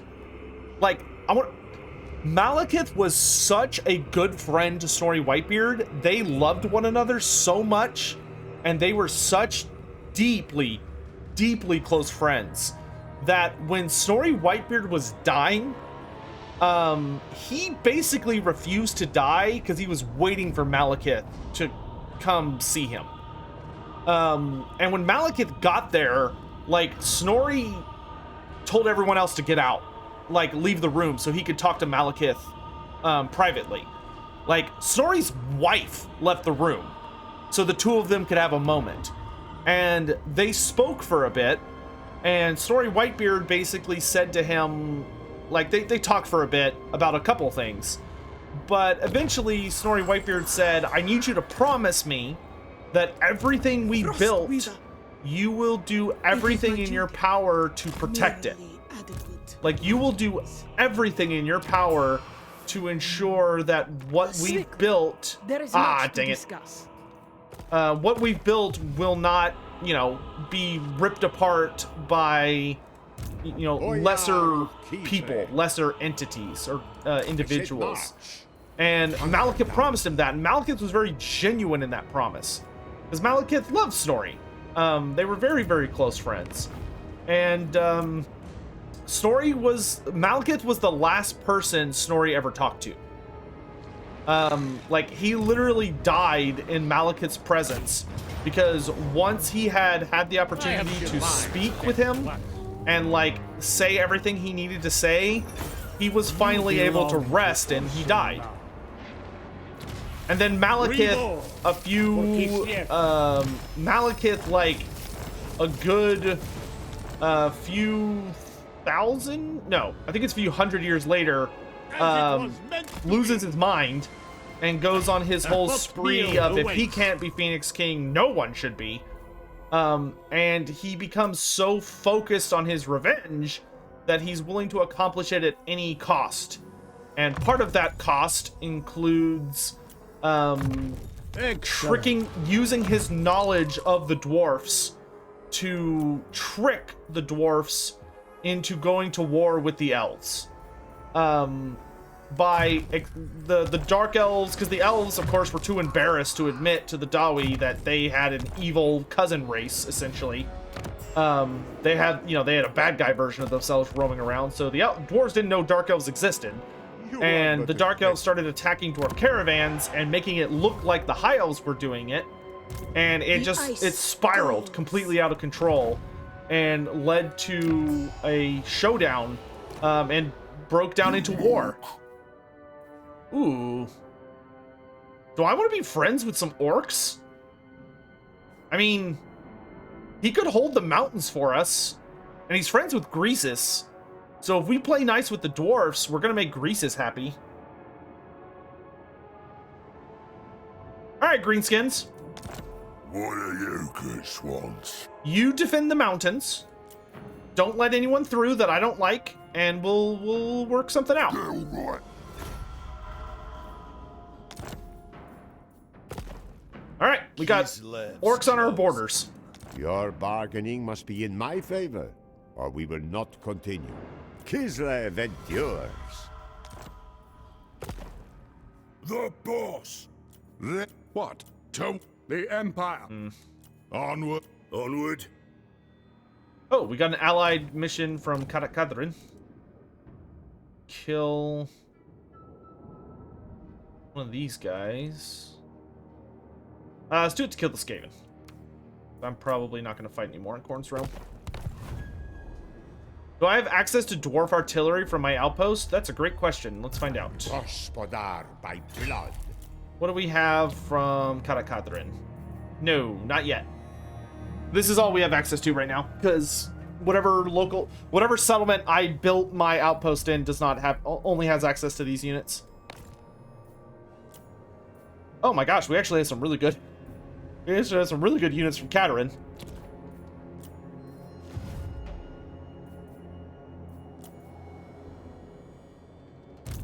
Lord of all. Okay, we need to trick these Skaven into attacking one of our settlements and then try and catch them out. Though Boris should be back from the Realm of Khorne next turn. Boris has his own faction. Yep, Boris is a fully playable, unique, legendary lord with his own campaign. Curse you, Sotek, with your random stream times? Yeah, I'm sorry. What ended up happening to Caden? Caden? The shaman Caden, very, very powerful beast wizard, who's very famous for a myriad of reasons. He was ultimately killed. He was assassinated by Ushoran, the first of the originator, progenitor of the Strigoi bloodline. Caden started the city of Morgheim, or Morkane, as it's more commonly known. And Ushoran kind of rolled up on him and was like, "Hey, that's a cool city you have. You mind if I help you out with it?" And Caden was like, "Sure." And Ushoran was like a loyal ally of his, because Ushoran noticed that he was wearing the crown of Nagash, and eventually he was like, "Yeah, so we're really good friends. You trust me, right?" And Caden was like, "Yeah, bro, I trust you, bro." And he was like, "Okay, bro," and then he killed him. Ushoran surprised him and basically ripped his head off and killed him, so he could take the crown of Nagash for himself. Because unfortunately, that's how that's just how vampires do things. Okay, so if I'm going to be able to potentially take Erengrad, I should build up so I can maybe take advantage of this. Ursun sends us a gift. Noob High cheered. X10. Is Boris's bear mount really good? Yeah, he's pretty good. I believe he has a slightly better stat line than the traditional bear, and he's a little bigger too. All right, chat. I want y'all to vote on this, genuinely, because I'm indifferent. If y'all want, we can fight this out. These battles are very long. They're usually at minimum 20 to 30 minutes long. They're fun fights. Like, I enjoy them, but we can fight it out and do our best. Or you can auto-resolve them, so we can just kind of get back to the campaign. It's up to you. I mean, keep in mind, we can only go up to turn 75. So, like, once we hit turn 75, we have to stop. I'll let y'all decide, but this will give me a moment to get caught up on my... This will give me a chance to get caught up on my redeems. Orbital the Ancestor, good to see you. How do they connect Slaanesh being born by Eldar and Warhammer Fantasy? If so, how? Sorry, turn 100. Sorry, not turn 75, turn 100. Turn 100. Options, fight or auto-resolve. Generally speaking... Noob High cheered. X10. You know it's up to turn 100. Yeah. Sorry. I know I just gave everyone a heart attack. I apologize. Yeah, do a vote. Chat can decide. I'm genuine. I do not care. Like I said, I enjoy these fights, but I also tend to auto-resolve quite a bit. Yeah, we're good till turn 100. So if you're like, oh, just get back to the campaign, we can do that. But generally speaking, no. Warhammer Fantasy and 40k are not directly connected in any sense. They are usually purely focused on themselves. That being said, I've seen a reference in this game connecting Slaaneish's birth to the Eldar incident, but it's part of the multiverse theory. So that's probably just Andy Hall being Andy Hall, who's the lead writer for the game. Personally, that's not a theory I subscribe to because the lore we have does not support that.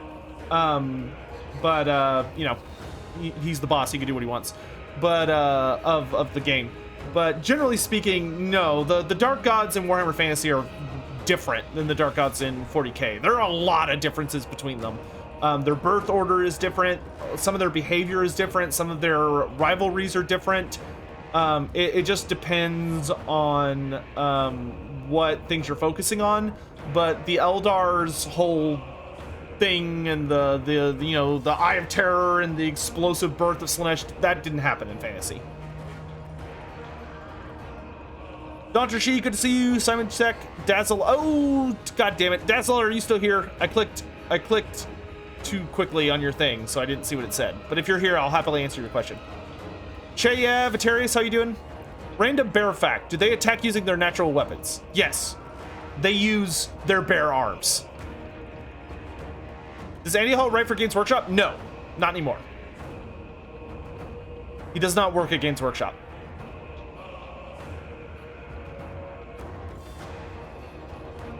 Are Kislev bears domesticated? It depends on the bear. Some bears, people will literally go out and, like, a lot of people in Kislev, like patriarchs and stuff, traditionally have to go out and tame a bear by, like, proving themselves a disciple of Ursun, and like, establishing a relationship with a wild bear, in which case they're tamed. They're not usually domesticated. But that being said, I don't know how the lore is going to change. I highly suspect, though, that they're going to be like demigryphs. Demigryphs in the Empire are probably going to be treated the exact same as... okay, auto-resolve? Okay. The bear is with us. Demigryphs are probably going to be treated the same as Bearcav. And the thing with demigryphs is that demigryphs are wild creatures. They are like 100% pure wild. I'm gonna skip this because we can watch it another time. Ooh, we got Seasoned Campaigner. Very nice. One demon soul down. And I've got Skaven to kill. Also, I've got Slaanesh demons to spank. Oh, never mind. I can spank them with the garrison. Spank! Kislev. Dogs without word. Fighting Chaos is very nice as Kislev, because whenever you fight Chaos armies, you can get Devotion as your end army bonus, and it helps a lot. Oh man, Katerin is gaining on Kostaltyn, but it's going to be close. It's going to be very close. How much longer do I have Tor for? One more turn? Okay. Okay, I'm going to go this way to cut off the rats. So demigryphs are wild. They're purely wild. If you want to mount a demigryph in the Empire, you literally have to be a very, very skilled knight that you send out to go do battle with them and hopefully dominate them and break them to be your mount. And they will hopefully accept you, and you will not be completely and utterly ripped to pieces. Which can happen a lot. However, a lot of people that try that die. I would actually argue that most people that try it die. I imagine it's going to be the exact same for Bearcav and Kislev, where it's going to be that it's considered like the ultimate proof of being like the greatest ultimate warrior, and you are encouraged to go out and find a wild bear and attempt to best it, like Boris did Erskine all those years ago. And if you succeed in besting the creature, it will acknowledge you as superior, and then you and it form a bond, and it allows you to ride it into battle. And if you fail, you die, and you get to be bear food. You can make garrisons engage armies. Yeah, but garrisons can sally out. Fat Onyx cheered. X10. There is a reason Demigryph Knights are considered insane by the other knightly orders. Take off Kraken Killer now that you're home. Good idea. Shardblade. Bad, Kraken Killer. Bad. I don't need all that Cornate corruption in my life. Man, we got a lot of Slanesh corruption. Things are looking very fleshy over here. Storm Summoner. Activate the power of the church protocol. The lost Tsar returns. How do you best a bear without killing it? You wrestle it. That's what Boris did. Boris wrestled Erskine. Maybe you throw a few punches if you have to. Have I watched all the cinematics? I've watched most of them. I haven't unlocked all of them yet, because to unlock them, you have to beat every campaign. Are there any notable characters from any of the 4 demons? Loves all allies. Are there any notable characters the demons in this game have killed?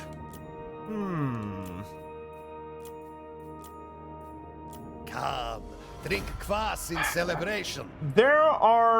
They've killed more people than we could probably pin down and name. However, a lot of the named characters we have in the modern lore are people who just happen to still be alive. Ah, we caught him! Ah, you little shit. You little shit. Courage flows in our veins. Yo, good job. Vladimir, with his Cathayan peasants, caught out the rats. What a king. What a god amongst men. Really hope they keep demon realms the same with rifts in the grand campaign. Yo. Mwah. Yeah, Anarian. That's actually a great point. Anarian. Yeah, Anarian was actually killed through the combined efforts of the big bads we have in Total War Warhammer 3. It's very messy about exactly which demons were there and which weren't, because there's been conflicting information. Chat, listen to this event. Those of you that know your Kislev lore, listen to this event. An elderly farmer begs for an audience. He claims to have found a great crack in the frozen earth from which allegedly emanates the blessed voice of the motherland herself. One wish she will grant, and then the fissure will close, he avows. Though he may be deluded, we would be unwise to ignore this. And you can pray to the skies, have the farmer request that the motherland bless us with the power of the elements, or pray to the land. Have the farmer ask this crack of his to grant the Kislev's armies the strength of the soil. Highborn son. Seems there may be, just maybe, an ancient widow reference. No other may wield it. I follow the bear. Hear me roar. Okay, Boris is going to go back to Uzkalak for sabbatical so that he can get rid of all his Chaos Realm traits. We are going to marshal forth with our Cathayan allies who all died. Though they'll respawn later and kill these demons. We endure for Kislev. The Snowbringer. I don't want you on a bear just yet. Let's get Swiftwing. It aids my I mounted ice witches on the bear in Boris's army? Absolutely. Never yield. I usually... Well, it depends on what I'm doing. Sometimes I do it, sometimes I don't. All right, Vladimir, thank you for your service. We'll catch you later. All right, can we confederate anybody? Oh, we can confederate the Brotherhood of the Bear. Wow, this is going to be super messy. I want to do this, but at the same time, I don't. Lord of all. Like, if I confederate him, that's great because we get control of we get control of High Pass. But it also sucks because I'm just gonna have like these. Oh, but you know what? I could give those to Katerin to help her in the race against Kostaltyn and get a lot of money out of it. Let us Yeah. discuss strategies for victory. Okay, so we're going to confederate the Brotherhood of the Bear.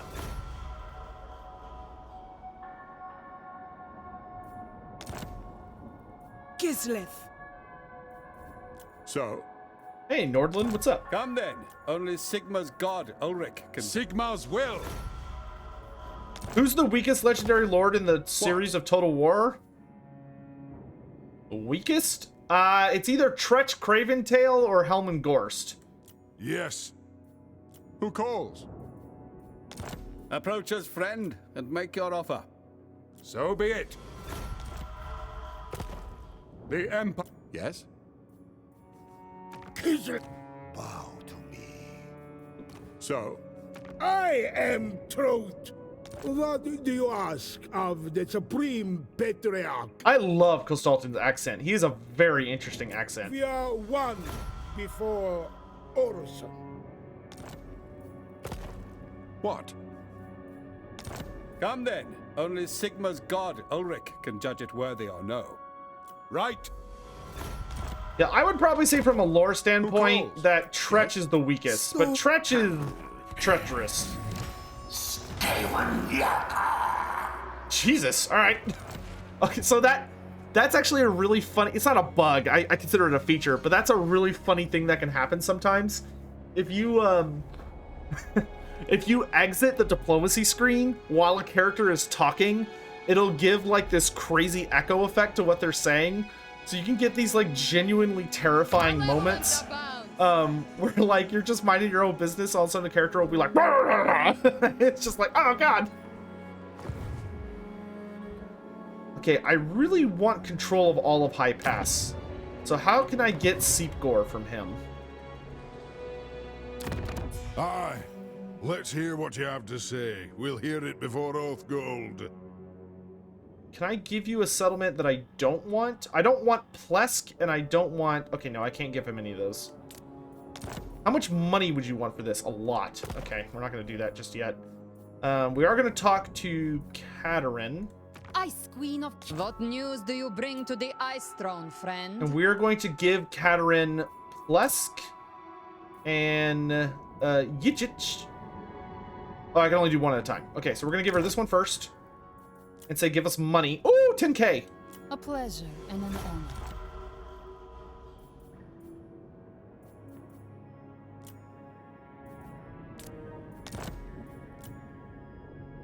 honor. She didn't have enough money this turn. That's fine, you can just have it. You honor the crown. Because we're trying to strengthen Katerin so that she has the ability to overwhelm Kostaltyn. Because it's very close, but which of them's gonna win? I want to do Dawes. I want to make more money. I shouldn't have done that. That was stupid. Oh wait, no, I still have enough money. Yay! I want to get one of the upgraded things. What is... no. I want to get the Dawes. Dawes, when you have enough to upgrade and you're like, oh man, which like culture should I upgrade? Because you can upgrade your invocations, every single one of them. And you may think to yourself like, oh man, which one do I want to like upgrade? They're all so good. No, it's a lie. Upgrade Dawes. Dawes is the best one by a million miles. Because what Dawes does is not only does it increase your income, but unlike all of the other ones, which when you upgrade, it just makes them like, it just makes them better. Like they don't do anything new. They're just like, their stats get better. Dawes gets a new ability, which he gets the Land Awakened, which the Land Awakened makes it where you get to summon an elemental bear as an army ability. So always go Dawes. To shield Kislev against chaos. Like, because it costs 200 devotion for those techs. Like, it's so hilariously overpowered compared to the other ones. Can I give supporters to Katerin? Yeah, that's what I've been doing. I have been pumping supporters into Katerin, but the problem is they make the cooldown on it is way too long in my opinion. This is something they should change, I think. They should change it where your supporters, you can use supporters like, it should be like every 10 turns, because it's the only thing you can do with it. I don't understand why they make it last so long. Sister of Ice. High Priest of Ursun. Alright, so we are secure here. We're gonna make this place into a money-making scene. I don't really want to do I want to upgrade this? Eh, sure, can't hurt.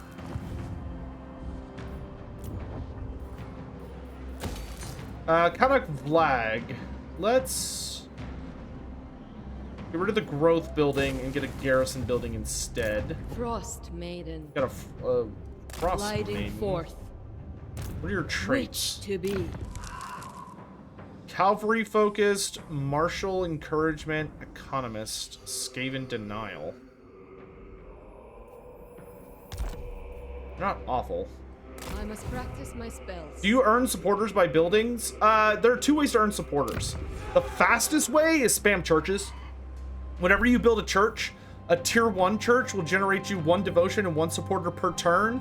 A tier 3 church will generate you 2 devotion and 2 supporters per turn. So if you take a shitload of territory and just spam churches, you'll have the most supporters and you'll win the race. The only other way to get supporters is through the motherland, which the motherland is you have these different invocations you can do.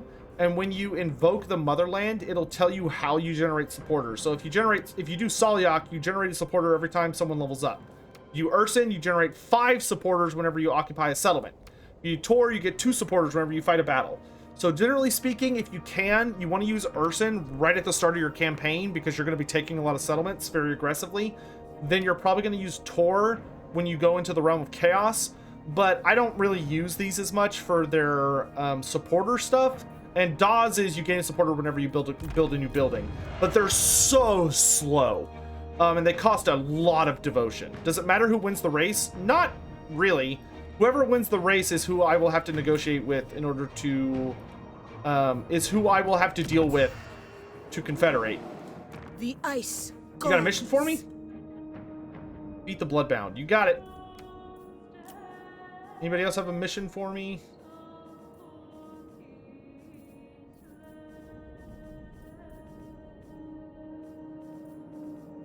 Nope. The Empire. What? So, what? Who calls? Frostweaver.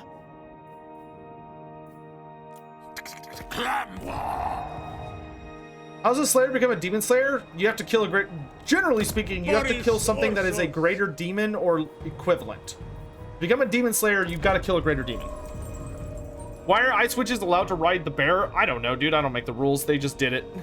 At least the bears have some magicalness to them. Do we know anything about the Kernothian AOS? Not a lot. Is there a chance to revive Kurnoth? Yes, Kurnoth could absolutely be revived. Allow me to give you a Tsar's welcome. Apparently, Alariel like resurrects like a type of Kurnoth, like the god. She resurrects like a piece of him.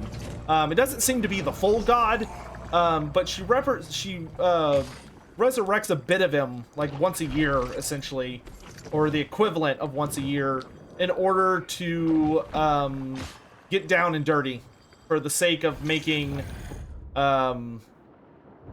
things. But it doesn't seem to be like the full god yet, and he dies very quickly. Like, dude literally seems to wake up, get banged, and dies. Not sure the specifics. But generally speaking, if Lost Tsar theoretically, returns. she should be able to resurrect him somehow. All right, so let's get some Cathay. Oh, I can get Zargard, dude. I love me some Zargard.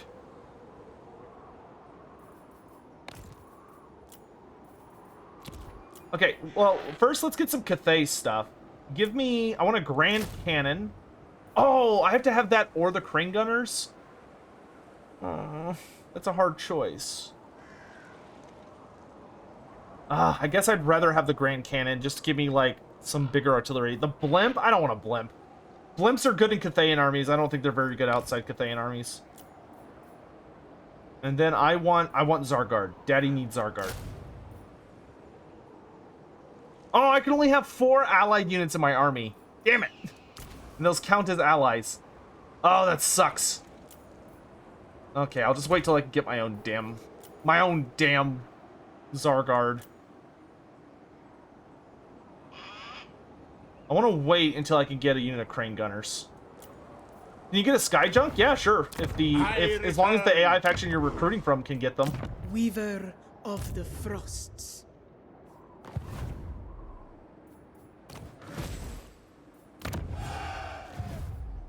Bride of the Ice. Ha! Kostaltyn's like, hey, bro, you want to build an outpost in the Forbidden Citadel? I don't know, bro. That's a little ominous, to be honest. I mean, I guess.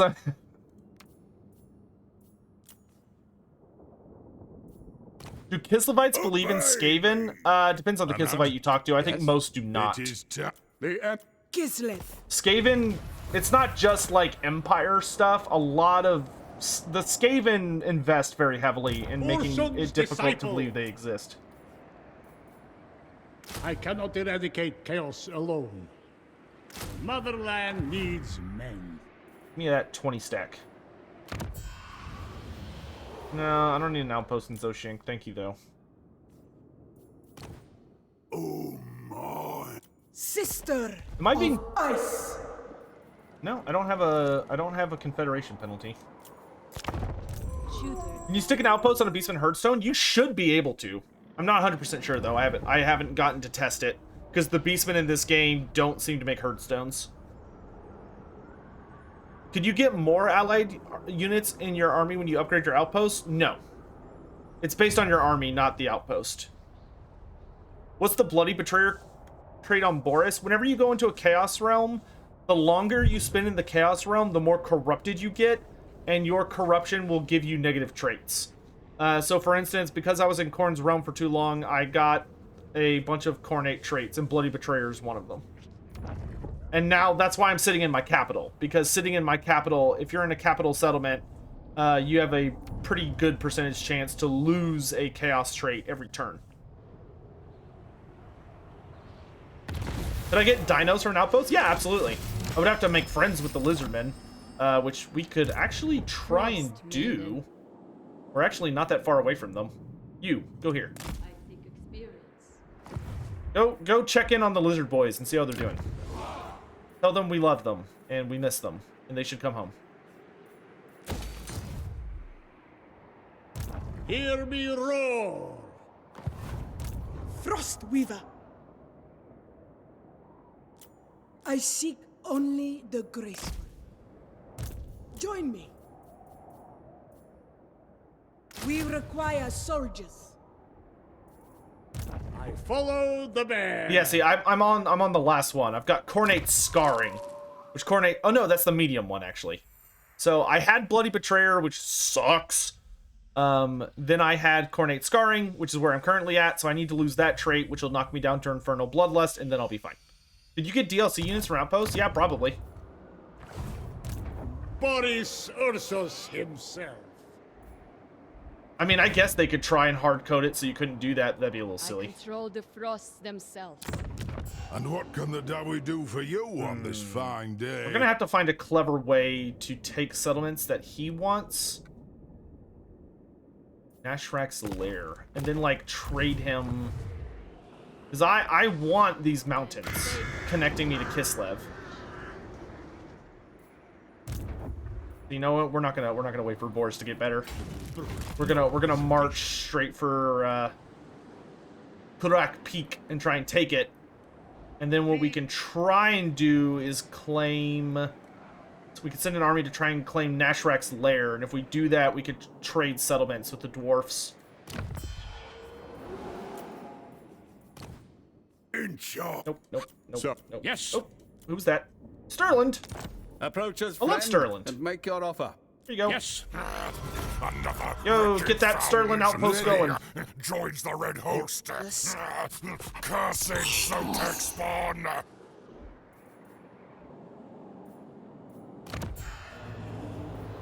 Yes. Who calls? Sigma's will. Ah, I can't build it. He doesn't have any available. Lame. What? Yes, all of my Empire allies, they already have outposts in their areas. So I can't build any outposts with them because they don't have any space. So I can't get Empire units.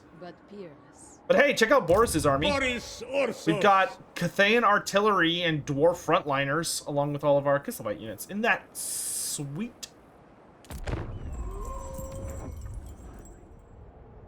Which AI faction becomes overpowered in the late game? It depends a lot on how your campaign goes. I've seen different factions come out and like go god tier. Like this campaign, I don't know, I'd have to check. Generally speaking, Kislev does pretty well.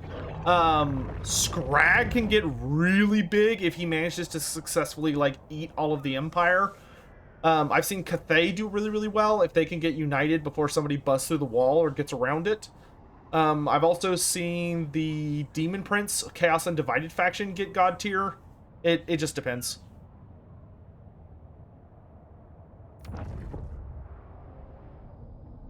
The Kurgan. Ally with Slaanesh and get some fiends. I would, but I can't very easily. That would be very, very difficult. Hey, we got Everfull Kvash, which gives us Kvash breath and a leadership buff. High Priest of Ursus. You can literally get an attack where you breathe alcohol at people. What a magical world we live in. Our loyalty goes unrewarded. Yo, we got a tier 5 settlement. How about that? Dude, I need a bear building. Give me that bear building. I also like... do we want the Ice Guard building, or do we want the gunpowder and bear... we need more bears. More bears. Give me the bear chariot building. I am the storm. War sleds are amazing. I genuinely think they're one of the best units in the game. Fools may not serve.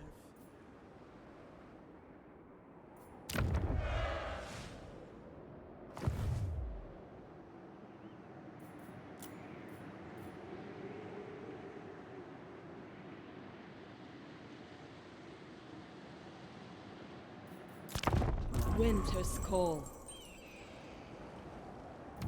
Are bloated bears a thing?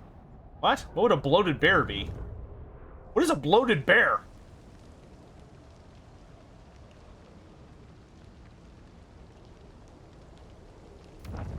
Oh my god, guys, there's so many redeems. Jesus Christ. Like a bloated corpse? No.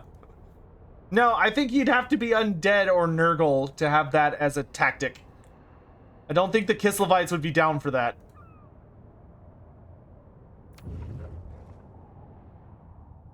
My friend said something that Slaanesh didn't exist in fantasy in the beginning. I would need clarification from your friend on what he means by that. Does he mean like back in 1st edition Warhammer Fantasy they did not have Slaanesh? Or does he mean that like in the modern storytelling of Warhammer there was once a time where Slaanesh didn't exist? Depending on how specifically he was phrasing the question, the answer would change. The bear asks it. Strap gunpowder to the bear and let it go for a walk? Storm Summoner. The ice. I feel like unleashing a bear on your enemy is more dangerous than unleashing a bear that you're going to blow up. I feel like blowing up the bear is a bad use of resources. But, I mean, that's just my opinion. What do I know? Where is Vladimir? Oh, he's not ready yet.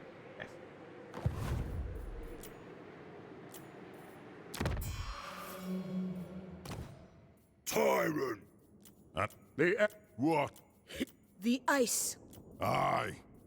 Oh, it's Clan Helheim. Wow, I'm surprised Clan Helheim's still alive. I would have very much expected them to have been dead by this point. Aye. Demons seem to wreck everything. Well, they're just all over the place. There's so many demons, dude.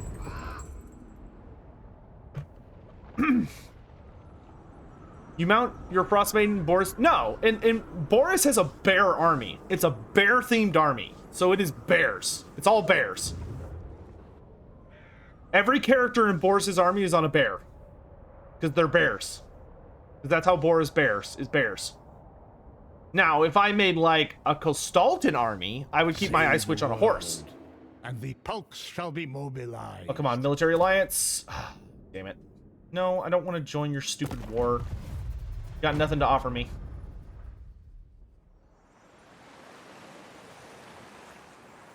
Do Boris army have bears on slides?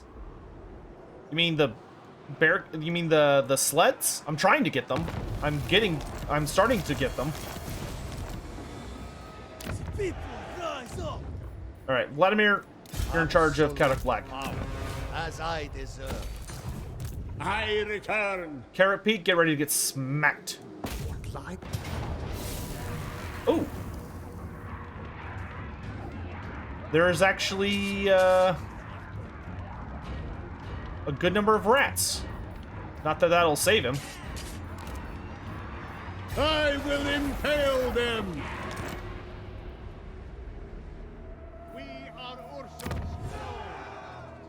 If Kislev only bear unit without right, what if Kislev had like feral bears? It wouldn't shock me at this point, but it doesn't seem they're doing that. But I mean, you have a bear unit without a rider. You have the elemental bear. It's literally a monster bear that doesn't have a rider. Pound it, spit it out. Fool things. Finron Jenkins, welcome to the stream. How are y'all doing? Thanks so much for the raid. How are y'all doing? Welcome. One of the mods, if we could please do a shout out. It is time. If you just came in with the raid, hello there. I'm Lore Master of Sotek. I'm considered one of the premier lore authorities on Warhammer Fantasy literature and lore. If you have any questions about the universe, I am happy to do my best to answer it. We are currently playing Total War Warhammer 3, showing off the new game. Kislev is now allowed to be show off, and we are playing as Boris Boka, the Red Tsar of Kislev. We are invincible. Which is a very, very bear-heavy, Russian-themed army. Hope you're all doing well, and welcome to the stream. Get some Black Orcs? Dude, I would love some Black Orcs.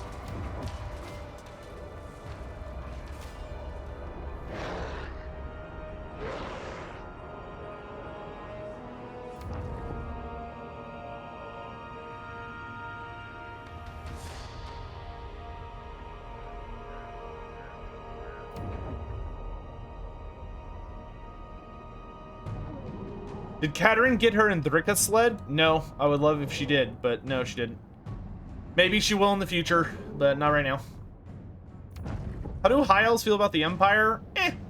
They see them as a useful tool, generally speaking.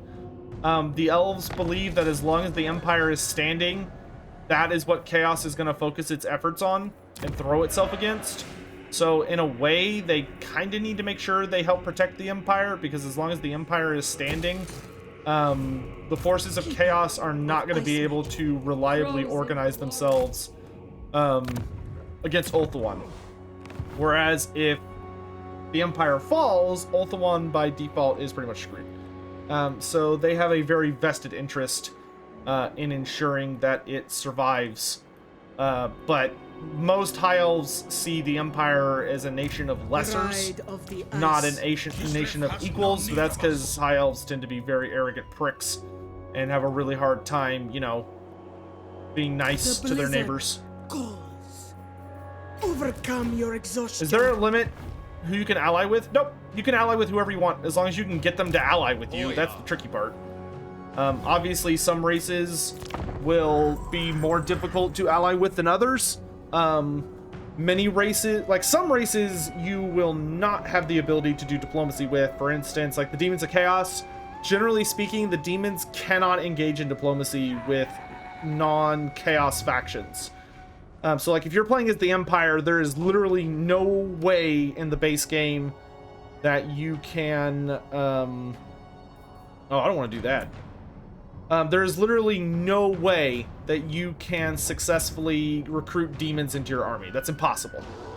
However, if you were playing as ogres, you can get demons, like except Slanesh. Yeah, you can get Slanesh on your side, but like Nurgle, Khorne, and Tzeentch are unavailable if you're playing as those factions. My authority swells.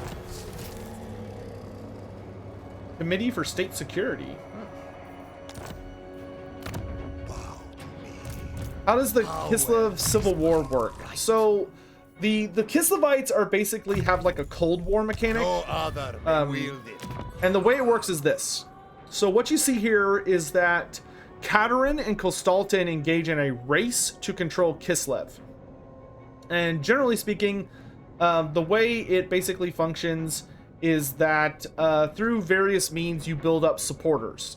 There are certain buildings that can generate supporters, certain missions can generate supporters, and also you can invoke the gods of Kislev's power, and they will also tell you other ways how to gain supporters. So like if I'm going to take a settlement, I could do Urson. If I'm going to be fighting a bunch, I could do Tor. If I'm going to be leveling a bunch of characters, I could do Solyak. And if I'm going to be like building a whole bunch of structures, I could do Daz.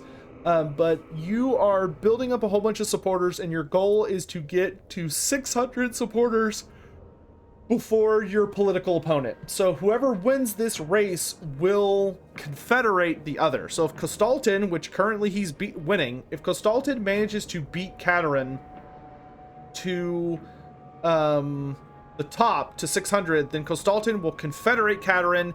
Her faction will cease to exist, and he will own all of Kislev, and he'll also have like a bunch of really nice buffs. They're not crazy buffs, but they're nice. You know, 9 leadership, 6% speed, and 6 control to our armies. Now, what's usually here, in this part, is if you're playing as Kostaltyn or Katarin, you are able to spend either money or devotion to nuke your enemy's number of supporters. So you can like hit Kostaltyn and make him lose a bunch of supporters to give you a chance to catch up or get ahead. As Boris, you are not participating in the race directly. So you are not involved with these factions. However, you can choose to support one of these factions. So I've been supporting Katarin the entire campaign. I've actually given Katarin 100 supporters. So she would be way further down if I had not been boosting her as much as I have. And if she can manage to hang in there with Kostaltyn until I can do this in 7 turns, which I don't think is going to be enough, because if he's getting 8 per turn, 8 times 7 is what, 56? Oh no, I might be able to make it. If Katarin can keep gaining on him, I may be able to swing it and let Katarin win, which I want Katarin to win because she's my daughter. But so that's what the race is. If you are the player and you're playing as one of these factions, you really don't want to lose this race, because if you lose, you will not be confederated because obviously you're the player. However, the other Kislevite faction now is impossible for you to confederate, and you also can't declare war on them. So like you just can't do anything about them. At best you can get them into a military alliance, but like they are basically a permanent thorn in your side, unless they get killed by an AI faction, which I have seen happen. Ooh, 35% faster building time. Yes, please.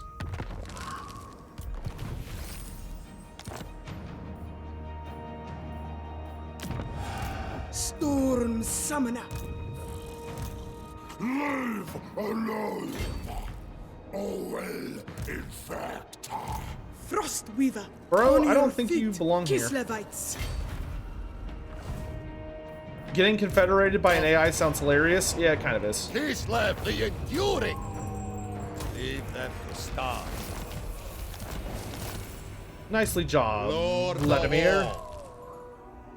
Another point fervent. This is mine. Because corruption in this game is everywhere, and it's a bitch. Who calls? Ooh, I need to... Okay. Approach us, friend, and make your offer. Oh, my reliability tanked because I broke that alliance. Oops. Sister. Repel. That's fine. I might... People might be mad at me for a bit, but it'll recover pretty quickly. What's the quick deal?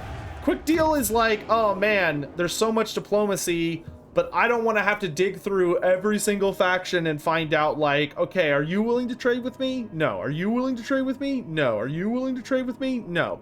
So instead, you just do quick deal, and then you can hit trade agreement, and now I can see every single faction and how willing they are to trade with me if they're not already trading with me. So nobody wants to trade with me right now, unless I were to give them a lot of money. But that's because my reliability sucks at the moment. And I can do that for non-aggression packs. I could do that for military access. I can do that for defensive alliance, military alliance, confederation, and peace. So it basically just allows you to speed through the diplomacy, so you don't have to spend like 1,000 years every turn. Never yield. Thank you, Vladimir. We'll see you next time. Taste my spear.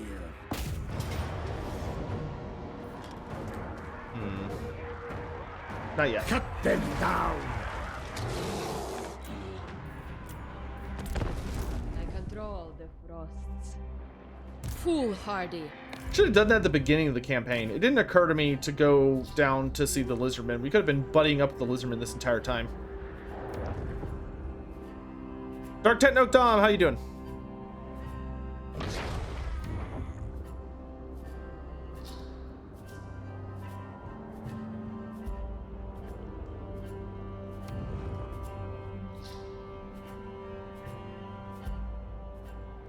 Have I tried multiplayer? Yeah, I've played a good bit of multiplayer.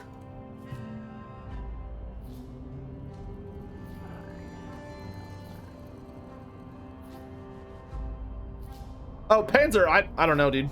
My knowledge of Warhammer Fantasy does not go back prior to like 6th edition, which was a good while ago. I worry about the modern lore because it is massive. And has like a ton of caveats and rules and books and all this other stuff. I do not worry about the old stuff because I just don't have the time. If you want to learn like about like the really old OG lore, you need to find someone that specializes in doing that. Back to the road. Which is not me. Let me be clear. Vatarius cheered. X10. Remember the time Turin cheated? Yes, Otek remembers. The Snowbringer. Cheating Turin. He just can't help it, man. He's just such a cheater. A wondrous tool indeed. It's not his fault. He didn't want to be a cheater. He just, you know, he just is one. What are my thoughts on the Boris campaign? It is stupidly fun. I love it. It's great. I greatly enjoy it. I wonder if the dwarfs want to help me fight the Skaven. This might be a good bonding experience for us. Dowie! What? Oh, we're not military. We're not defensive allies. Well, that's a bummer. Aye. Kalakadran, we're defensive allies. You have a mission. And it's to kill this guy. Deal. Ungrim, you want to help me kill rats?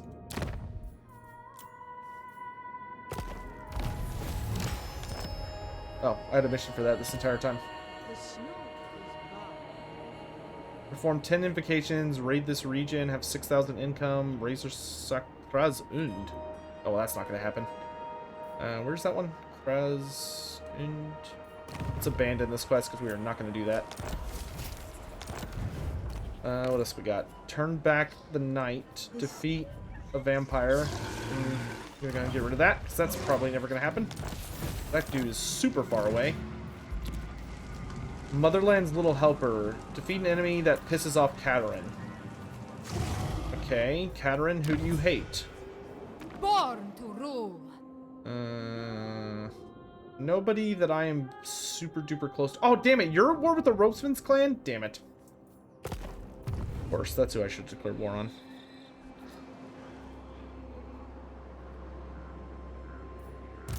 Weaver of the Frosts. Make it colder. To war? Yes. Xiao Ming. Obey! None shall question me. For Mother Kislev. My decision is law. The Snowbringer. It cements my Anad. Okay, chat, here's what we're gonna do. Okay, so I don't want any of that. I think we are probably at a good stopping point for right now. I would like to take a light nap before tomorrow. Well, when I say tomorrow, I mean I go to sleep and wake up. It's now tomorrow. It's not tomorrow until I do that. But I'm not going to be gone very long. But I need to stop for a bit because I do have some pills I need to take and I need more water. I got some stuff I got to do. So, no, Goopy Llama for this week, we have until turn 100. So here's what we're going to do. We're going to go ahead and call Boris right now. I will be back later today. I'm not 100% sure what we're going to be doing. If it's just me, we're going to be playing the prologue campaign, which I will be warning a lot of people about as we're playing it, that I think it's better to avoid it if you don't want spoilers, because it's a really cool story. Can you have Boris and Be'lakor on the same team? Yep, you can have Boris and Be'lakor on the same team. It's weird, I don't like it, but I'm not the boss, they're the boss. If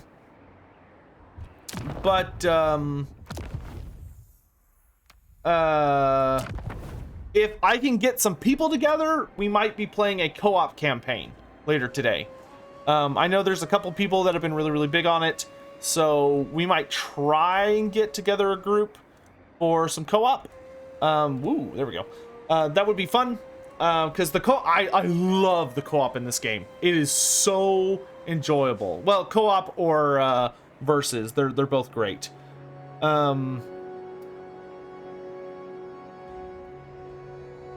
Is there anybody playing Warhammer 3 at the moment? Or am I the only person in existence?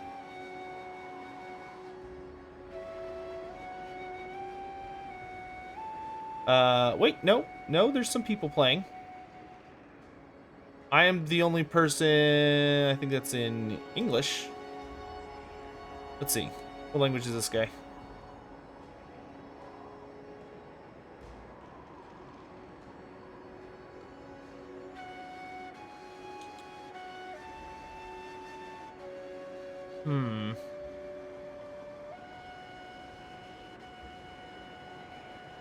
I'm streaming for 7 hours? Good lord.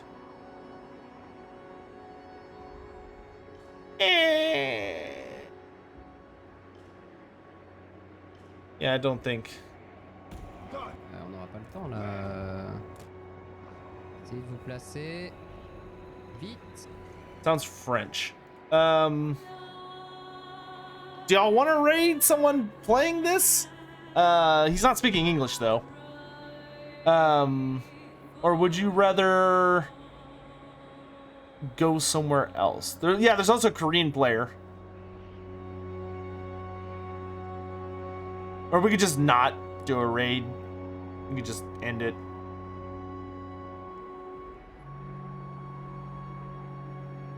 English only? Or I could always do what we normally do and send y'all somewhere super freaking weird.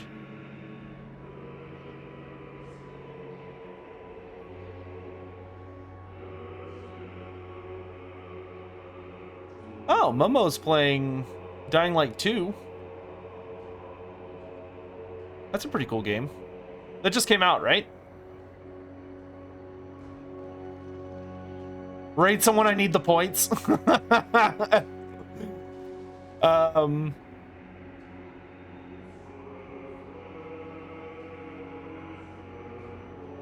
Here, let's do a quick poll for anyone, because it is a nice easy way to earn some sexy channel points. Where to raid? Do y'all want to raid?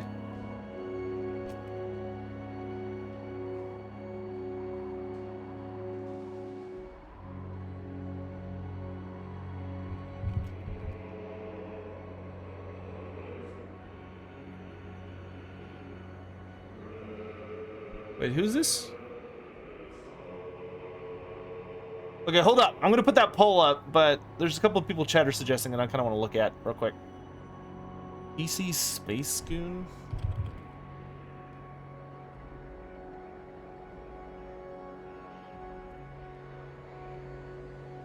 I would think Isabel would be better started this campaign based on her level 12 ability for the bats. Yes, she would be, which is why I went with Vlad. Because it's harder. This actually kind of seems chill.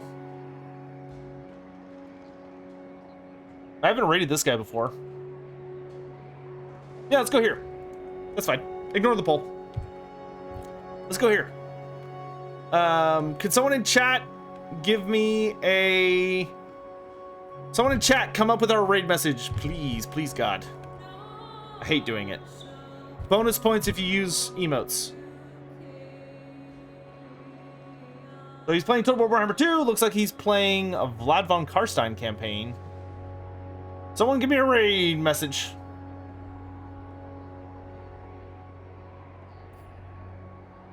Make it bear related. Or Kislev related.